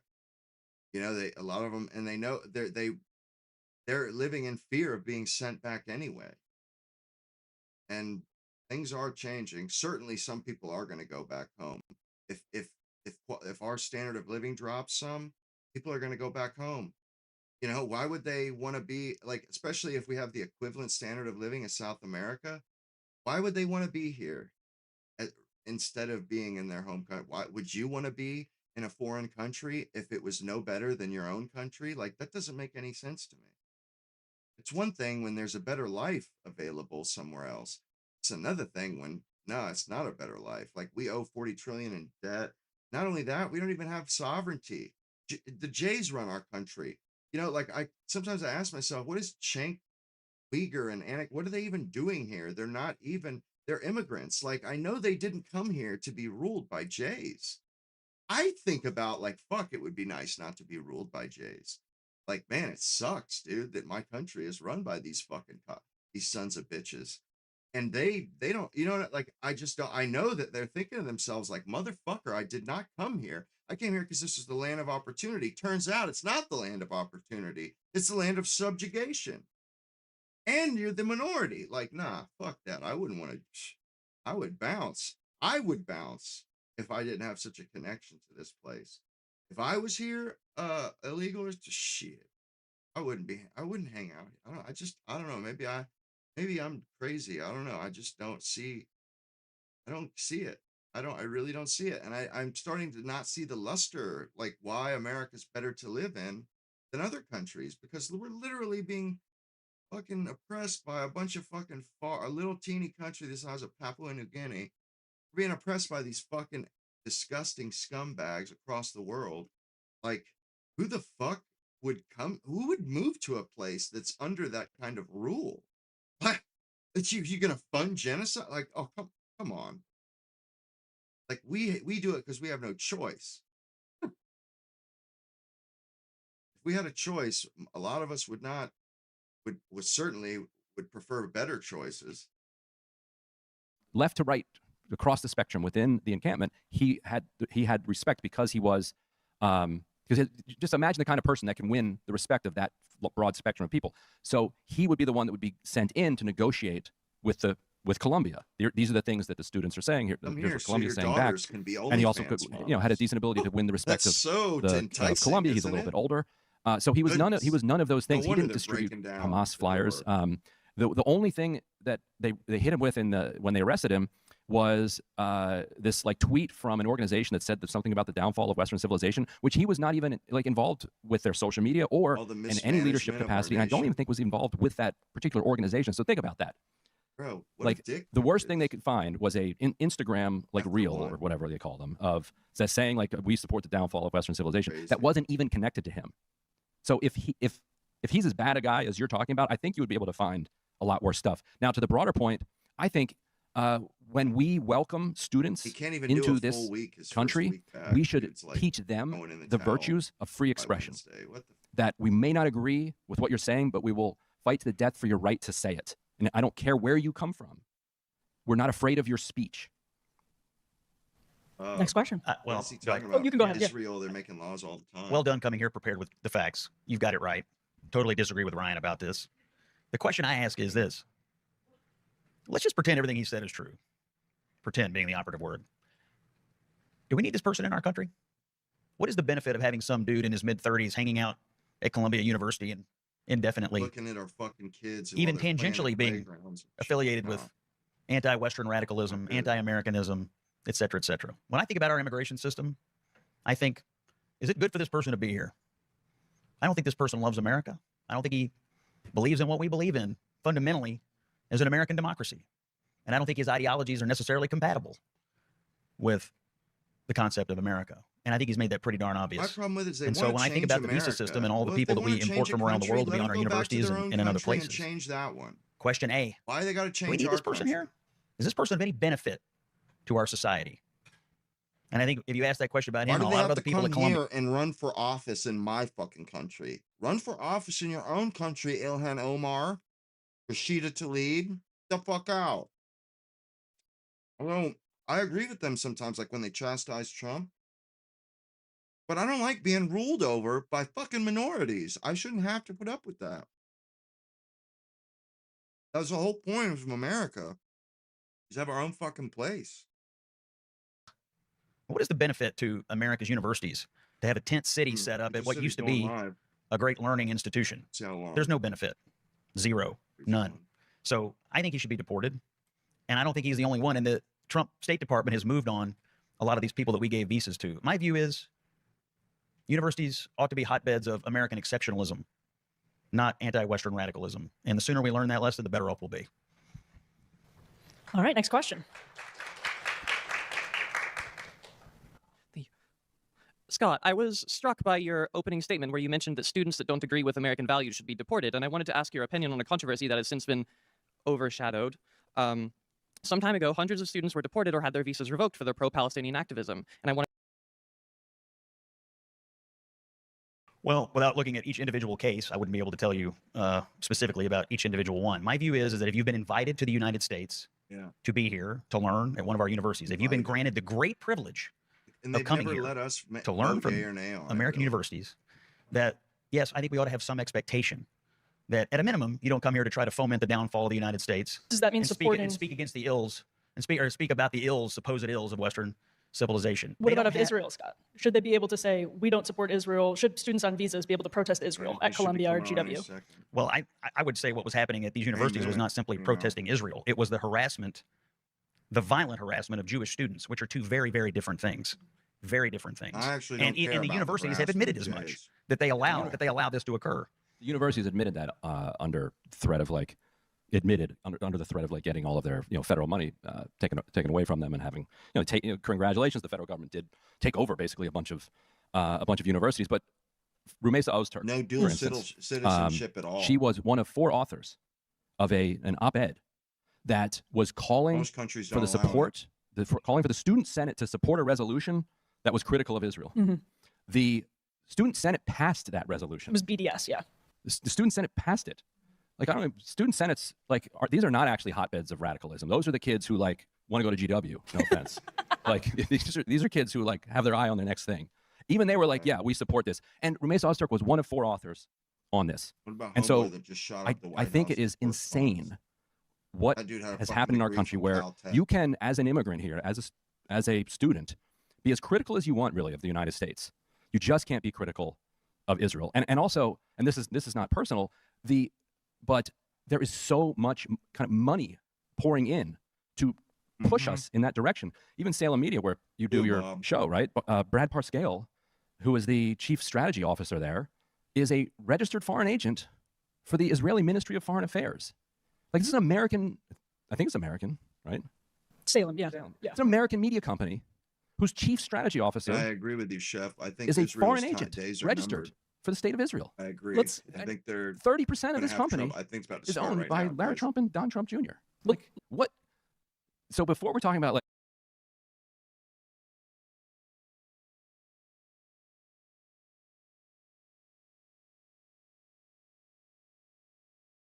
There we go. Biggity bam.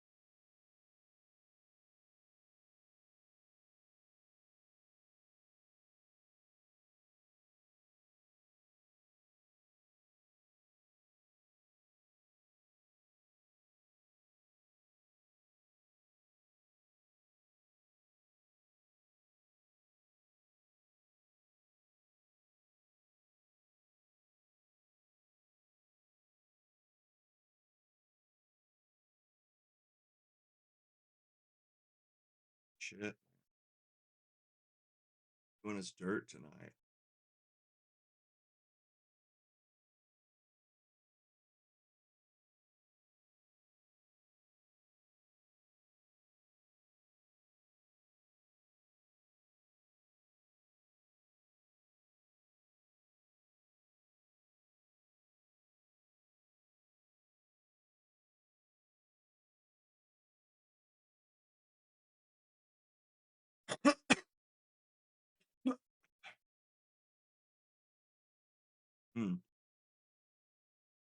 Oh, shit.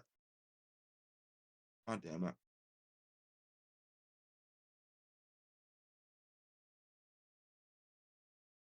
Actually, another day where nothing has happened at all. I was gonna cancel. It was like 10 o'clock, and I'm like, I'm canceling this shit. Nothing even happened today. Read the news. Nothing. Whole lot of nothing. But it's going to be a big show regardless, because there has been some big news in my world. And my world is the world, okay? The world is my world. And our featured story tonight, it's all about how I beat the case. Yeah. Had to beat a nigga's ass, and then I beat the case. Fuck a bitch That's up. a joke. I don't even know at this point what I can and can't say. I probably should have talked to my attorney before the show, but whatever. Featured story tonight, we're talking all about the shove heard around the world. And yes, it is true. The case is dismissed. Charges are dropped. That bitch right to the ground. And we're going to talk a little bit about it, not too much, because I don't want to get myself in any more trouble. But yes, this 18-month-long legal fiasco is now finally over, stemming from my 2024 Twitter post. I said, your body, my choice. Everybody lost their minds. People started coming to my house, trying to kill me, trying to beat me up, and other things. Some woman shows up to my house. I guess we could talk about it now. She comes in my house, pulls out her phone. She starts filming my house, doing a monologue saying I'm a Nazi and an incel and I'm violent against all women and so on. Comes up to the front porch, and let's just say she briefly lost control of her body for just a moment. Let's just say that her body was taken into custody for just a little while, sailed through the air, and then her autonomy was returned back to her. It was my choice in that moment. Let's just say for a brief moment, it was my choice. And you know the rules. I don't Obviously, it's a joke. When I say your body, my choice, that's a joke. But you come to my house, hey, listen, you come to my house, you come knocking on my door, my porch, my choice, bitch. My house, my choice. So we had to intervene a little bit. It was a regrettable incident. Some say I overreacted.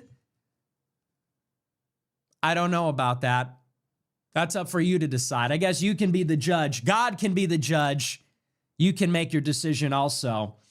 But I got charged with misdemeanor battery. They made me do all this ridiculous stuff, and now I think it's over. Well, we hope so. So anyway, we're going to talk a little bit about that. I don't know. I probably shouldn't, but we'll talk a little bit about it. We're also going to talk tonight about the war in Iran, another update. And it looks like the war is rolling on. There's going to be more attacks, more bombing. They say that the Central Command is preparing more options, military options for President Trump to consider. There's going to be a major briefing tomorrow with the generals, and they're going to give Trump some new options. They're actually old new options. It's all the same stuff. They're talking about a special forces raid in the mainland to secure the highly enriched uranium. They're talking about a ground operation to secure the islands. They're talking about all the things that have been discussed already, which we've already talked about.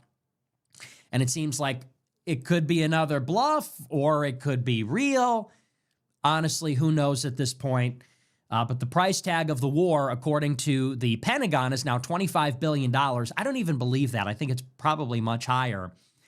But Pete Hegseth was in a hearing today, and he was grilled by Congress. He said that so far it's 14 deaths, $25 billion. As of today, oil futures are at $123 a barrel, I believe is the latest price. So oil prices remain high. Cost for the conflict remains high. No end in sight. And like the past several weeks, once again, we're facing a decision whether to escalate, to de-escalate, escalate so that we can achieve some kind of face-saving compromise.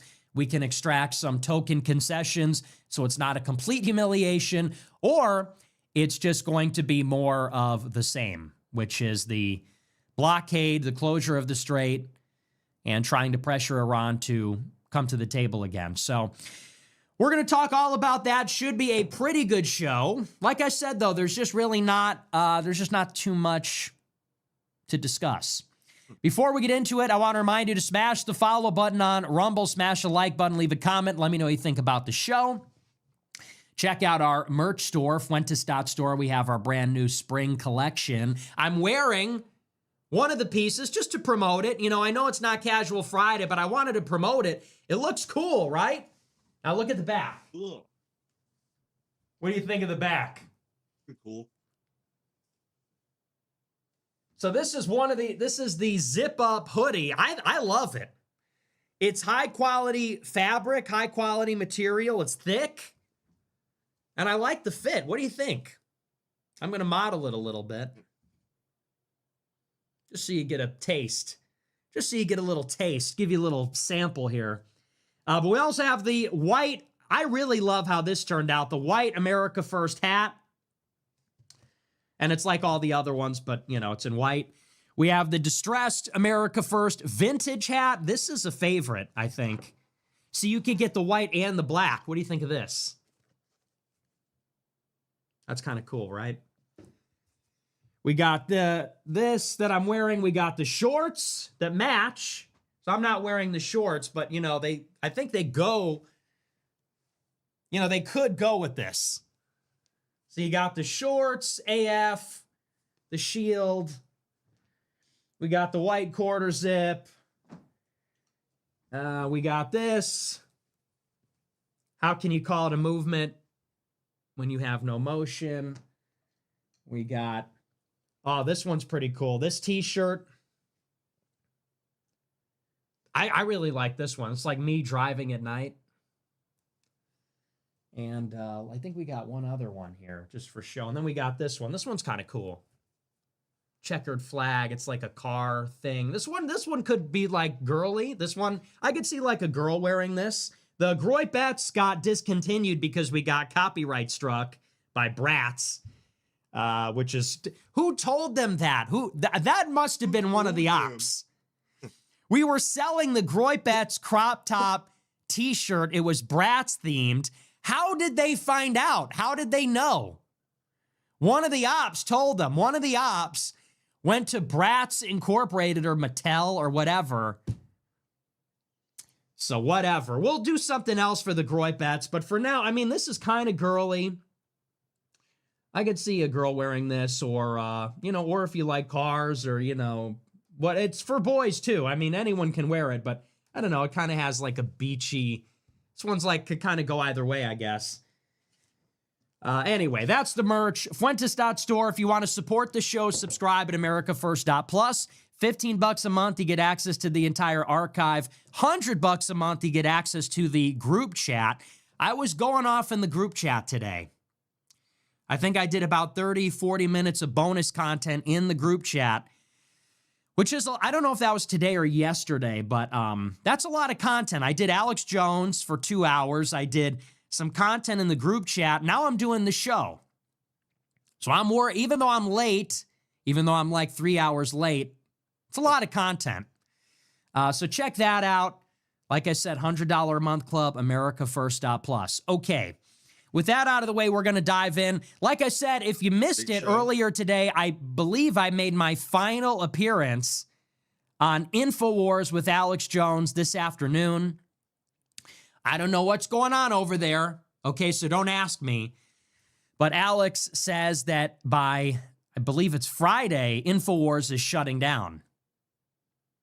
And he says that a private investigator from Houston is coming down to Austin, Texas, and they're going to shut down the whole studio, even though they don't have a court order, and they have to sell it to The Onion, the satirical website.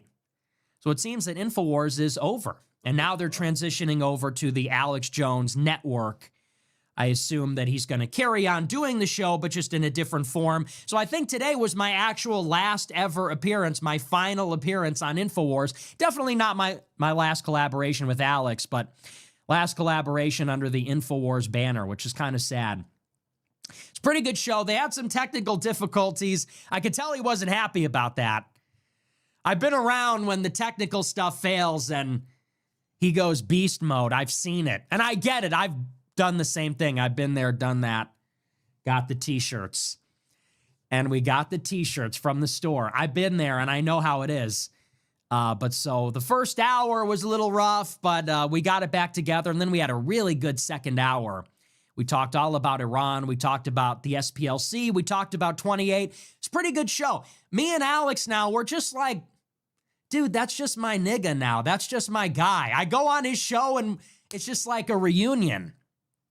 So we love the GOAT, Alex Jones. Great to speak with him as always. We're joking around a little bit, having a good time, talking about 28. He's always so kind to me. And so if you missed that, we're going to upload that on my channel. And it's also on his channel. It's on X as well. So if you missed that, take a look. It was pretty good.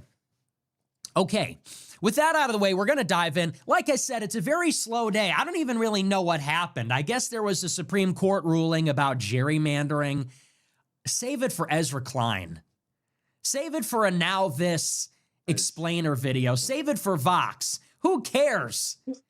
Does anybody else feel like that? I see the Supreme Court ruling. So it says that we can't gerrymander and you don't need to have like a racial, like whatever in the district. I'm like, save it for U.S. government, you know, save it for Vox. I don't care about that. That doesn't matter to me at all. Boring. Who wants to hear about that? Who wants to talk about that? That is boring. So I wasn't going to do that tonight. And honestly, I'm just sick of politics in general. I said this on Twitter today. Holy. He did. My one tweet today, I go on Twitter and I said, you know, I'm just getting sick of politics. Like, I'm just tapped out a little bit. And like, don't read too much into that. I'm here. I'm doing the show. I will continue to do the show. We have a lot of interesting stuff planned in the future. I'm just saying how I feel. Is that okay? I'm just expressing how I feel. And right now, I feel bored with politics. And I'm sick of it. Can anyone else relate? It just feels like all the same stuff. And what's really crushing about it is that Trump just sucks so hard. He is awful. And not only is Trump awful, but all of the people that he is promoting are awful as well. It's like the worst timeline. We're living in the timeline where Laura Loomer and Mark Levin are being promoted on the daily by Trump while we're in a war with Iran. He lies about everything. Everything he says is a lie. He's so full of shit. Everything could not be going worse. The mass deportations, has anybody even heard about them lately? They're just not even happening. Immigration is not even being talked about. We're in a war with Iran with no end in sight. Israel controls the government. We had a huge breakthrough where people were realizing all this, and now Trump is literally fighting the red pill. Think about how insane that is. 10 years ago, we had this idea that Trump was some kind of a vanguard, or we considered him a John the Baptist type figure, that he would prefigure the actual America First movement. In other words, we considered him to be a catalyst, an accelerant. He was going to cause the red pilling of the country. And what is the red pilling? The red pilling is that this country is being raped to death by immigrants and Jews. And I know that sounds like totally insane, but it's also completely true. Everybody knows it. If we could just ameliorate those two things, this country would be fine. And everyone knows it. What are 99% of the problems? It's all these Indians everywhere. It's all the black criminals. It's all of these Hispanics taking over absolutely everything. It's all these immigrants everywhere all the time. I'm sick of them. I'm sick of them. I'm sick of seeing them. I'm sick of hearing their languages. I'm sick of their carrying on, the way they throw their trash everywhere. I'm sick of the degenerate left-wing scum, stench of weed everywhere, graffiti. And then there's the other layer on top of it all, which is the Jewish oligarchy, which is creating the situation. And anyway, you thought that Trump was going to take the electorate to a place where they were ready to confront these issues. And the way that Trump was talking in 2016 indicated that maybe it would go there. He would talk about the foreign special interests, the international banks. He would talk about immigration, and not just illegal, but also legal immigration. He was talking about all this. Fast forward 10 years later, and let's reframe it a little bit. Now he is actively fighting to suppress the truth. The truth is getting out there. The truth is breaking free. People are waking up about all of this. And now, not only is Trump not accelerating it, catalyzing it, supplementing it, he's actively fighting to suppress it every day.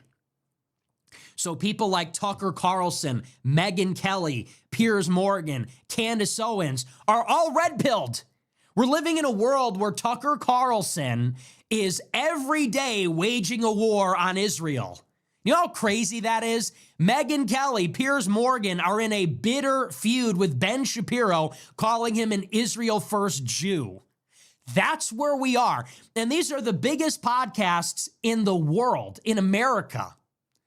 So the truth is getting out there. The truth is breaking free. And what is our vanguard? What is our vanguardist movement doing? What is Trump, empowered in the White House, commander-in-chief of the armed forces, what is he and him being the rallying point of the entire institutional organized right wing in the country? What is he doing in the middle of this moment?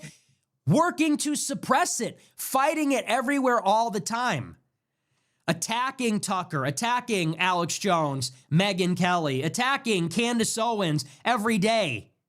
Promoting Mark Levin, Laura Loomer, another meeting with Netanyahu. was on the books. It got canceled. We're in the war with Iran. He's selling it to his supporters.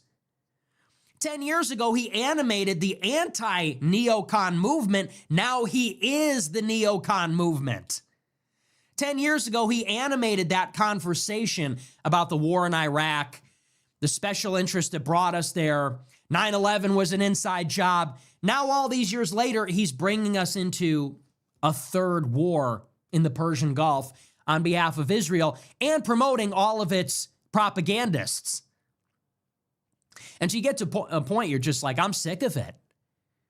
I'm sick of it. And I'm sick of going on the timeline every day and having to deal with these pro-Trump cocksuckers, because that's what they fucking are. I'm sick of having to go on the timeline every day and it's all these fucking stupid boomers. Can they just die already?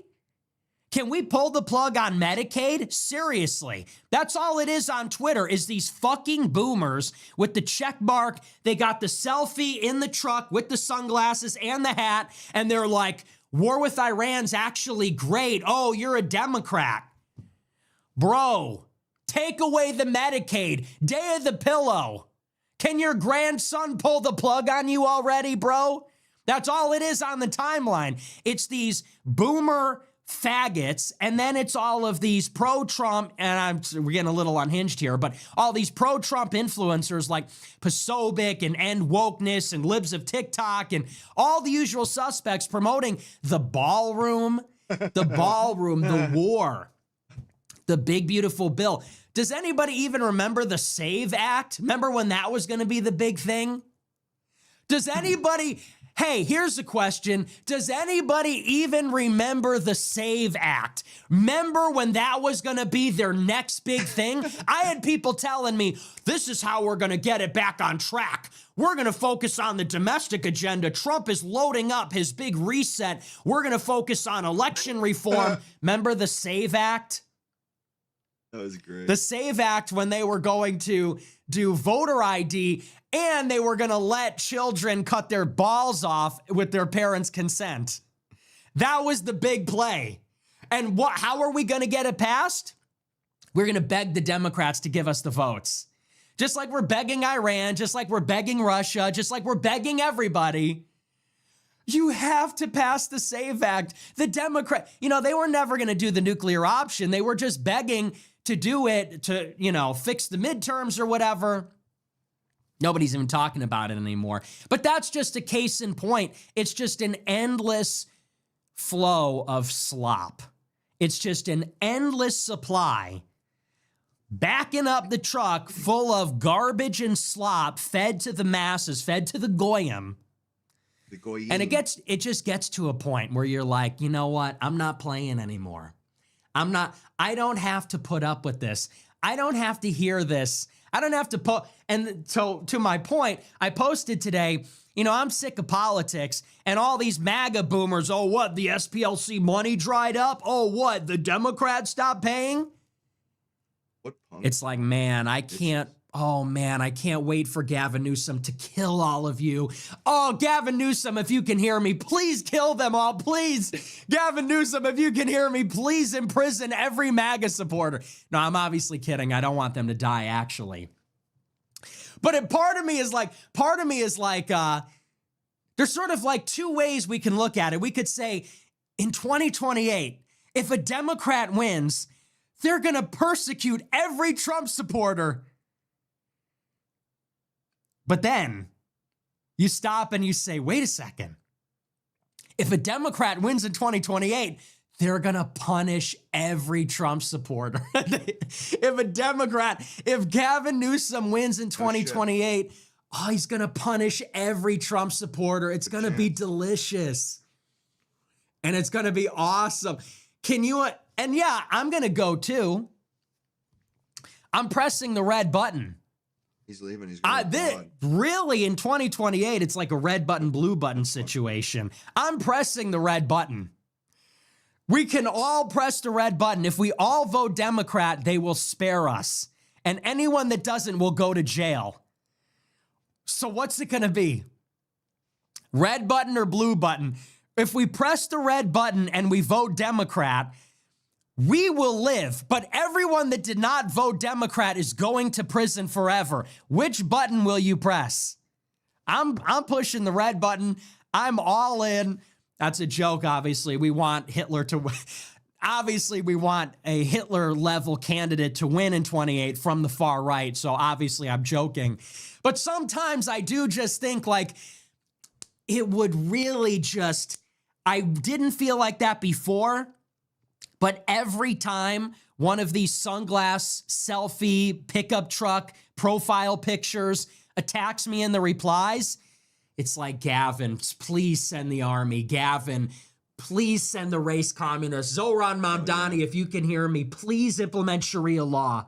Please implement Sharia law. Hey, Goldie. Take away their pickup trucks. In a minute. Take away their sunglasses. Take away their fudge rounds. Take away their, what is that, gas station? Take away Buc-ee's. Zoran, if you can hear me, please put Buc-ee's out of business forever. They have to be punished. They have to be punished for this. So anyway, no, I'm kidding, obviously. It's just jokes, obviously. But anyway, that's just how I feel, okay? I'm just telling you how I feel. And that's all anyone can really do, I guess.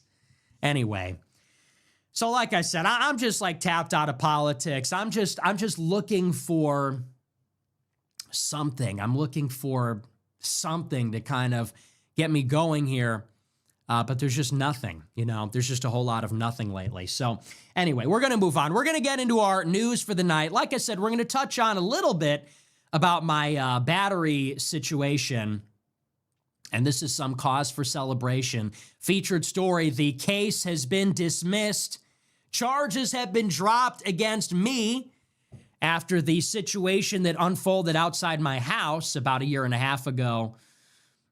And this is a story from the Chicago Sun-Times. I'll just go through it, and we'll talk a little bit about it. It says, quote, "The criminal case against Nick Fuentes has been dropped months after he was set to complete a deferred prosecution agreement, but the woman he is accused of battering said he didn't complete the agreement and is now taking him to civil court instead."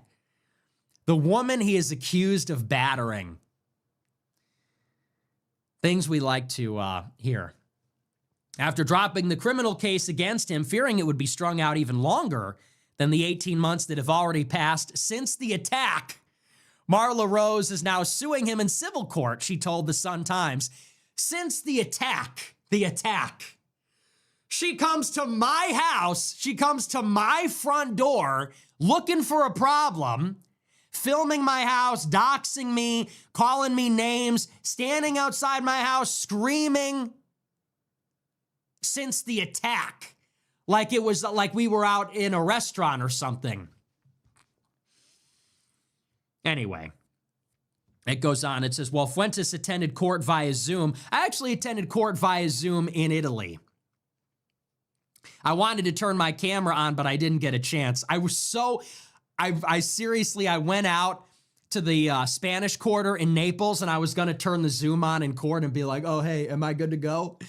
I was going to be like drinking cappuccino and like have Italy in the background and be like, oh, hey, guys, is this case over yet? But anyway, so I joined via Zoom. Rose was given the chance to take him to criminal trial or drop the charges. She chose the latter after filing a civil court case against him last month. But still, she was sickened by what she said were the... Oh, I clipped this part out. The case stems from a confrontation. I don't think people should allow or should be allowed to, like, he shouldn't have to submit himself to people attacking him and being on his property, like haranguing him, harassing him. Somebody's on your property and they start like making your life like they fucked up. They fucked up. I don't even think people should be able to stand like in the road and like your house should be a sanctuary. People should not be allowed to hector and heckle. Nah.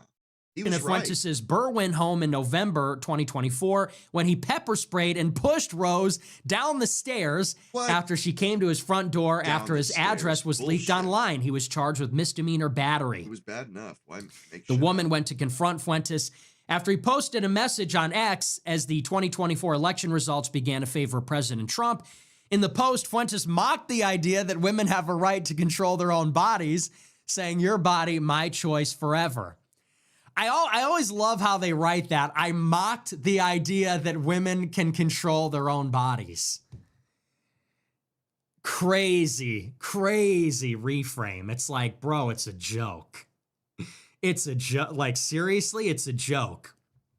Anyway, as part of the deferred agreement reached in October, Fuentes had signed on to do 75 hours of community service, complete an anger management training, apologize in court, and pay her $600 for her phone. Are you kidding? How insane is that, by the way? We'll get into that in a minute. While Rose was paid for her phone, she said she lost count of the extensions he was given by judges throughout the case, just to ultimately have no proof that he completed the community service or anger management class. She was also disappointed after being handed an apology letter from Fuentes, which she said likely was written by AI. Rose added she would not have agreed to the deal if she'd known he wouldn't have to apologize in person. I thought Jews were supposed to be good at the law. You know, I thought that was your thing. Guess not. A motion filed by an attorney working on Rose's behalf last week argued that Fuentes failed to complete the community service in time, and yet he was seen partying in other states earlier this year. She said, "There was some small hope I had that in doing service for others, he might become a more compassionate person." Hey, listen, you fucking bitch. I'm a very compassionate person if you actually got to know me. She says, to see the news, this is the best part. This is my favorite part. She says, to see the news of him flying off to Miami to dance with the Manosphere Bros to a song about annihilating Jewish people, it's hard to put into words other than to say it reminds me of my disappointment with the Cook County criminal justice system. Yeah. Tell it to the judge. She goes, "I'm waiting for my resolution to this case, and he's out there dancing to a song with Andrew Tate and Clavicular about annihilating the Jewish people. This is outrageous." Yeah. Tell it to the judge, sweetheart. That's a shame, isn't it? Yeah, and that's who I am, and you are nothing. That's right. And I'm international. You're fucking local. Yeah, and you will see me partying in Miami. You will see me partying in LA. You will see me partying in New York. You will see me partying in Rome, in Naples. Because I'm national, you're fucking local. You understand the difference? She goes, he's out there. I love how she says it. She says it's a song about annihilating Jewish people. Like, dude, the script writers went off with this one. W script writers for this. So anyway, so this is the story. We love to see it. Yeah, so the case was dismissed. The only thing I have to say about it is it genuinely, here's the outrage. Oh, you know what? Actually, there's one other part here. She says, what I want ultimately is for his groypers and hundreds of thousands of followers to know there are consequences to actions. I don't want them to think you cannot be held accountable. What level of delusion are we on? Let's just talk about what happened. So I go on Twitter and say, your body, my choice. People post my address and everybody starts saying, we're going to blow up your house. We're going to kill you. We're going to beat the fuck out of you at your house. And then people start showing up, threatening to do exactly that, including her. She was maybe the 200th person to show up to my house, and I'm not even exaggerating. That weekend after the election, it was literally in the hundreds of people driving by, walking to the door, walking through the gangway, going through my backyard. Hundreds of people. I didn't even talk about it back then because it was really hot at the time. But she was maybe the 200th person to show up. She pulls up, filming the house. She's standing outside the house like an idiot, filming, screaming, saying, this is where this incel lives. He's a Nazi, blah, blah, blah. And her intention is to post it on Facebook, basically to say, this is where he lives, get him. She comes up to the front door, and yes, I physically removed her from the porch. And if you actually see the video, I hit her with the pepper spray. It had no effect. The pepper spray was maybe a couple years old. My parents gave it to me a long time ago, and so I just had it on hand. I hit her with the pepper spray, and I noticed it had zero impact. Like, it's not effective at all. The attack was not effective at all. She just absorbs it completely. She's just like, oh, like, what is that? So I panic, and I'm like, well, this is going to be really awkward. It's like if I just spray you in the face with this non-effective substance, well, now this is just really uncomfortable. So I kind of just had to take her and just get rid of her, you know, like, okay, bye. And I grabbed the phone because she's using the phone in basically in furtherance of a crime. She's trying to film inside my house. She's trying to dox me. So I take the phone, call the cops. Cops come. And by the way, the police come, and they, you know, this is my favorite thing of all time. They come up to me and they go, hey, man, we just want your side of the story. I said, I'm not saying anything. I said, I called my attorney before the cops even came. I said, what do I say? They said, don't tell them anything. I said, look, I'm in fear for my life. I don't feel safe. And I'm not saying anything else. They're like, you know, we just want to get your side of the story and blah, blah, blah. Never trust police. Police are out to get you. But the cops come. Weeks later, I get charged with battery. They offer me this agreement. And the agreement is, if you want to avoid a trial, you need 75 hours of community service, anger management. You have to apologize, and you got to pay for the broken phone. $635. Dude, just pay it, get it out of the way. She came to my house. She came to my house looking for a problem. Take care of it. By the way, in a situation where hundreds of people are coming to my house, hundreds of people are banging on the door, threatening to kill me. There's viral TikToks saying, let's burn his house down. She's totally aware of all this, comes to the front door looking for trouble. And you saw the video. I could have kicked her in the face. I pushed her to the floor. If I were some kind of psychomaniac, I could have punched her in the face. I could have kicked her stupid head. Shit. I could have shot her for all she knows with everything that was going on. Insane. And I came out and I said, look, you're lucky that's the worst thing that happened to you. I said, you came here looking for a problem. You're lucky the worst thing that happened is you fell on your ass. Especially in this day and age. And by the way, you don't even know. You don't know if somebody's unpredictable, if somebody's erratic. I said, you're lucky that I had such a soft touch. I solved the problem. I pushed you down. I took the phone. I called the cops. In Florida, okay, you bruised your ass a little bit. So what? But then the county is going to say, now you got to do community service, anger management, pay for the... It's a little bit excessive, don't you think? I understand that if this was an altercation in a restaurant, in a movie theater, in the street, on the sidewalk, if this happened at her house or somewhere else in public, okay, maybe. She's coming to my house. I get indicted for this. That is dumb. And so, like I said, this went on for like a year and a half. I'm in court every month, you know, getting these continuances, trying to figure out how we're going to, you know, what we're going to do here with this deal. Finally, they dropped the charges. And now she's looking for the payday. Now she's talking about she wants to bring me to civil court. And she's saying, you know, people are going to put up money to. And by the way, she's a Jew. And it just so happens she's a Jew. She's a Jewish, left-wing, feminist, vegan, blah, blah. Now she's looking for a payday. She goes on Facebook after the attack. She says, I got 6 broken ribs. 6 broken ribs. Quite the miraculous recovery. Because if you watched in the video, she falls to the ground and then gets up on her knees. And she's like, did you get that? Did you get that on the video? Did you get that, she says? Then stands up unassisted. That's fucking bullshit. The body cam footage from about 20, 30 minutes later, they go, are you doing okay? Do you need the ambulance to check you out? She goes, no, I'm fine. I'm fine. They didn't even believe that she got pepper sprayed because it had no effect. Then she comes up with this story a week later, this fucking ambulance chaser. To their front door looking for a problem. 6 broken ribs and I got pepper sprayed in the article. Now she wants to take me to small claims court. So this is Marla Rose. She's in the same neighborhood as me. Marla Rose thinks it's okay for people to show up to somebody's house. She thinks that's a way to hold somebody accountable.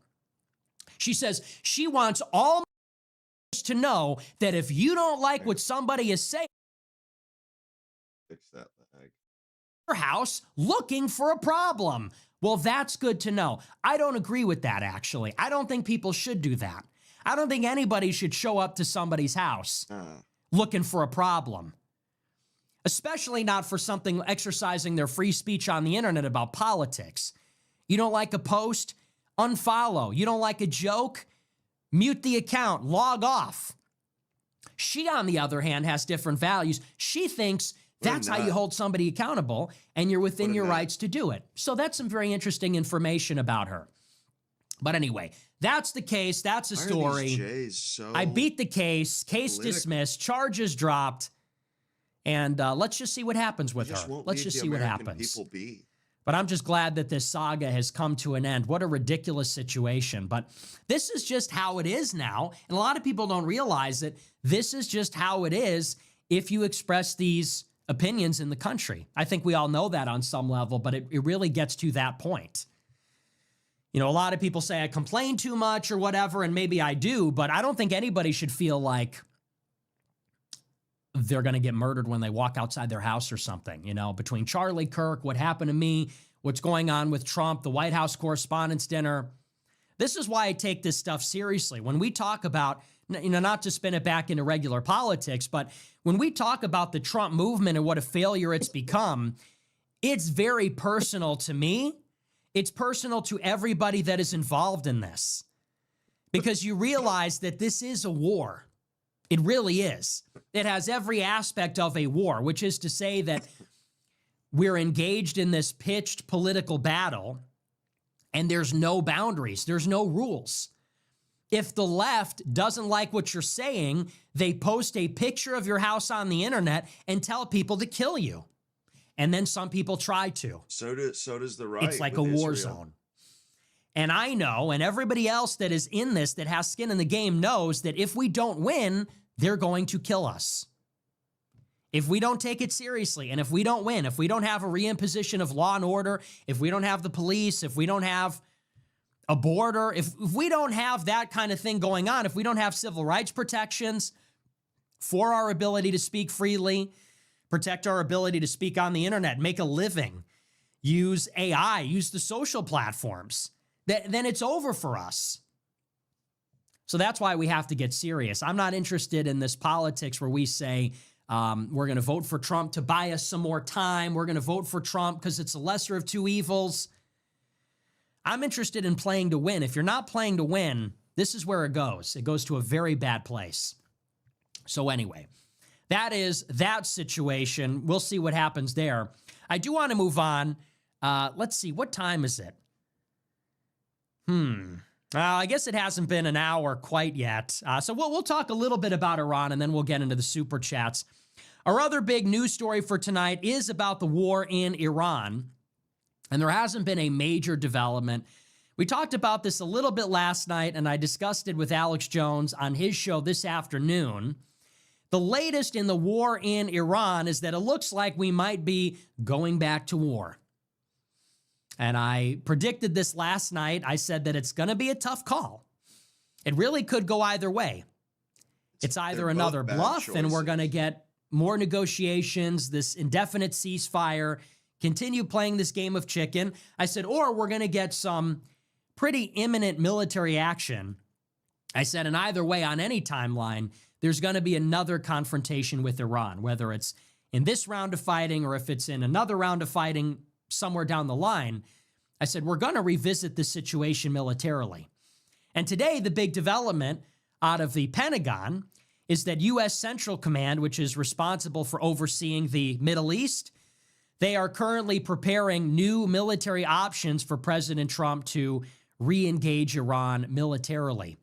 And this is a story, this is from Axios. It says, quote, President Trump is slated to receive a briefing on new plans for potential military action in Iran on Thursday from CENTCOM Commander Admiral Brad Cooper, according to two sources. The briefing signals that Trump is seriously considering resuming major combat operations, either to break the logjam in negotiations or to deliver a final blow before ending the war. CENTCOM is prepared to plan for a short and powerful wave of strikes on Iran, likely including infrastructure targets, in the hopes of breaking the negotiating deadlock.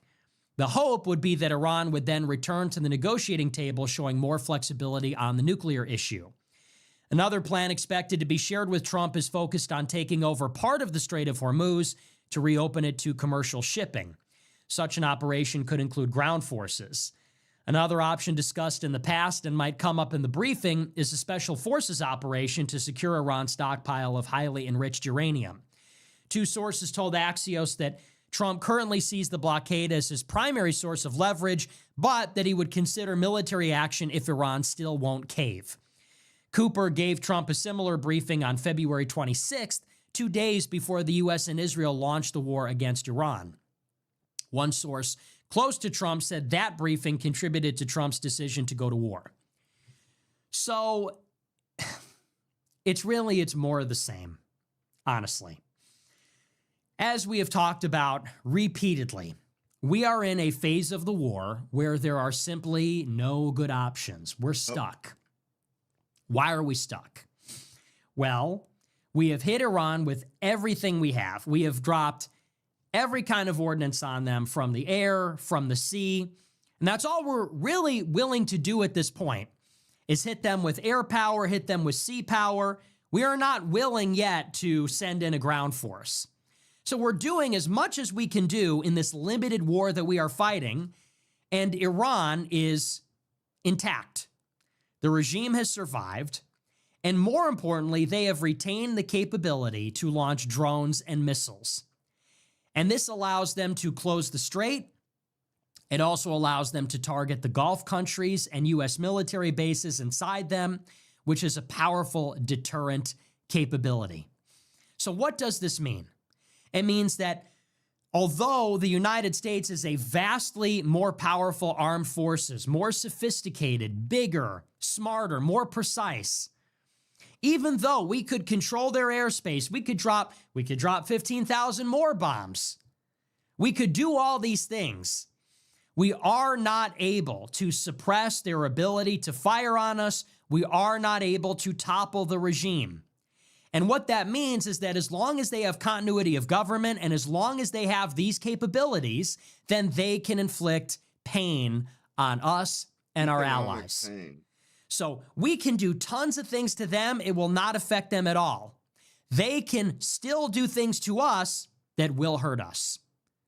They can use their drones and missiles to close the Strait of Hormuz, which strangles 20% of the world's energy supply, which is causing acute energy shortages, first of jet fuel, then of diesel, then of regular gas and other oil products. And you're starting to see that ripple across Asia and Europe. So they're able to inflict a ton of economic pain on the global economy. And then moreover, using drones and missiles, they are able to target infrastructure in the Persian Gulf. The Gulf Cooperation Council countries like Saudi Arabia, the UAE, Qatar, Kuwait, Bahrain, as well as Israel, and all the U.S. bases that are stationed there, all the U.S. forces, infrastructure that are in these countries. And so this is effectively just a stalemate then. Although we have the upper hand in a certain sense, in a very specific and narrow sense, because we have a more sophisticated military, be that as it may, we are not able to achieve our objectives. We're not able to compel Iran to change their behavior. We're not able to suppress their military capabilities. And so as long as that is the case, they have all the leverage. They have all of the leverage. And this is really, herein lies the problem. How then does the United States bring an end to the conflict when there's really no way to get what we want? We can't make them do what we want. We can't defeat them, short of dropping a nuclear bomb on them or invading. So how do we win if there's no options to escalate? How do we withdraw if there's no way to leave while getting any concessions that we demanded? It's a lose-lose situation. Either we do things that are totally unacceptable to escalate to win, and it's a Pyrrhic victory, We drop a nuclear bomb, that's a catastrophe. We invade Iran, tens of thousands, hundreds of thousands die. American empire as we know it is over, total catastrophe. But also if we surrender, if we retreat, then it's an unambiguous strategic loss. We will effectively be saying that we threw everything we had at a vastly inferior country, and not only did we not achieve anything that we wanted, but they increased their power. They gained the Strait of Hormuz. They became more powerful after we attacked. It's sort of an unacceptable consequence. It's an unacceptable strategic defeat. So how do we break out of this stalemate? How do we break out of this cycle where Iran has closed the strait, they're hitting the Gulf, and we can meaningfully do nothing to them? Well, up to this point, Trump has been looking for a way out. And there's many different schools of thought on this. One is that we find a creative military solution. We can do something to Iran that we haven't thought of, that we haven't tried, and this is going to hurt them in such a way that they're not going to want to retaliate, something that's unacceptable to them, that they wouldn't even want to consider. They wouldn't want to endure that even if they were able to retaliate. Something that does not involve a huge ground force, something that isn't very risky. And so these are some of the options that are being considered, like that we're going to seize Karg Island. We're going to invade one of the islands in the strait. We're going to drop paratroopers inside Iran and seize the highly enriched uranium. And so this is one school of thought, is we're going to get creative. We're going to think of something we haven't thought of yet, something that doesn't cross the threshold of a major escalation, something that isn't too costly, too risky, isn't a major escalation in terms of our footprint in the Middle East, but something that's going to hurt them, but hurt them in a way that isn't irreversible, hurt them in a way where they can't respond in kind. So we could say that the United States is calibrating a form of an escalation that is going to hit that sweet spot. Wow. And it doesn't need to utterly defeat Iran. It's not going to change the nature of their capabilities, but it's going to inflict enough pain that they are going to let us escape. They're going to let us extract perhaps a symbolic concession, and they're going to let us off the hook, basically. Excuse me, I keep burping. And then we can leave. So that's one school of thought. The other school of thought is that if we keep threatening to do something like this, if we keep threatening to drop the hammer on Iran, do something unacceptable to them, bomb their civilian infrastructure, their energy, their power grid, kill more of their leadership, kill the elements of the leadership or the factions of the leadership that are resisting a deal, well, then we can persuade Iran through the threat of force that, you know, maybe Trump is totally insane and he's willing to suffer a Pyrrhic victory. He's willing to absorb whatever they have to throw at us, and they will just give up. That's another school of thought. The third thing, and this is kind of the latest option, is that Trump has now blockaded the Strait of Hormuz, putting some pressure on Iran's economy by choking off their ports. And if we put some economic pressure on them, then that puts a countdown timer. Now they cannot engage us indefinitely in this war. Whereas before, time was on their side because they're hurting our economy every day. Now their economy is being hurt every day a little bit too. And so it can't last forever. Whereas Iran might think that they could push us to the breaking point, now maybe they'll hit their breaking point shortly after we hit ours. And so these are the various ideas of how we're going to approach the situation. But what I will say about it fundamentally is all we have to do is look at these strategic considerations here. Let's think strategically. Let's think about vital strategic interests. And by strategic, I mean big picture thinking about survival as a state. So here are some facts. Israel is pursuing regime change in Iran. That's what it is. Why do we want to denuclearize Iran? Why do we want to take apart their missile program? Why do we want to stop their proxies? It's because we want to render them helpless. All of those things are strategic capabilities. What does that mean? It means that if we launched an existential offensive on Iran, all of those capabilities would protect Iran. They would deter a U.S.-Israel attempt because all of those options Iran could deliver or carry out even if Iran were destroyed. So let's say, for example, the U.S. drops a nuclear bomb on Iran. Well, if Iran has a nuclear capability, then they could nuke us, they could nuke Israel. So we would never consider nuking Iran if they have a nuclear capability. It's a strategic deterrent capability. But the same also goes for the missiles. If we were to nuke Iran, we can't nuke all of Iran. And so there are going to be places inside the country where they have thousands of ballistic missiles. And if we nuked Iran, they're going to use those conventional capabilities to rain down on Israel, on their nuclear facilities. They're going to rain down on the Gulf countries, maybe even on Europe for that matter. Some of those missiles have the range even to hit Europe. And so they don't even need a nuke. Those conventional capabilities would be just as devastating. It's another deterrent.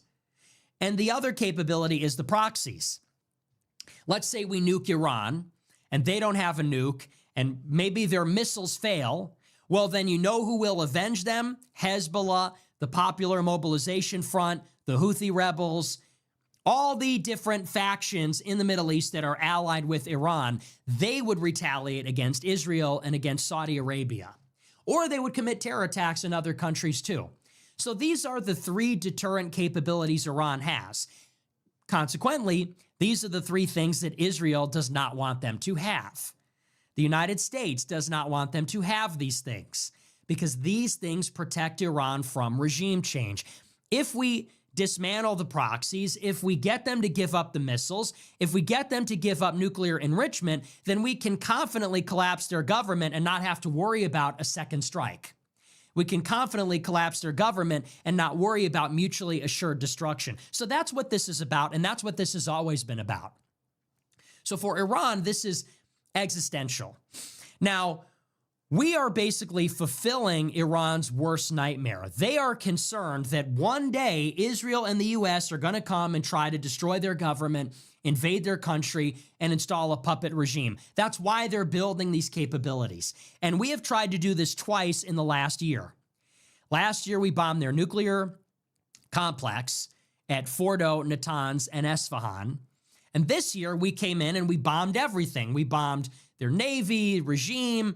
We bombed the nuclear complex again, assassinated their leaders. And Iran is still in the fight. Now, let's consider what is going to happen on a longer timeline here. Let's say the United States leaves the conflict and says, oh, well, we did more damage against Iran. We increased the amount of damage that we did from last year or in the past 60 days, and now we're done and, we're sort of licking our wounds and we're over it. Well, Iran knows that it's only a matter of time before we come back. Iran knows that if we tried it before, we will try it again. We were thinking this, they knew we were thinking this, and finally, we fulfilled that prophecy and we went after them. And they know that we are just going to get back to the Pentagon and start planning the next operation where we try to overthrow their government, topple the regime, go to war with them. We're going to think of every potentiality. We're going to study the lessons of the war. So they know that we're going to try to take another swing at it. We're going to try to take another crack at it in months, a year. If you are Iran, obviously you don't want that to happen. So you have to reestablish deterrence. Right now, Israel and the United States think that Iran is weak. We hit them last year and we got off scot-free. And that's why we were probably emboldened to hit them again this year. Because we're thinking, look, we took the nukes offline. Now we're going to go in, take the missiles offline. The next time we go in, we're going to cut the head off the regime. And we're thinking it's smooth sailing. We're so smart. We're so sophisticated. Iran doesn't stand a chance. They're inflicting no casualties. It costs us nothing to take over their airspace for a couple of months and mow the grass, kill the leadership, destroy the missile launch platforms, etc. So what Iran needs to do in this conflict, if they know that Israel and the U.S. are seeking regime change, then they know that it's only a matter of time before we come back. And we're going to look at them as a weak handicapped foe that we don't really have to worry about. So their principal objective in this conflict is, one, survive, obviously, and then two, they have to deter any future attack. They need to make sure that the U.S. and Israel and the Gulf countries will never try this again. And how do you deter a future conflict? You make this as painful as possible. Economically, militarily, and Iran has done exactly that. They have dropped missiles, and they've even used their Air Force to destroy something like 9 U.S. military bases that are absolutely obliterated, caused tens of billions of dollars in economic damage to the bases. They've attacked Saudi and Qatari energy resources, Saudi Aramco and Qatar's LNG. They've attacked the United Arab Emirates. They've threatened to attack desalination plants. They've hit Israel and their nuclear facility at Dimona. Their proxies are engaged in Lebanon, in Iraq, in Yemen, in all these other countries. And maybe most importantly, Iran has taken control over the Strait of Hormuz. It's something that we cannot prevent. We can't take it back from them. And Iran will control 20% of the world's energy. It's catastrophic. 30% for Asia, for Europe, and then ultimately for the United States. It's not so good. Iran is doing a pretty good job. They've survived. They've inflicted so much pain that, think about politically, if we, a year from now, are talking about another war in Iran, everybody is going to say, is that really a good idea? Think about what happened last time. Think about the $5 gas. Think about how all the data centers, something like 50% of the new data centers that have been planned have either been postponed or canceled. Why do you think that is? It's because of inflation, energy cost. It is maybe not entirely, but significantly because of this war. So everybody's going to say, not so fast. This is not going to be good for us. That's what Iran is trying to do. Now, let's think even deeper here. So what allows Iran to deter the United States are these capabilities. It's because they have drones and missiles that they're able to inflict this pain on the Strait and on the Gulf. It's because they have a nuclear enrichment program that this becomes a very delicate situation. We can't collapse Iran and walk away. We can't break it and not buy it, because then there's 900 pounds of highly enriched uranium in this country that God only knows who's going to take over next. And maybe most importantly, they can't relinquish control over the Strait, because that is their primary leverage. That is how they have us by the balls. What does this have to do with the current situation? So the Trump administration, when we engaged Iran, we set out to achieve a series of objectives. We said we want regime change. We want to get rid of their nuclear enrichment, get the highly enriched uranium, take care of their missile program. And then as the war progressed, we said we need to reopen the Strait. Now, for the United States to credibly claim victory in the war, we need to have some symbolic concession on one of these things. We need to come out with a concession on nuclear or the missiles, or destroy most or all of the missiles, or, and we need the Strait of Hormuz back. If we let Iran keep the Strait of Hormuz and they start charging money for every ship that goes through it, not only is that tactically bad, because then Iran gets a source of income to rebuild their military, but also it's a huge strategic blow that Iran keeps the Strait, and there is a legal regime in place and a precedent that they actually have formal control over it, and also that Iran has come out the other side of the conflict having gained a vital waterway, having gained a very strategically important part of the world. So in other words, the United States cannot walk away unless we open the Strait of Hormuz and its free navigation at the minimum, and we cannot walk away unless we get some kind of meaningful concession on nuclear or missiles. We just can't walk away until we get it. But Iran cannot give up either of those things. Why would they give up the Strait?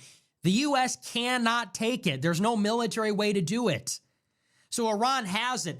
The United States is begging them to give it up. Why would they?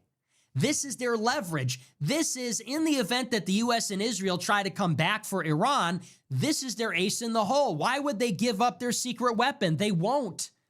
They won't do it, and they can't do it. They might open it, but they're not going to give it up.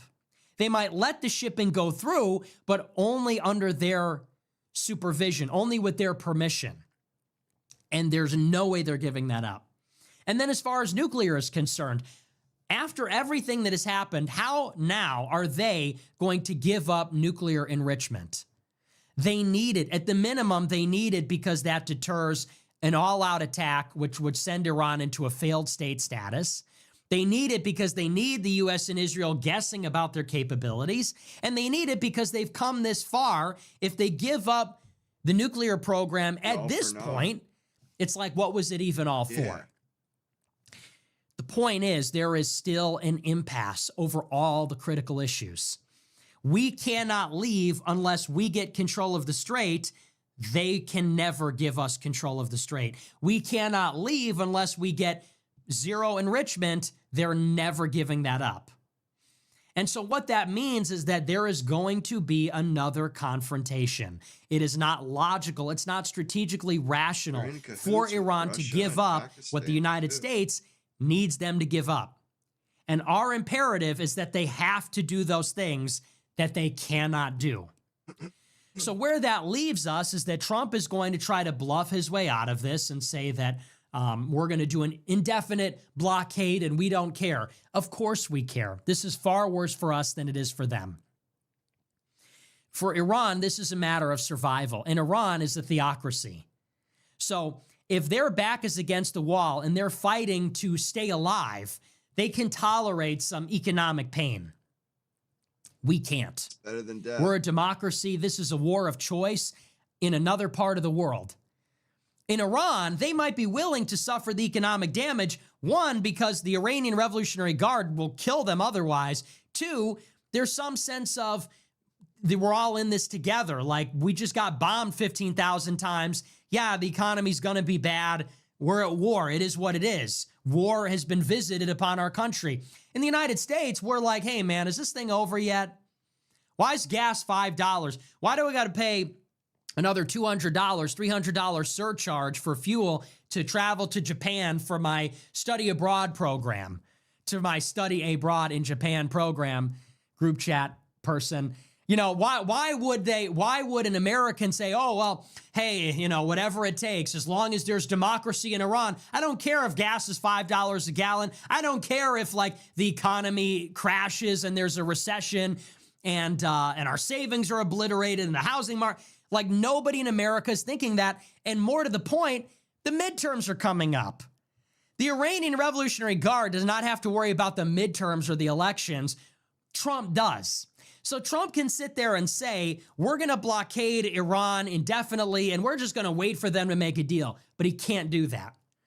And he can say, we're considering military options. We're going to bomb the power plants, the bridges. But he knows full well that if we do that to Iran, it's done. And then Iran can do the same thing to Saudi Arabia, which is unacceptable. And Iran will still be defiant after we do that, obviously. So there are no good options here still. All that is really left to do is to try to find a way to spin it. The only way out of this is to give up the ambition of regime change meaningfully. That's the only way out. The strategic imperatives are such that as long as we are driven to regime change in Iran, we can't walk away. We're always going to have to worry about their missile arsenal, always have to worry about the nuclear enrichment, always going to have to worry about the strait, because we want to topple them. And there's this permanent enmity between our two countries. So as long as we are pursuing regime change, it's inevitable that there's going to be another confrontation, whether it's this weekend or it's in a few weeks or it's next year. We're coming back, and we're going back on a short timetable, because the longer that we wait, the more missiles and drones they're building, the more they're reverse engineering our unexploded ordnance and our planes and everything else, the more they're being supplied by Russia, the more they're hardening their country from another attack. So it's like we're going back, and we're going back soon. The alternative is, and this is the only good option. The only good option in the conflict is if we find a face-saving way to just cut our losses and leave. Okay, fine, keep this straight, and we'll talk about nuclear another day. Fine, keep this straight, charge $2 million, build your country. We will talk about nuclear another day. It didn't work. Let's just cut our losses and be done with it. You can even bomb them one last time. I think that would honestly be fine. Bomb them one last time if you must. I don't support that, but if that is what is required, hit them one more time, even symbolically, just to say, all right, here's the grand finale. We bombed them one last time, and now we're done. We destroyed their navy. We killed their leader. We bombed their 80% of the missile launch platforms. We won. Yeah, you can keep this straight if you want it. We're out of here. That's step one.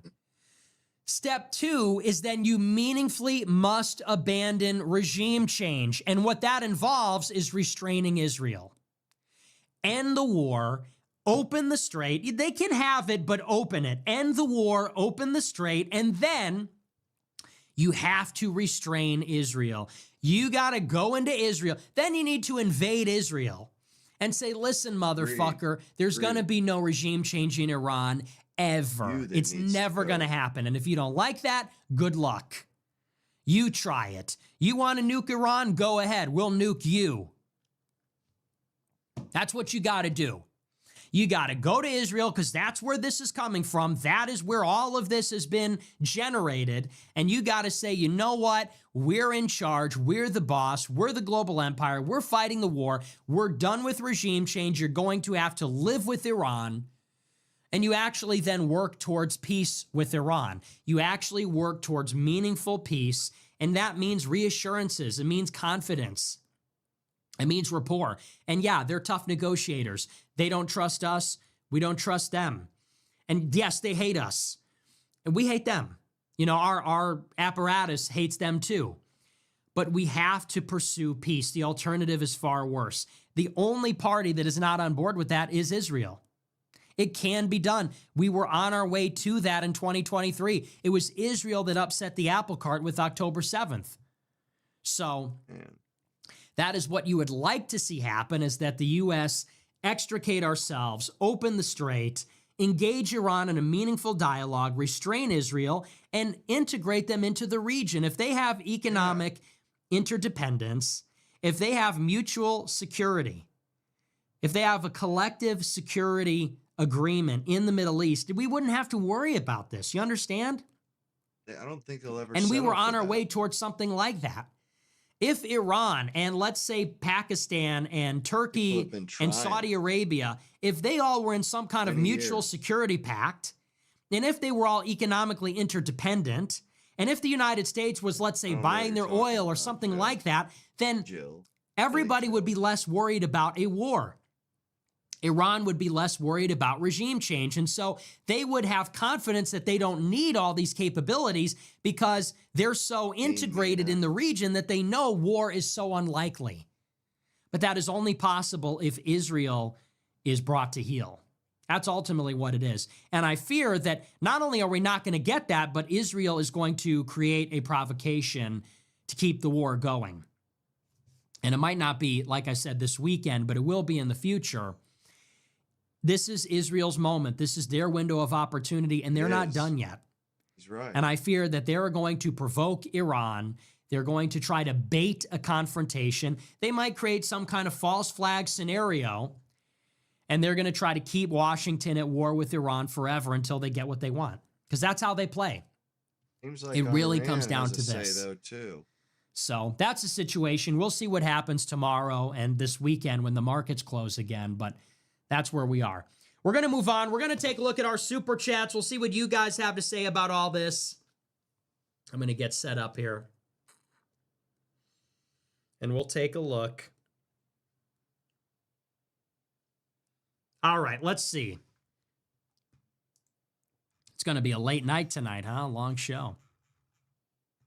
All right. Here comes the truth sent $100. Did I somehow miss last night or tonight you commenting on Sneeko getting attacked in the street? I actually didn't comment on it on the show. But it's terrible. It's awful. I texted him when it happened and just said, hey, man, you good? Yeah, it's terrible. I mean, and the guy's a coward. It's a sucker punch. Didn't even land. But yeah, I feel bad for him. He had a really shitty day. And you know what? This is why, listen, me and Stico had a little bit of a tiff. We don't need to, get into it, but he was going through a pretty rough time. And I honestly, I feel for him. People were giving him a lot of shit. And you know what? I should apologize publicly. We weren't making it easier on him. And it is true. I have a heart for Sneeko because he was really going through a tough time. And you could tell. You could see in his streams he was exhausted. Editing all day, streaming all day. And who else does that? He edits his own stuff. The guy works like an animal. He streams all day. Then he edits all his own stuff.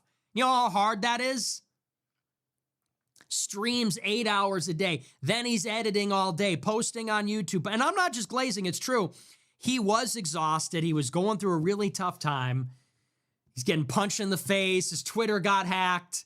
Groypers are giving him shit. So, we got to be a little understanding. He was unhappy with me, and now I sort of get it, because he was basically saying, like, look, I'm going through this horrible time, and all your followers are just shitting down my throat all the time. Like, that really sucks. So I sort of get it, and I feel bad. So yeah, it's a shame. But I appreciate the big super chat. He's a good dude. I don't care what the fans say. He's a good man. And, Nigga was going through it. And I regret that we caused him any additional stress because he didn't deserve it. Even though he was rage baiting me a little bit. Let's be honest. He was rage baiting me a little bit. But I should have been nicer. So, but I appreciate the Andrew P. super Rhodes chat. sent $20. The owner of Bratz, MGA Entertainment, Isaac Larian is from Iran. Okay, so what gives? We're helping. We're trying to help. That's crazy. Hey, can you help us a little bit? We're helping you. I'm on this show defending Iran for 60 days, and now we can't even sell a stinking Elusive crop Nut top. sent $20. Loving the new gear you got on the store for us misogynistic niggas. Oh, great. Scooter sent $20. Shout out to Sneeko. Duck the haters. Been wanting to say that for a while now. So true. Fuck the haters. Shabbos Kessenbaum sent $20. Until you learn how to drive stick shift, then you can be considered a good driver. Yeah. So I've heard. You're doing too much with the stick shift. Honestly, stick shift is just like Quirk Chungus. Like, it's just doing too much. Somebody was telling me that recently. They're like, you got to drive a stick shift. I'm like, how am I going to play on my phone? Oh, I'm going to drive a stick shift? How am I going to play on my phone and drive when I'm, doing this all the time? It's like, bro, I'm trying to drive while I have my phone on. I've almost only... It's already hard enough. It's like I'm already two-handing the phone, driving with my knees. Drive a stick shift. Holy fucking LARP. Holy Quirk Chungus. I don't think so. I'm sticking with automatic. You know what I do? I just rev the engine. Does that work? It's like, you ever play that arcade game Need for Speed or Fast and Furious, and when you double tap the gas pedal, you do like a wheelie? That's what I do in my car. I don't know if that's what you're supposed to do. That's what I do to go fast. I just double tap the gas pedal like in the video game. That's literally, I was like, how can I go faster? And I was like, thinking about that game. I was like, maybe I'll try that. Anybody know what I'm talking about? Remember that game? There used to be this arcade game. It was a racing game. You have the steering wheel, the gas pedal, and if you double tap the gas pedal, your car goes like this. So I was like, maybe I'll try that. I'll try spinning. That's a good trick. Quadrophilios sent $25. Turned my girlfriend Catholic and into a groy pet this year, and next month we'll be married. Thanks for the inspiration. Congrats. Congrats, bro. Congrats. Bro, I turned my girlfriend into a Catholic groy pet.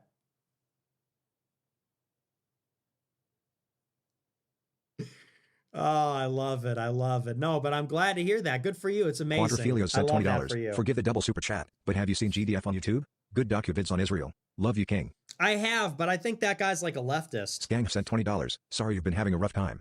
You inspired me to go out and fight for a place in the world. Here less than 3. Oh, thanks, man. I appreciate it. Yeah, you got to get busy living, man. Life is meant to be lived. I saw this video recently. This is why I've just been putting myself out there. I saw this video. I posted it on Telegram. It's from this movie called, what is it called? I think it's called Home. It's with Tom Hanks, Robin Wright, and it's about, well, I don't know. Look it up. But Robin Wright does this monologue where they're celebrating her 50th birthday.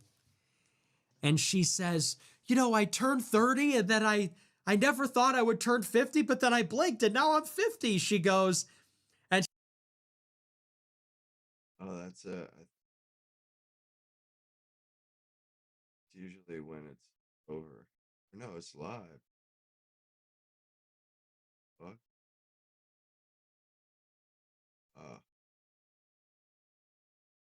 That might have been it. That's weird though, because it's here we go. I started the show 10 years ago, almost 10 years ago. And time has gone by so fast, and you're like, you know, I'm going to be 28 in a few months, and then I'm going to be 30, and then I'm going to be 40 and 50. And it's like, you really got to put yourself out there. So 50-year-old kid. I'm glad to hear that I inspired you. You got to just fully send it. You have to fully send it in life, because you never know. You could die tomorrow. You don't know. What is that? There's a great expression. It said you could die on the battlefield tomorrow, or you could live on the battlefield, or you could die in your bed tomorrow. Something to that effect.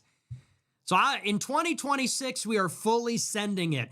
I don't give a shit. In 2026, we are fully sending it. We are just doing things. We're just doing what we feel. And we just got to go for it. In 26, we're just going to go for it. No regrets. YOLO. It's millennial. We're bringing back millennial optimism. So anyway. So I'm glad to hear Northern that. Indiana Gropus sent $20. Niggas be watching Dave Smith in your absence SMH. Real ones watch War Room West/Harrison Smith. He's spilled. Collab again? Yeah, for sure. I don't know what's going to happen because InfoWars is closing down. But yeah, I love Harrison Smith. He's a great guy. Dave Smith is good too.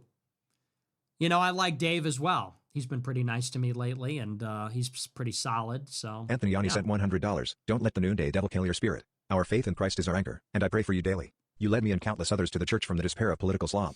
You are unmatched in exposing the coward Catholics avoiding the Jewish issue. Okay. Your suffering is not in vain. Thank you for the big super chat. I don't know why that always has to be the angle. It's like I'm attacking fellow Catholics. I don't want to attack fellow Catholics. They attack me. Other Catholics attack me, and I have to remind them I'm actually fighting the difficult battle. You're fighting the easy battle. That's all. So, anyway, I do appreciate it, though. I appreciate the sentiment. JM98 sent $20. The video that surfaced today of you pushing down that lunatic at your door was so awesome. God bless you and stay safe. Thanks. King. Thank SL you. sent $20. We've built a new creator monetization platform with free speech. We're offering you a meaningful equity stake in the company. Okay, send me an email. And Miami Grower Pat sent $5,000. Yo! And Miami Grower Pat sent $5,000. Whoa! No way! Wow. What a fucking $10,000 super chat. Can we get an 07 in the chat for the $10,000? Holy smokes. Who is this person? Who is this woman? Damn. North Miami Groy Bed. Hey. Damn. Wow. Do you cook as well? I mean, maybe I need to be the one cooking. Maybe I need to get in the kitchen. Then I could just brood. Then I could just ponder. Yeah, he likes that shit. Because you're bringing home the bacon here. Hey, thank you for the massive super chat. Holy smokes. Thank you so much for the huge support for the show. Who is this mystery woman? Who is this manic pixie dream girl? This is toxic, though. I do have to put out a disclaimer. Like, I hope you're not, like, hopelessly in love with me, like, giving me money to earn my affection. That would be super toxic. I hope you're just, like, supporting the movement. And after the Washington Post article, they made me feel like a piece of shit for taking everybody's money. Your body, my but I appreciate the huge super chat. Thank you so much. He's been getting fat super Who is this North Miami Groy Bet? Oh, my goodness. And it's a Foyd. Is it an I hope it's not an OnlyFans thing. I don't think it is. I know she wouldn't do that. She's a good girl. She would never do that. But it's like, what's a girl doing in Miami with that kind of money? No, but I know it's not that. I know she's probably just a really smart and sophisticated person. No, but I appreciate it. People are saying it's Azalea Banks. That'd be kind of funny. Dio Tony 127 cent. But hey, thank you for 07s. Thank you so much. Honestly, God bless you. Dio Tony 127 cent $20. How about Nick staying locked in after watching his handiwork on Alex Jones? Ring footage going viral is crazy. Yeah, we had to take over. Had to take over again. That's the only thing that's going to make me feel better. I just had to take over again. And take over the internet for a day. Rover sent $20. Racial gerrymandering declared unconstitutional is for the birds, but the right wing will clap anyway because Republicans will win the House. They're not even. They're not even. Green Tea Groy % $20. Is we getting more Candace Owens trying to read? Or is she cool now? I don't know. Maybe. Chicken's so busted. I don't know. Maybe I'm going to. You look rode hard and put up with. Maybe I'm going to give us another chance. I don't know. Maybe I'm going to give us another chance. Maybe she's going to give us another chance. Hey, Candace, if you're not busy, maybe she's going to give us another chance. I don't know. She liked my tweet today. I saw she liked my tweet when I said, I'm just so sick of politics. She liked my tweet. So did Brett Cooper, by the way. Maybe she's going to give me another chance. I don't know. Nick, he likes I'll probably just mess it up again. I just mess everything up and ruin everything. Oh, I'd probably just sabotage it like I sabotage everything. Maybe Candace will give me another shot. So yeah, let's lay off. Let's lay off. You know, she's getting a hard time from Laura Loomer. If it's, listen, I stand, here's what I'll say about that. I stand united with Candace Owens against Laura Loomer. Don't make me pick. But if I have to pick, when we have to. I have my disagreements with Candace. She fucking hates my guts. She thinks I'm a fucking piece of shit. Whatever. But look. She's in danger. She needs me. She's in danger. I can help her. If Laura Loomer is attacking Candace Owens, we have to defend her. We have to ride for Candace Owens. So, listen. We have our disagreements. She thinks I'm a complete asshole. She doesn't even care about me. She's not even thinking about me ever. But if she's under attack by Laura Loomer, then we got to stand. We got to go all out. Just this once for our girl. Oh, Candace. I just can't quit. Carlano Petel Appreciator sent $20. Content drought got so bad I had to sign up for AF+. Definitely worth it though.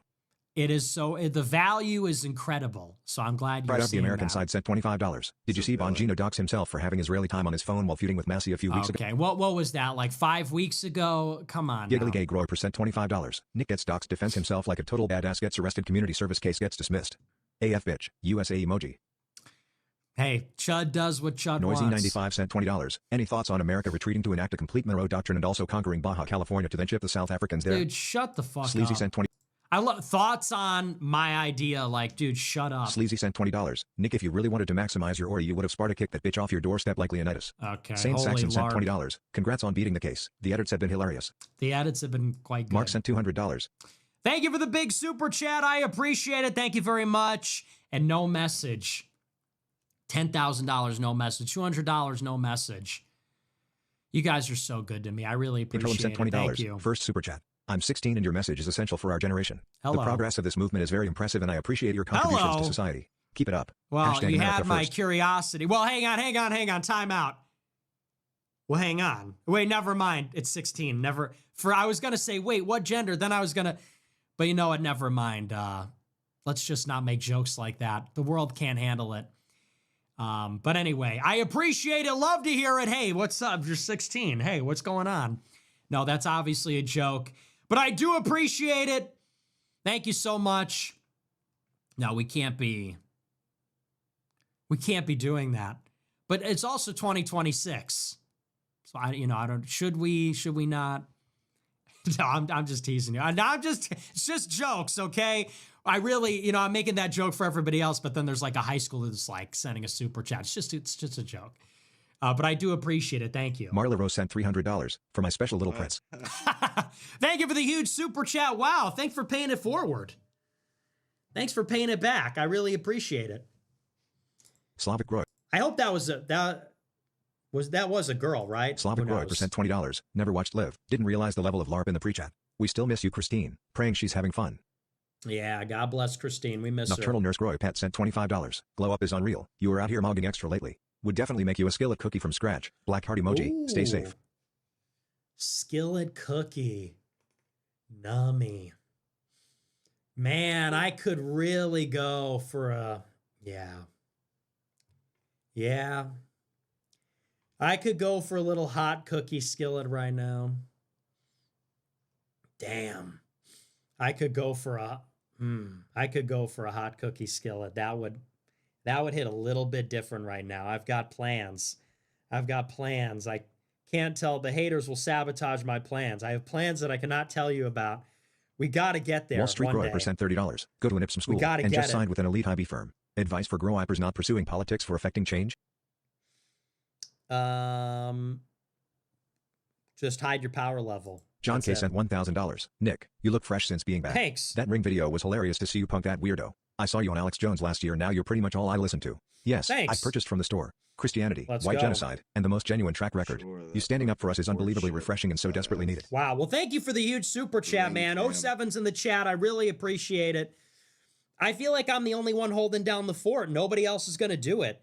As much as Tucker and Candace and others, I mean, they're giving you part of the message, but nobody's got all of it. Nobody's anti-feminist, pro-white, Israel and Jew critical, race realist, like Catholic. Nobody has all the elements other than me. So I wish someone else would take the burden, let this chalice pass from my hands, so to speak. But it's just me. And that's the way it is. But I appreciate the huge super chat. Thank you so much. That's why I do it. That's why I do what I do. There's simply nobody Attorney else. Goy sent $50. Thank you. One wrong turn and the car explodes. Who you putting in charge of directions, Keith or Greta? Oh, Greta Thunberg or somebody else? Dude, Keith, he is not a navigator, man. It's bad. It's bad because he kept dissolving into his witness consciousness. He kept dissolving into like a non-dualistic perspective. You know, like try navigating as a non-dualist. Try navigating as a hippie monist non-dualist. It's like he doesn't even believe in the concept of a self. How is he going to tell you whether to go right or left? Do I go right? Do I go left? He's like, we have no free will. We are all one. It's like, brother, we need to get to this charging station. If we don't get to this charging station, this car is going to die, and I have a $500 deposit on it. So, you know, that $500 deposit isn't coming out of the universe's ass. It's coming out of my ass. Until all souls are one, it's coming out of my bank account, buddy. So, that's a little philosophy humor for you. Until the singularity event when all souls become one, it's coming out of my bank account. Maybe I don't have free will. Maybe the self is an illusion, but it's definitely coming out of my checking account. So let's just pay attention to Google Maps. Let's just keep our eyes on the phone. Yeah. You know, he doesn't even know. We're like driving around, and literally I have to watch the map on his phone. I'm telling him, I'm like, you got to pay attention. He's like, well, I don't know what it's telling us to do right now. I'm not sure whether it's right or left. I'm like, you need to watch it all the way through. You need to watch like the real-time information on the street and the map to like orient yourself. Like, oh, I see what the map is showing me. We're going this way. You know what I mean? Like you have to watch it the whole time. So next time, I don't know what his job is going to be, but it's not going to be the McDonald's and it's not going to be navigating. He could just be moral support, I guess. G36 Public Roy percent $30. Your show is the only one worth watching. It's my birthday today, and I choose to listen to the GOAT. May God bless you. Wow. Well, happy birthday, man. Thank you very much. Hope it's a good one. Enjoy. RG 1313 sent $20. Was that Chad Chadley or Nick the Human Launchpad Fuentes in those vids? SpaceX might be calling after that performance, but That's kind of fun. Happy birthday, man. Thank you very much. Hope it's a good one. Enjoy. RG 1313 sent $20. Was that Chad Chadley or Nick the Human Launch Pad Fuentes in those vids? SpaceX might be calling after that performance, but That's kind of funny. Yeah, little booster rocket. Little, what do they call it? The heavy, the super heavy. Texas Grow Hyper 69 sent $20. You pushed me mom down your front porch frown. NASA sent $25. Fuck you. We had to spend $100 billion to send a dumb bitch into orbit. I don't get it. What's 100 billion? Bruce 1010 sent $20. Sure has been killing it recently. Yeah, I haven't really been watching a ton of his stuff. I like Owen. I don't like that him and Alex left on bad terms. Lawrence of Dearborn sent $50. Thanks. Slavic Roy Pat sent $20. Thanks in advance for the show. I love you regardless of your baseless crash outs. I like the new intro. Notice there are a bit more niche songs this time. Curious if you personally picked them out. I did not. Our creative team does all that stuff. What are my baseless... Okay, why are you trying to attack me? Why am I under attack right now? High Speed Sneeze sent $20. Will you in the near future submit a FOIA for the body cam and police report for the shooting of your attempt-led assassin THX? I think it's out there, if I'm not mistaken. I think somebody, yeah, I guess somebody should. I'm not going to do it. Somebody should do it. It'd be cool to see. I shouldn't say that, I guess. But it'd be interesting to see. I feel like somebody submitted a FOIA and they wouldn't release it. Why am I misremembering? Somebody should do it though. Yeah, for sure. Vacation Forever Grow percent $50. Accelerationism first. I support more vacations for Nick. Love the content, bro. Thanks. Monkey Puncher sent $20. Raw Egg Nationalist posted the video of you pushing that bitch with the gayest caption of all time. Oh, I didn't even see it. He has me blocked. Case Dismissive bitch sent $20. Next mugshot idea. Can you beat the fuck out of Hassan Piker? Congrats on the dismissal. Marla Rose got bitched by a wank. He's bigger than me. He would kick my ass. Have you seen him? He would kick my ass. We need Sam Hyde to beat him up for me. You know, I'm not a big guy. Post Ballon sent $20. I wouldn't go Thoughts well. on Gene Dark? Also, God bless you and your family, bro. I know my limitations. For a Turk roach, we just got to bring out the pesticide. Turkey Bag Roy sent $20. Nick Fuentes, the white version of Kai Sennett? Blazing No. Clavin not talking about how Cole Allen is a psyop? I don't know who Cole Allen is, but Kai Cenat or Cole Allen. Cole Allen was he the shooter? We talked about it on Monday. Kai Cenat, no, he's obnoxious. Arsenal Groy percent Not a $50. fan. Welcome to the Salty Spittoon. How'd you serve in the 8th front of the Iran war? Dash greater than my timeline experience a spike in flat earth discourse and young Sheldon clips. Really? Depleted Wagey sent $20. Going from Nig Maxing to Faggot Maxing with the intro is an awesome change of pace for my morning drives. Love it, keep it up. I don't watch the intro, so I have no idea what you're talking The White about. Rican sent $100. Thankful for my frog friends. Hey, thanks for the big super chat. I appreciate it. Yeah, Shut up, W. Robert. Coach's Cake sent $20. What are the chances we see Nick pull a Budweiser during the super chats one day? I don't know what that means. Hussein Wubby Hill sent $20. When is the next F-Pack? Can I get in for free?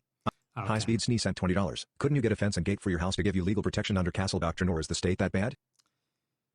Oh, it's a long story. Marley's a I Jewish don't want to get Rover into sent it. $20. Wish there was more steps so she could have hit the ground harder. Yeah. Well, I'm not going to comment Top on G that. Roy percent $100. New fag. Been watching since Kirkacost. Love your breakdown of news and history. Really enjoy the website and old shows as well. You do an amazing job pursuing and sharing the truth. Thank you for the big Faggot super Max, chat. I don't say the Kirkacost. That's terrible, but I do appreciate it.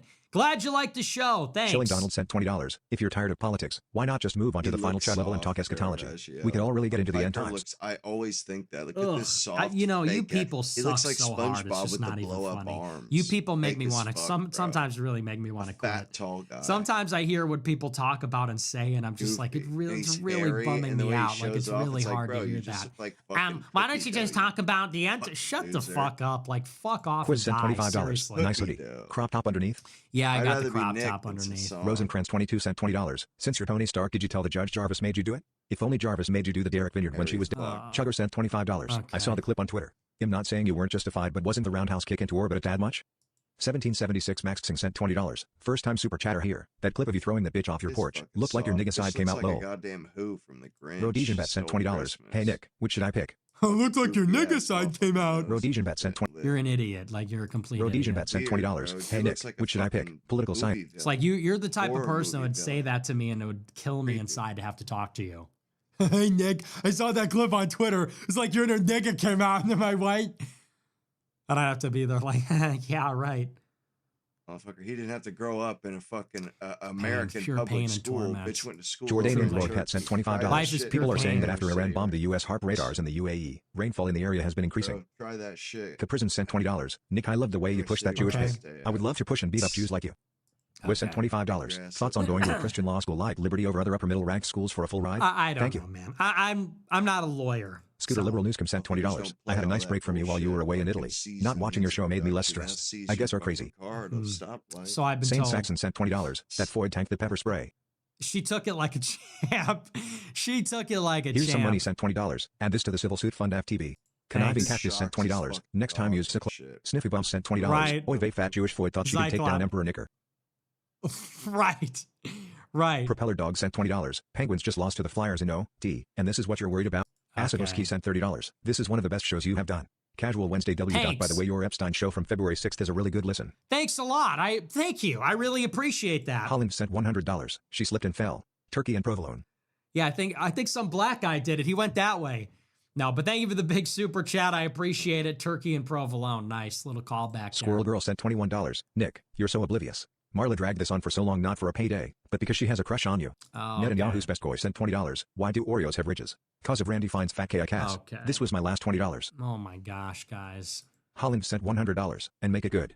Okay, thank you for the big super chat and make it good. Nice. Francesco sent $100. Lol. Laura Loomer is only 32. That's crazy. Wow. Bitch is chopped.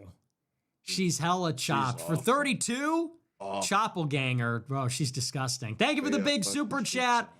Little chop head. She went totally insane. Open door 1235 sent $20. A hamburger, a order of fries and a Coke. A burger, no fries and a Coke. A MC Crispy, no fries and a Coke. A MC Crispy, no fires and a dead phone. A dead phone, no fries, and a homeless immigrant. That's kind of fun. Francesco sent $50. It's called Age Better. Right. Punk Blood sent $30. I don't know. Have better skin. Be more awesome. Punk Blood sent $30. Be more Nick, vital. I'm turning 30 tomorrow. It's so over. It is. Like, honestly, it is. Patriot sent $20. America and Israel must stop Islamic nukes and dismantle Pakistan arsenal, a terrorism hub with Taliban and Al-Qaeda ties. Why would we, dude? They're pointing the nukes at Israel. They're pointing the nukes at Israel and India. Why would we? We should get them to launch their nukes. I like Hitler sent $20. Thoughts on Hitler? Yappington 3 sent $100. Dude, your jaw looks chiseled. Does it really? Yeah, it's a guaranteed good response to your super chat. Your jaw looks pretty chiseled. insane, isn't it? Yeah, it's pretty pretty Guaranteed noticeable he's gonna be like, "Really? transformation. It's whatever. Think so? Thank you, though. I appreciate it. I needed that a little bit. Thank you for the big super chat. Appreciate Debated Gorge it. sent $100. Yeah. Have you seen Fishback's hype man that does his intro? Best speech I've heard since the painter. That guy's a Constantine. Fire emoji. Missed it again. I have It's not literally actually. I 2 have not like, seen the hype 5 man, minutes but I down the appreciate street the from big it. super chat. Thanks Didn't a even lot. know it. Best speech since the painter. Holy shit. Please, like, we can't keep doing this, man. Best speech since the painter. Oh, I wonder who that is. Holy, kill yourself. Holy, kill yourself today? Like, no, but I appreciate it. He's our Constantine. Dunkzilla sent $50. Goodness Please don't get mad at my gracious. question, but why do our politicians need to listen to their Israeli donors? What happens if they take you money and ignore their requests once they take office? Threats? Okay. Not Pigeon sent $20. Brother. Not Pigeon sent $20. The racing game you're thinking of is cruising. No, it's Fast and Furious. Boy Bay Stop Noticing sent $20. Imagine an America without its parasite. They latched on and drained us since 1948. We will pull this blood-sucking tick. Daring today, aren't we? Oh my. Oh gosh. The chuds, man. The chuds are going to be the death of me. So What am are I we just going to a do to chud? shake 'Cause off the that dude said chuds? exactly what I Imagine an said. America without its parasite. They latched. Yeah. Brother. I just like Please. a hardcore Mike Dixie chud. Rep Is sent that what I $20. am, I'm a big guys? fan. Hardcore I'm a chud. big fan. Marla Groyer sent $20. realize Not that 6 million would be funny for any reason. Did you like that? I was kind of cackling. Post sent $20. Thoughts on Gene Dark?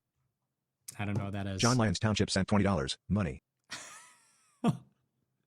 John Lyons Township. Jet213 sent $20. You're What if the crazy. Floyd was a 180 pounds plus black woman? Would a push be enough? Glad you are back. Bill emoji. We love you. Okay. Cruel and Unusual sent $20. To nuke Israel. Tucker and MTG talking about Republicans, lobbying, and Israel today is worth discussing. Okay.